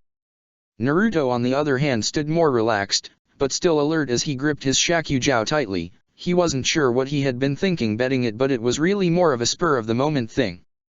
"I'll do anything to protect the dreams of the people I care about." Tsunade scoffed as she held up a single hand, pointing her index finger to the sky as she smirked. "Well, your little honorable ideals aren't going to do you any good, it'll only take me one finger to deal with you." Naruto narrowed his eyes but didn't reply as he merely stood there, eyes flickering about for any signs that Tsunade might attack. He wasn't honestly sure if he could defeat a Sunin, but right now he didn't have to, he just couldn't move. Tsunade quickly realized Naruto wasn't going to move, mostly because it would bring him out of the ring and he wasn't that idiotic. "One finger brat." With that she slammed her index finger into the ground, making everybody's eyes widen as the floor beneath them suddenly erupted in a barrage of newly dug up rocks and parts of the street itself. Naruto's eyes widened as well, but for a different reason, as the hail of small and large rocks suddenly halted just outside of his little ring, dropping to the floor harmlessly. When the smoke cleared and Tsunade saw her attack was ineffective, she frowned before shaking her head, thinking it was some kind of fluke. Suddenly, with surprising speed for somebody who hadn't been an active kunoichi for over 20 years, her hand shot forward, laced with chakra. Both Fu and Shizun winced as a shockwave blew past them, making the nearby windows rattle. However, once again the attack seemed ineffective against Naruto, his robes only fluttered slightly. This only deepened Tsunade's frown. The sheer air pressure behind that punch should have been enough to send Naruto flying, but it was like there was some invisible barrier between them. Well, you do have some tricks then. Naruto remained quiet, causing a tick mark to appear over Tsunade's temple, and she marched forward. Right, that's it, kid, you really need to learn your place. This time Naruto's eyes widened in genuine fear as Tsunade lifted her hand up again, only this time it was practically flooded with chakra when she brought it back down again. This time the windows didn't just rattle, they shattered completely, as did a few walls as the ground suddenly inverted on itself. Naruto only had moments to react as the quickly enlarging crater neared him. Fast as possibly he crouched down and flooded the ground with his chakra. Using all the experience he had mustered with Shukaku's sand and the recently gained expertise with the earth chakra exercise, he hardened the ground beneath him as much as physically possible. Unfortunately he couldn't do that and protect himself at the same time, so he got pelted by a few rocks, some the size of his fist, but he weathered it all the same. When the smoke cleared, the street was in shambles, a few storefronts were just about ready to collapse on themselves, and not a single window in the area had been spared. Shizune couldn't help but groan at all the new loans they would have to take out just to pay for all this, if Tsunade didn't skip town first, which was far more likely. When Naruto stood there were a few rips and tears in his robes, something that irked him considering they had seen him through a war without damage. However, he was mostly unharmed, even if there would be a few bruises forming that night before his accelerated healing took care of them. Tsunade had been worried at first, thinking she might have gone too far with that last attack. However, when she saw that Naruto was unharmed and her attack was once again ineffective against that small circular area around the boy, she grit her teeth in irritation. Worse, she only had around another minute to remove him from that ring, or else she would lose the bet. Finally giving in to her frustrations, she simply rushed forward, giving a curt battle cry with her index finger raised to flick the stubborn monk in the forehead. She figured his strange horned headband would protect him. However, she missed the smirk that played over Naruto's face as she got within striking distance. Underestimating him due to his size and age, she didn't put nearly the power or effort into the strike that she should have. That was why she was surprised when the blonde suddenly ducked under her outstretched arm, his own palm ready to strike her in the stomach. She wasn't a Sunin for nothing, and with lightning-fast reflexes her other hand had already come down to bat it away. Unluckily for her, Naruto had predicted that and had already positioned the Shakujiao to block her. Tsunade's shock when a flimsy staff of wood took the full force of one of her blows was palpable. Worse, she felt as though her punch had lost all of its power the moment it came into contact with the Shakujiao. However, in her shock she almost missed the hand resting against her stomach, almost. For all the good it did her, she managed to look down to see Naruto with his palm pressed flat up against the front of her shirt, his Tsuchigaza hat casting his face into shadow ominously. Shinra Tensei. The shockwave that exploded out from that contact rivaled Tsunade's finger strike in its power, however it was much more focused. The blonde woman was rocketed backward, caught completely off guard as the sudden gravitational forces wrenched her back. Had she more room to maneuver, she probably would have been able to twist her body and land with some semblance of grace. As it was, she was in a street, and not a very big one at that. Her body slammed into a wall, already weakened from her own attack earlier, and continued right on through it. There was dead quiet on the street as the dust began to settle. Shizune's face was a mask of utter shock as well as a hint of worry. She had never seen her master even once remotely challenged, whether it was from attackers or an injury to heal. To see the woman countered and even blown back so quickly was just awe-inspiring. She knew Tsunade was strong, but she had felt the power in that single attack, and she couldn't help but feel a flutter of worry in her chest as she looked at the vaguely Tsunade-shaped hole in the wall across the street. She sighed in relief when a hand suddenly emerged from the rubble, or more accurately a very tightly clenched fist. The area the Sunin had landed in suddenly exploded outwards, revealing a very mad, and ever so slightly glowing Tsunade. Her head was down and her hair only partially shadowed her face, still revealing the sinister grin that had suddenly alighted on her features. When she took a step forward, the ground beneath her foot cracked as the sheer weight of her chakra began to press down on the surrounding area. "All right, brat, you want to play?" The sounds of knuckles cracking echoed through the narrow streets, causing Naruto to involuntarily gulp. "Then let's play." She took another step forward only to freeze when the shrill sound of a buzzer met everybody's ears. Slowly, very slowly, Tsunade turned her head to look at where Fia was holding up a small white timer that was clearly showing the 5 minutes was up. Even more slowly she turned back to Naruto, who was still inside his small ring. Then, all at once, her shoulders slumped forward as Naruto and Fia breathed a simultaneous sigh of relief. I can't believe it. Tsunade dropped to her knees, her head tilted down so her hair still cast her eyes into shadow. Shizune immediately rushed forward to be at her side, but the older woman immediately brushed her off as she got back to her feet, her posture about as dignified as she felt. She walked over to where Fia had gone to congratulate Naruto, catching both kids' attention as she stopped in front of them. Finally she lifted her head, her face showing nothing of the roiling emotions just beneath the surface. You'll be ready to leave in 10 minutes. And with nothing more she turned around and walked off in the direction of her hotel, Shizune quickly rushing after her after a moment of hesitation. Naruto and Fia blinked at the same time as they watched the woman's form retreat down the street. Both were confused at what had just happened, but Fia was the first to clear her head as she turned back to face her blonde friend. Thank you, Naruto, you didn't have to do that for me. The blonde blinked one more time in shock before snapping out of it as a smile crept over his face. It's no problem, Fia. The girl vehemently shook her head as her fists tightened slightly, turning a creamy shade of white at the knuckles. No, really, Naruto, you would have sacrificed your Shakugao. I know how much that means to you. She looked down, her usual impassive nature replaced by an expression that wouldn't have looked out of place on a shy civilian schoolgirl. I've never had somebody who cares about me like you do. I want you to know how much I appreciate it. Before Naruto could react, Fia leaned forward and placed a small, chaste kiss on his cheek before pulling back, trying her best to mask the hint of pink that was spreading across her face. Naruto just stood there, dazed and confused for a second time in the last few minutes as he stared at the girl in shock. Fia was wringing her hands nervously as she looked down, the blush becoming more pronounced with every moment Naruto remained silent. I am sorry, I don't know if that was any good. I mean, I've never, well, I only dashed. She was cut off as Naruto suddenly broke from his semi-trances, moving forward and quickly wrapping his arms around the smaller girl's shoulders. It's alright, Fia, thank you for that. He pulled back in a small part of Fia wished he hadn't. He was warm and she enjoyed the embrace. You're my friend and you always will be. The girl managed her own smile at that only made Naruto's wider as he patted her gently on the shoulder. Now come on, we better go and get our things if we want to catch up to Tsunade. Fia nodded quickly as the two walked off in the direction the older blonde had gone. The min-haired Jinhuriki, in her embarrassment at kissing Naruto, missed when the blonde put a finger to the spot where her lips had been on his cheek, a confused and worried look on his face.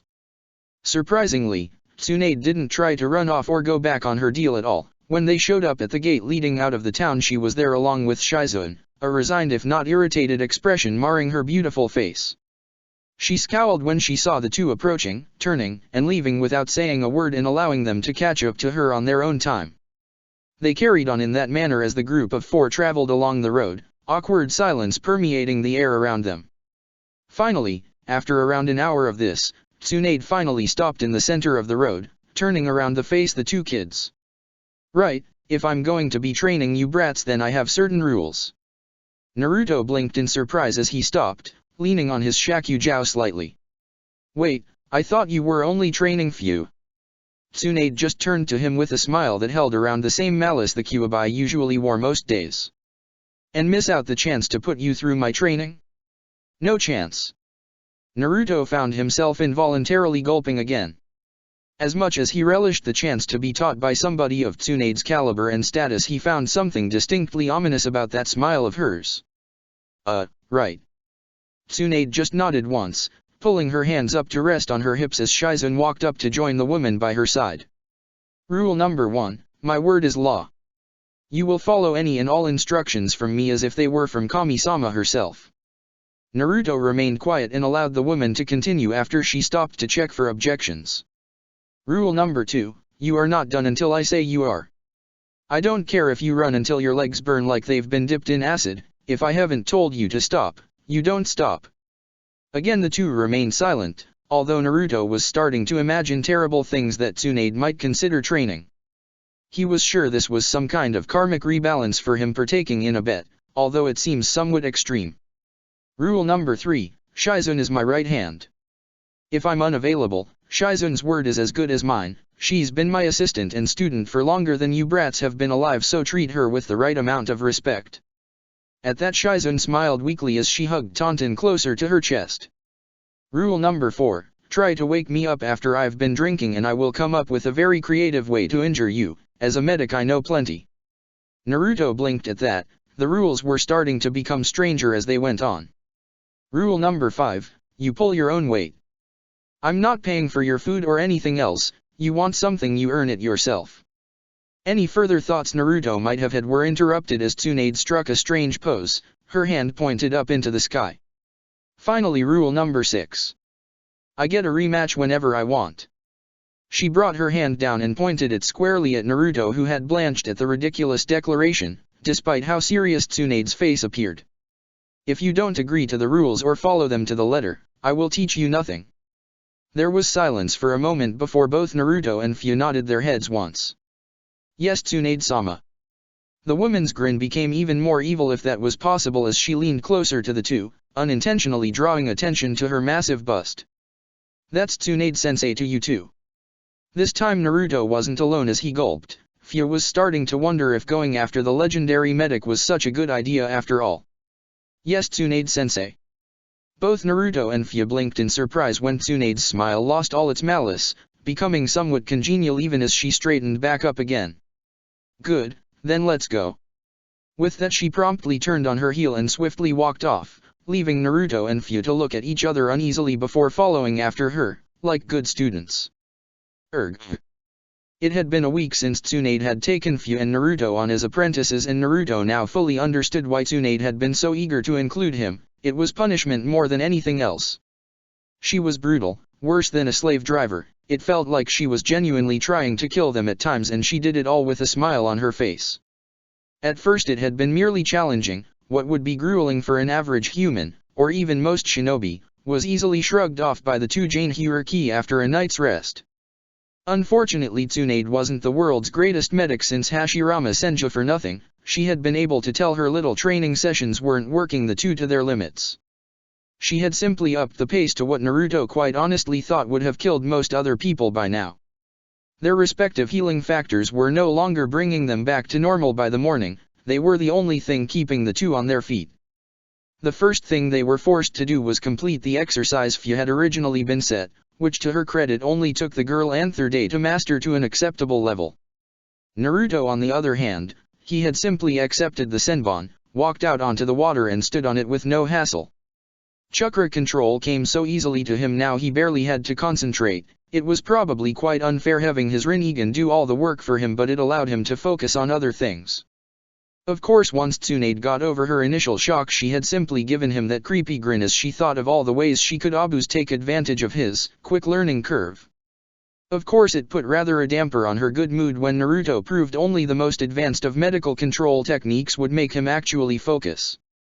It actually made the woman wonder just what kind of hellish training he had been put through to get to this level.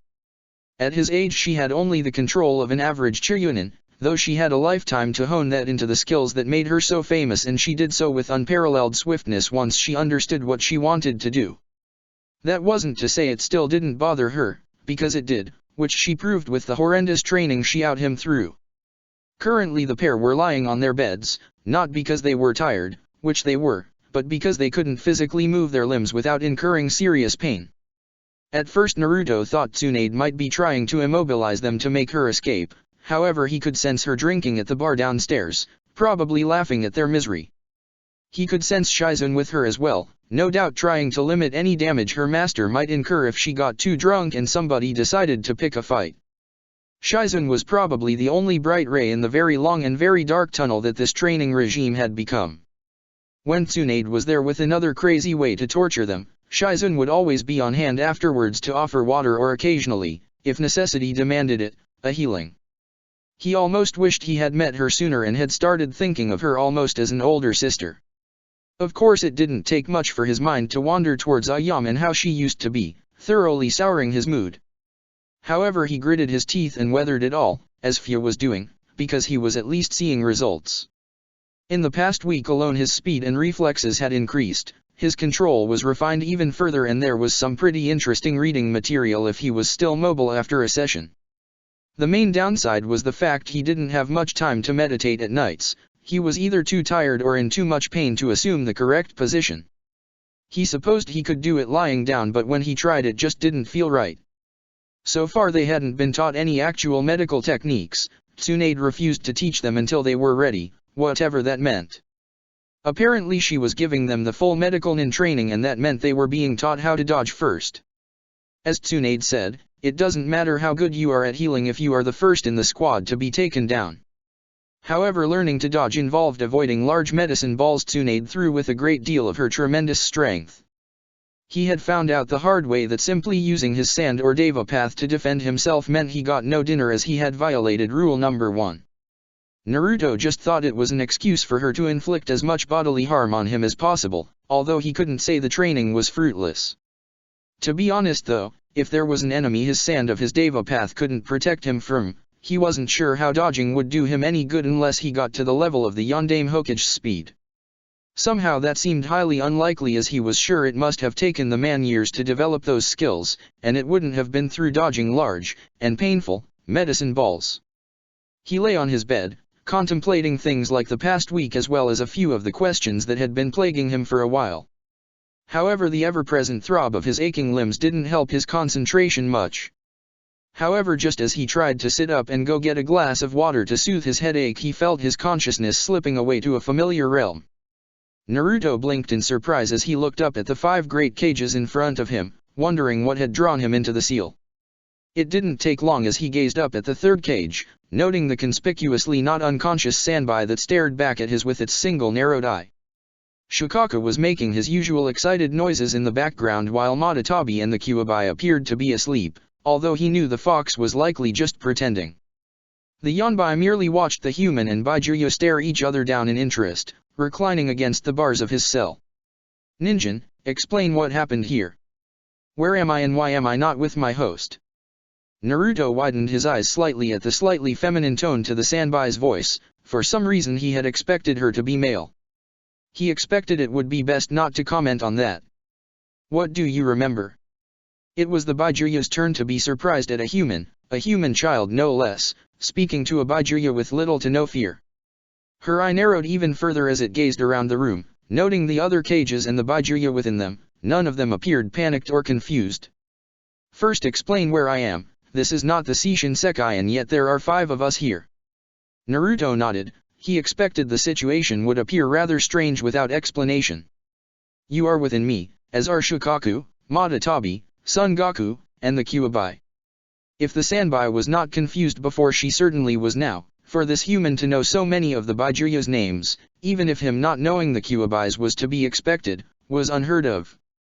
Not to mention the fact that a mere child could contain them all, including the Kyuubi, who would rip apart a normal human from the strain of his sheer presence. "And how are you able to contain us and not be torn apart?" To answer, Naruto merely opened his eyes, eliciting a sharp gasp from the Baijuya as she peered closer with her one good eye. "Father's eyes."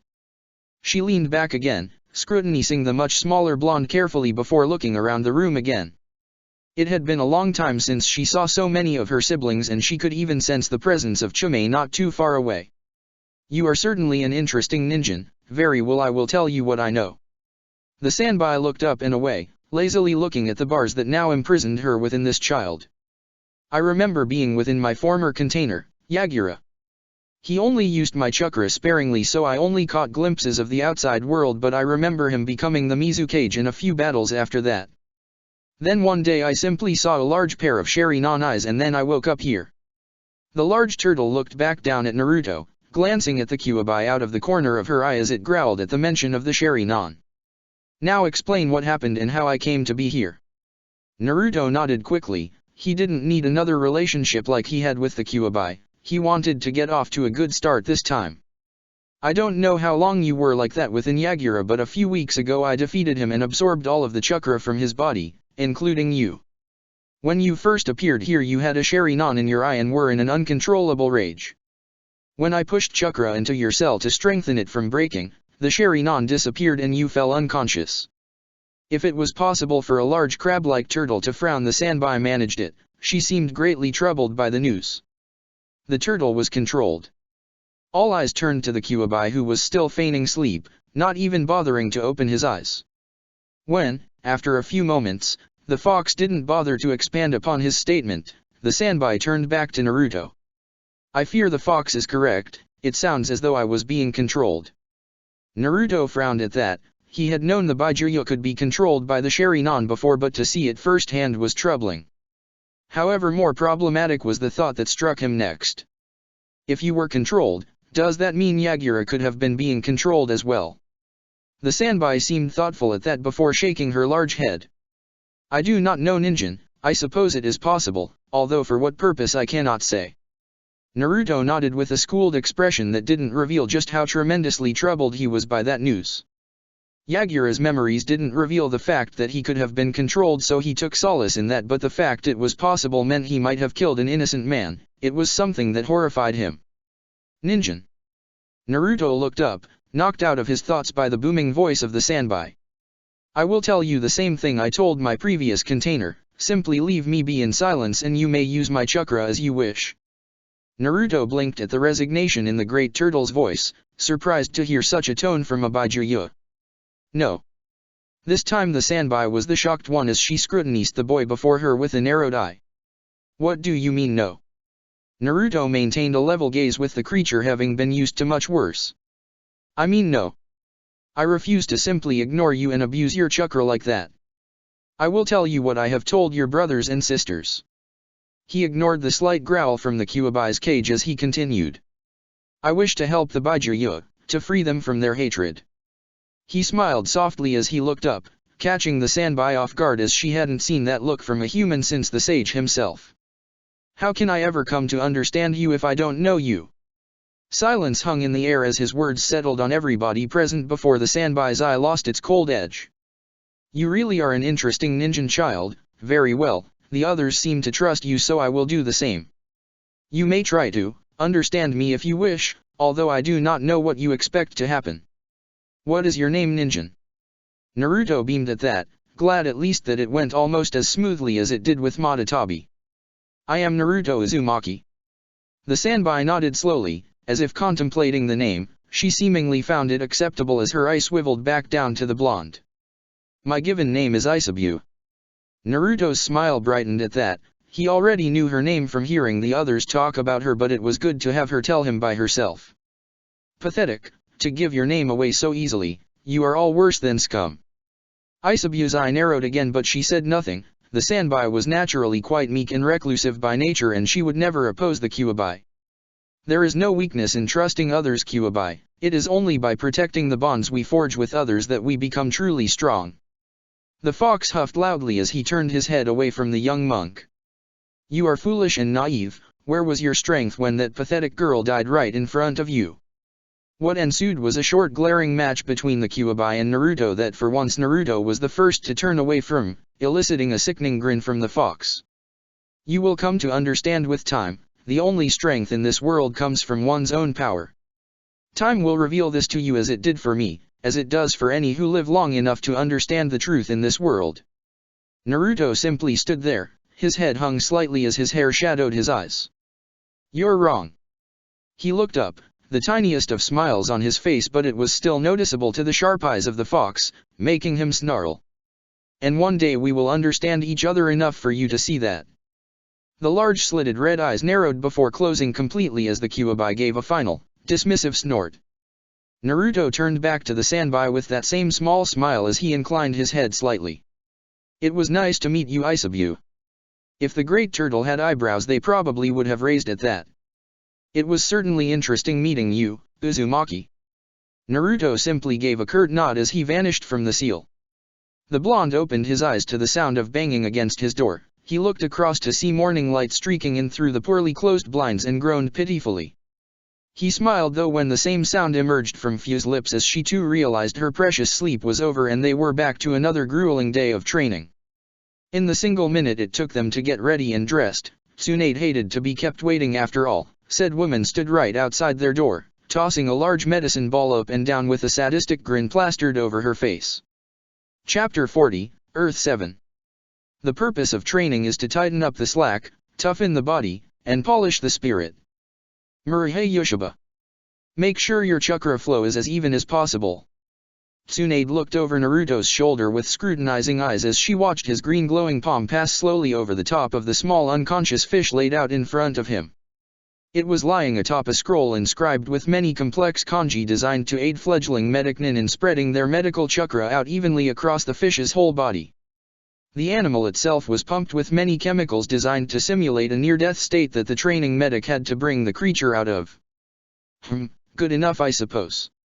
Tsunade was glad Naruto was facing away from her. She didn't want him to see her face. She was sure it showed her amazement that he had progressed so rapidly. Not only was the boy's chakra control practically unheard of, especially with the reserves the blonde seemed to have, but he had an unbelievable learning curve. She glanced over to the green-haired girl next to him, her hand flickering with faint green chakra as her scrunched-up face showed her frustrations. You can't have your chakra so erratic as it leaves your body, then you won't be able to control it at all once it is in the patient. The green-haired girl's response was a non-committal grunt as she continued to focus on smoothing out the flow of medicinal chakra through her hand. Tsunade just sighed in amusement. The mystical palm technique was one every medic had to learn. It was the crutch of the profession. It was a simultaneous diagnostic technique and a method to alter the qualities of one's chakra to better suit the patient's. Gah! Fia threw her hands up in the air in frustration as she glared at the now smoldering fish sitting before her, most certainly dead from the way a good chunk of its scales had melted away. Tsunade furrowed her brow as she looked at the charred remains of the fish, the frown creasing her forehead as she peered over the girl's shoulder. What am I doing wrong? Tsunade simply hummed an absent answer as she continued to observe the fish with the trained eye of a medic. It wasn't the first fish Fia had burned out, but Tsunade had thought that the first time was just some strange fluke. In honesty, the woman wasn't entirely sure why this kept happening. The girl had shown more than enough aptitude for medical training and her control was way above average. Even then, she had never actually seen a case of the mystic palm technique doing something like this. It was a simply tool to alter one's chakra to suit the needs of the situation. Of course, that only made her frown deepen. It pointed to the fact that Fia's chakra was inherently corrosive. So when were you going to tell me you were a Jinhiriki? The question was so out of the blue Fia couldn't help but freeze suddenly, her orange eyes going wide in shock. Tsunade on the other hand blinked in surprise when she noticed Naruto do something similar out of the corner of her eye. That was interesting. What? Fia's attention was now firmly away from the charred remains of her patient and now solely on the slug princess, doing her best to school her face and hide her shock. Pfft, who do you think you are talking to? There are only 9 people in the world that can exhibit chakra as corrosive as yours yet show no signs of internal damage. Tsunade couldn't help her eyes from rolling in annoyance. Really, she was the best medic in the world and the two didn't think she would eventually notice? You caught us. The older blonde raised an eyebrow at Naruto, who was shrugging nonchalantly. Fia is the Jinhiriki of the Nanabi no Kabuta Mushi. Tsunade just glanced at the girl who was now looking down at her feet and frowned. This was very serious. A Jinhiriki out of their village on unsanctioned business, which this clearly was, could be grounds for war if they believed another country might be harboring them. Last she knew, the Nanabi was in the possession of Taki, a long-time ally of Konoha. If they went to war, then her village would be dragged along with them out of obligation. While her care for her village had definitely waned over the years after the death of her lover and brother, she couldn't deny a small part of her would always consider it her home. She had experienced the horror of 2 shinobi wars. She never wanted to subject anybody to that if she could help it. The obvious thing to do would be to take Fia back to Taki. Yet, as she looked down at the girl cowering under her penetrating eyes, no doubt fearing her next action, she couldn't bring herself to do it. Jinhiriki lived notoriously harsh lives under the scorn and hatred of their village, the Mizukage and the Kumo Jinhiriki being notable exceptions. If Fia had left her village, it was obviously for good reason. She suspected Naruto had something to do with it. She could only feel sorry for the poor kid that the 4th Hokage had stuck the Kyuubi in before he died, whoever it was. Jiraiya had been far too depressed when he had come to deliver the news of the Hokage's death for her to get a name from him. Fia flinched again at the woman's neutral hum. Her immediate fate rested on the woman's next words. She was sure Naruto would come to her aid if anything were to happen, and she could take care of herself to a degree, but this was still Tsunade of the Densetsu no Sunin. The woman's penetrating green eyes continued to bore into the top of her skull for a few more moments before she finally released a small sigh. Well, that explains why you keep killing the damn fish. Fia blinked in surprise. Of all the accusations, questions, and possible actions she had been preparing herself for, that response was not one that she had imagined. What you need to do is learn how to separate the bug's chakra from yours, otherwise you'll keep injecting that poisonous stuff into them. She patted the younger girl on the back with a hard slap and her trademark training grin. I'm sure you'll get it, we just need to up your training a bit. Fia just blinked again, unsure of whether to groan like she might have only a few minutes ago or just sit there, dazed and confused. When she turned to look at Naruto, the blonde sported a small compassionate smile that managed to ease a few of the worries in her mind before he returned to his own exercise. Fia found a small smile of her own creeping along her face. She felt oddly light all of a sudden. It had been a month since the revelation over Fia's tenant and the subsequent fallout. Naturally, Tsunade was curious as to what else they might have been hiding from her, so Naruto thought that was the best time to reveal his Rinnegan. He had come to trust Tsunade and Shizune over the time they had been together. While she may have been a harsh trainer, she definitely showed her kinder moments. It helped that she had reacted favorably to Fia being a Jinchuriki. In the silence between the revelation and her answer, he had been molding his chakra to make an escape if need be. However, he had thought it best he didn't reveal his own tenants. He was confident in his ability to keep them hidden from the older medic, and it would only raise awkward questions for both him and Fia. Knowing Fia was a Jinchuriki was one thing, knowing Naruto held 5 of the Byakuya, 1 from each major country on the continent, was an entirely different matter. Of course, Tsunade responded to the discovery of his Dojutsu in a way he had come to expect, with more training. The blonde grunted in pain but gritted his teeth as he deftly moved to the side to avoid the backhand that would have sent him crashing into a few trees. Tsunade stood across from him, a cocky smirk plastered over her face as she placed a hand on her hip. Getting tired already, brat?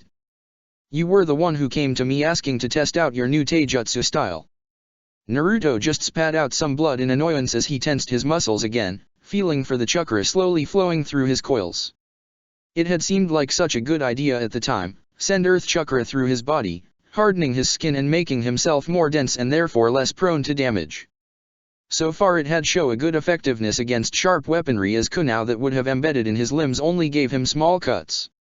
Unfortunately for him, blunt force trauma was much more effective against him, able to reach past his earth-hardened skin to his more delicate and unprotected organs.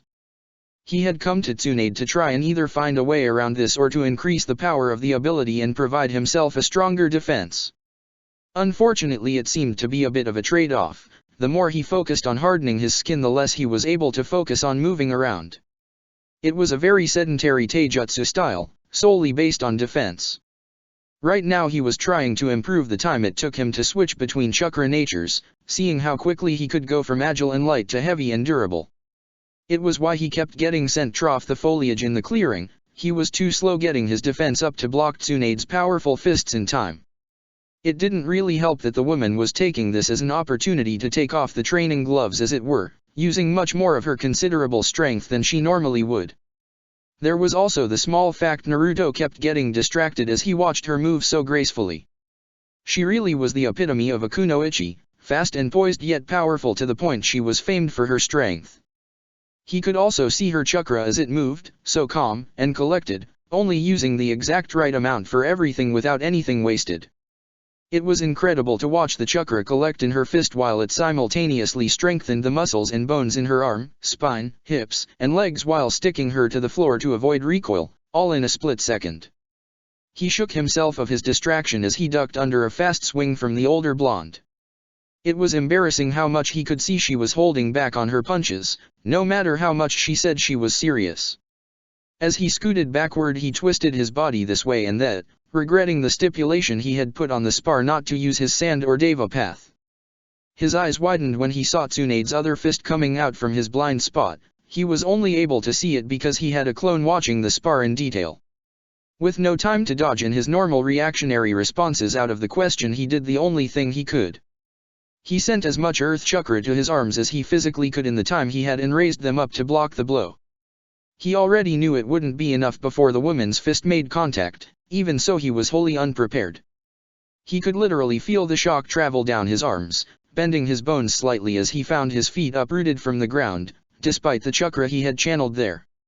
It only took him a few seconds to fly through the air, but with the fresh throbbing pain in his arms, only dampened slightly by his defense, it felt much longer.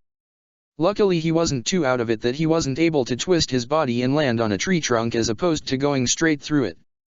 With a wince of pain he dropped to the ground again, panting slightly from both the strain on his coils from holding natured chakra within his body and the blow itself. HMPF, right now this new style isn't looking all that impressive.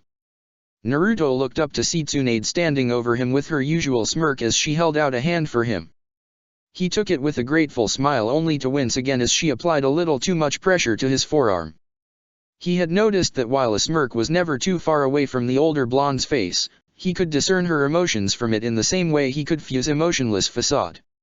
Right now she had what he liked to call her warm smirk, the same one she got when she looked at him as if she was remembering some fond memory. Give it time, nothing ever came from doing no work. Tsunade just shrugged at that as she dropped back into a loose combat stance. She had no real taijutsu style, mostly relying on her immense speed and strength. It wasn't exactly a crutch as they made her a truly fearsome opponent all the same. Whatever, it's a nice chance to let loose. Naruto smiled as he adopted the starting stance for his new style in progress, the Tsuki no Mai. The two quickly got back into it, with Naruto doing his best not to get hit, or at least minimize the damage to glancing blows. Tsunade on the other hand was having a surprising amount of fun. She had thought that training these two kids might bring up a lot of bad memories, but quite the opposite was true. It was like while she focused on them she didn't have to think about her past. She had even cut down on her drinking, slightly. Don't get distracted. Tsunade had seen Naruto's eyes drift slightly again. She wasn't sure what it was he was thinking about, but losing concentration like that could be fatal in a fight. She made sure to rectify this by putting him through a few trees. After all, nothing hammers a point home like a lingering ache. Naruto for his part merely widened his eyes slightly as he found himself in a familiar situation, facing down the business end of Tsunade's fist. Once again he was left with little option but to block the attack with his earth-enhanced arms. Come on, harden the skin, harder than rocks, denser than stone. He gritted his teeth in apprehension, time seeming to slow around him as the fist came closer. He could see even more chakra in the punch than before, and right now he really did not want to be hit by that. No, harder than that, dense like metal, strong, unbreakable. Naruto suddenly felt a surge of chakra pulse outwards through his body as he found his arm rising up of its own accord. Azura Path. There was a horrendous sound of twisting metal that screeched throughout the clearing as a sudden shockwave of displaced air blew outwards, picking up a large cloud of dust. When it finally dissipated, it revealed Tsunade looking down incredulously at her fist, caught in Naruto's hand. A small crater had been created under his feet from the pressure, but Naruto didn't even look injured in the slightest. Sure, Tsunade wasn't going all out, Naruto would be a stain on the floor otherwise, but there was no way he should have been able to block her blows, never mind catch them. What?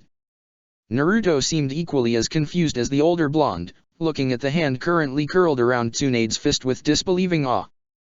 The older woman was the first to snap out of it as she pulled her hand back instinctively, only to become even more amazed as she took a step back. What's going on, brat? Naruto just stood there frozen, staring at his hand wordlessly. It had a large indentation in the palm that looked as though somebody had driven a jackhammer into a metal wall. Before his very eyes it began to correct itself, the skin popping back out to normal as if the damage had never been there. Experimentally he moved his fingers, his eyes widening in surprise as they clacked against one another with a metallic ring. When the dent had fully healed, the clicking stopped as Naruto felt his hand return to normal, no sign that it had ever happened at all. Hey brat. Naruto jolted out of his stupor as Tsunade waved a hand in front of his face before a large grin suddenly spread across his fox-like features. The fifth path. He ran off suddenly in the direction they had made camp, leaving Tsunade staring at the small dust cloud with his vague image, highly confused. It was a few months before Naruto really got the hang of his new ability, but most of that time was experimenting with what he could do with his Azura Path. After the adrenaline rush from the first time, he realized it was actually rather disconcerting having parts of his body change into machinery and back. He could still technically feel things, but it was like holding them through gloves, very cold, very solid gloves. The worst part was the switching between his normal body and whatever he thought of. Other than that, he found that the only real limits were what he could imagine. They even had a day where everybody would just call out random things that he would try to change into. It was similar to the first time he unlocked his animal path, except far stranger for him and a lot more energy consuming. The first time he had discovered that he could fire off blasts of concentrated chakra from various parts of his body had been a strange day.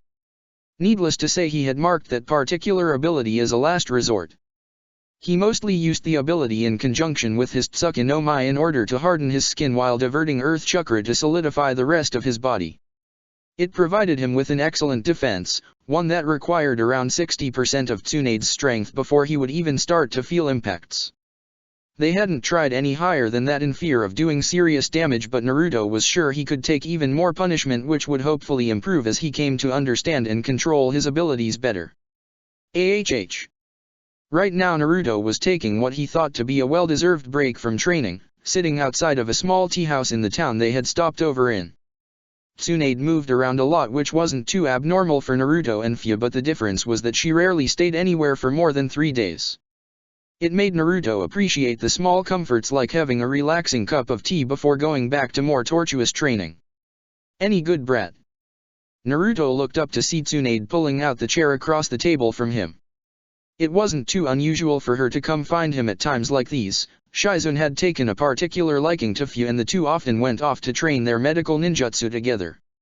Shizune could relate to the younger girl as a fellow apprentice of the Slug Sun in that wasn't truly prodigious like Naruto. Naruto also liked that Fia finally had somebody else to talk to now other than him. The fact Shizune was also a woman was only a plus. Good enough. Tsunade nodded as she signaled for one of the passing waiters to bring her a cup. Naruto simply stared at her for a few moments with a raised eyebrow until the woman caught the look. What? I'm allowed to have a drink other than sake once in a while. Naruto simply shrugged indifferently as he took another sip from his cup, still keeping that rather incredulous look trained on the Sannin. They sat there in silence for a while, only the sipping of the tea breaking the monotony as Naruto thought about various things as he usually did. Eventually something caught his eye and Tsunade suddenly felt his eyes fall on her and looked up questioningly. I've never asked before, but what is the diamond on your forehead for? Tsunade's brow rose for a moment as she instinctively reached up to gently touch the small symbol that had been a part of her for decades now, not that she would ever admit it was that long. She stared at Naruto appraisingly for a moment before sighing.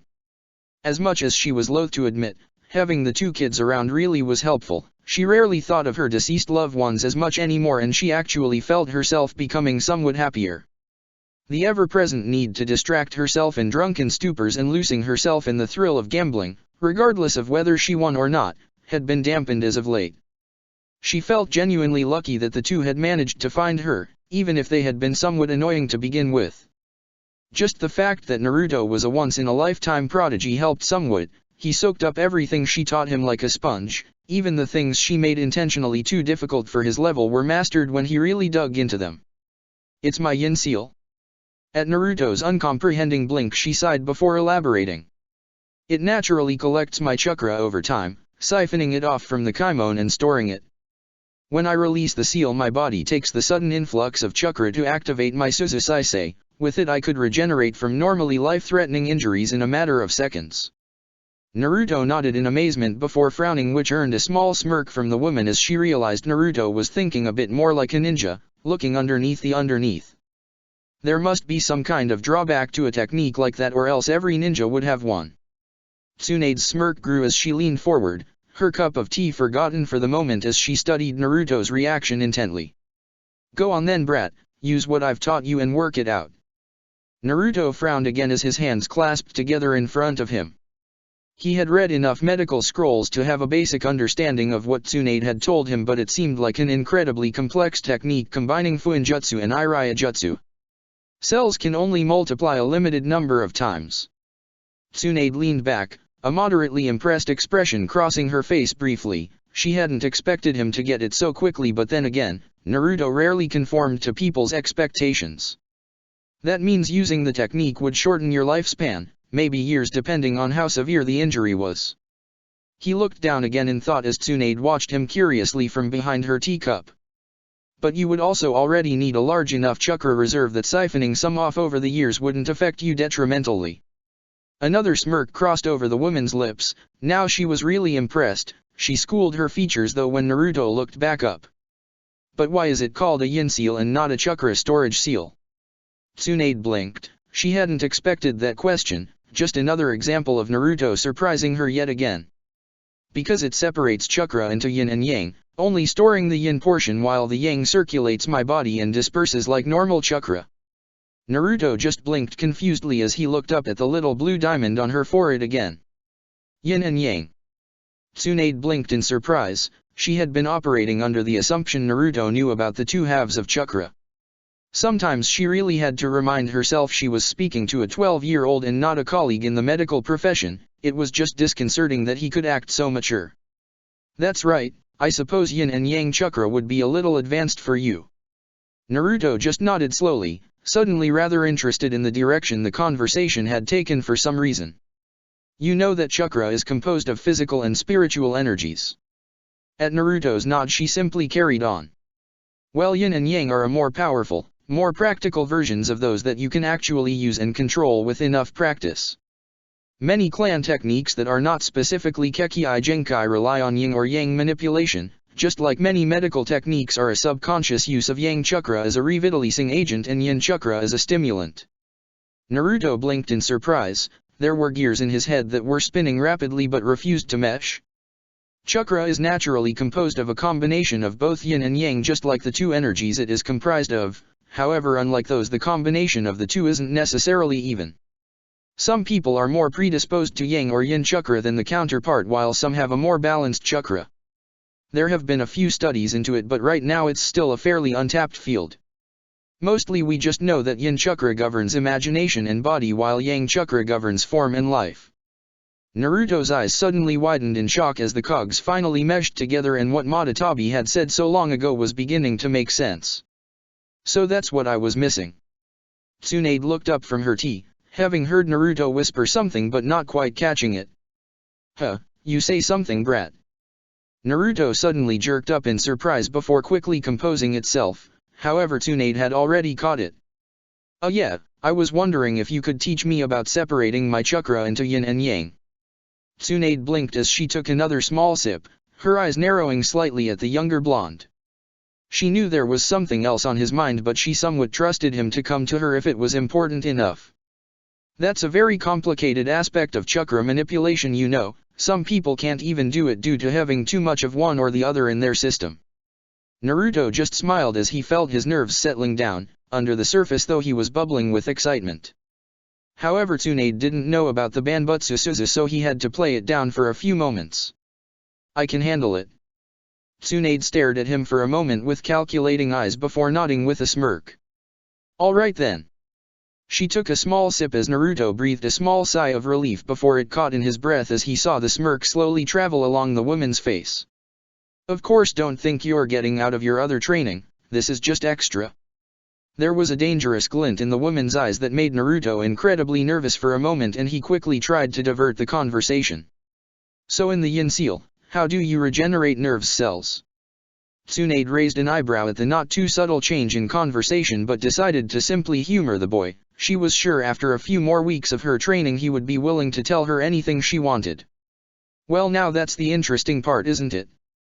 Naruto steadied his breathing for a moment, catching himself with a hand on the ground before he could completely collapse.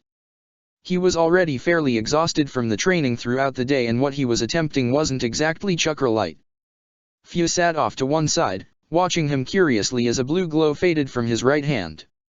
She was there in case he completely passed out and as an excuse to Tsunade about the massive amounts of chakra he was releasing. Later on he could say they were sparring. It had been around a month since he had started to learn about the properties of yin and yang chakra, and a few days ago he had finally succeeding in splitting it, even if for only a moment. It was why he finally felt confident enough to try what he liked to think of as the complete Banbutsu Suzu. Unfortunately, he didn't take into account just how monumentally draining trying something like that could be. Even maintaining the blue flames over his right hand that he now understood to be a representation of his yin chakra proved challenging. Maybe you should rest and try again tomorrow. Naruto looked up with an appreciative smile at Fia sitting across for him, obvious concern etched on her features as she looked at his even more obviously exhausted form. It's alright, I still have plenty in me. Fia frowned. He certainly didn't look it. In fact, he pretty much seemed to be running on fumes at this point, and she didn't want him to overexert himself. She knew the only thing standing between the world and the 5 Baijuya contained within him was his chakra, and if he exhausted that, then they were more likely to escape or for the seal to weaken. However, she trusted Naruto not to go too overboard, so sat back, ready to catch him if he went too far. Maybe I'm just being too ambitious creating something from the start. He looked down at the black dust in his palm, letting it fall to the ground harmlessly as it dissolved away. He frowned for a moment as he thought about what he could do in order to ease himself into the technique that wouldn't completely exhaust his reserves. As he turned his head, looking around the small clearing they were in, he felt the Megatama earring he had gotten from Sora brush against the side of his head. Curiously, he took it out of his ear and stared at it for a moment as if it contained all the answers to his problems. I wonder. Fia looked on curiously as the hand holding the earring began to glow with blue fire. For a moment she feared he had burnt away the earring, something he knew was a present from a close friend of his. Then his other hand began to glow, this time with an unnaturally crimson flame that contrasted with the fire in his right hand. Then, he brought the two together, clasping his hands over the small porcelain earring as it was enveloped in a roaring purple flame. A few beads of sweat managed to drop from his forehead as he concentrated intently, and his breath became more labored. There. The flame suddenly died away, leaving a brief purple afterimage in Fia's eyes that took a moment to clear. When it did, she raised her brow at the two identical Megatama now sitting in Naruto's hand. The blonde seemed just as surprised as he looked at the two identical earrings. Quickly though, his look of astonishment dissolved into a face-splitting grin. He could feel it. Even though he could see and feel that there was absolutely no difference between the two, it was more than that. He was no longer connected to the earring like he would be if it was just made from his yin chakra. It was a completely separate entity from him. Experimentally he tried to revert either of the two into the black chakra dust but found that he couldn't. He had really created something lasting in the world purely from his own chakra. With that same grin stuck on his face, his hand began to light up in blue flame again. He had some practicing to do. Check the description for the links to the author.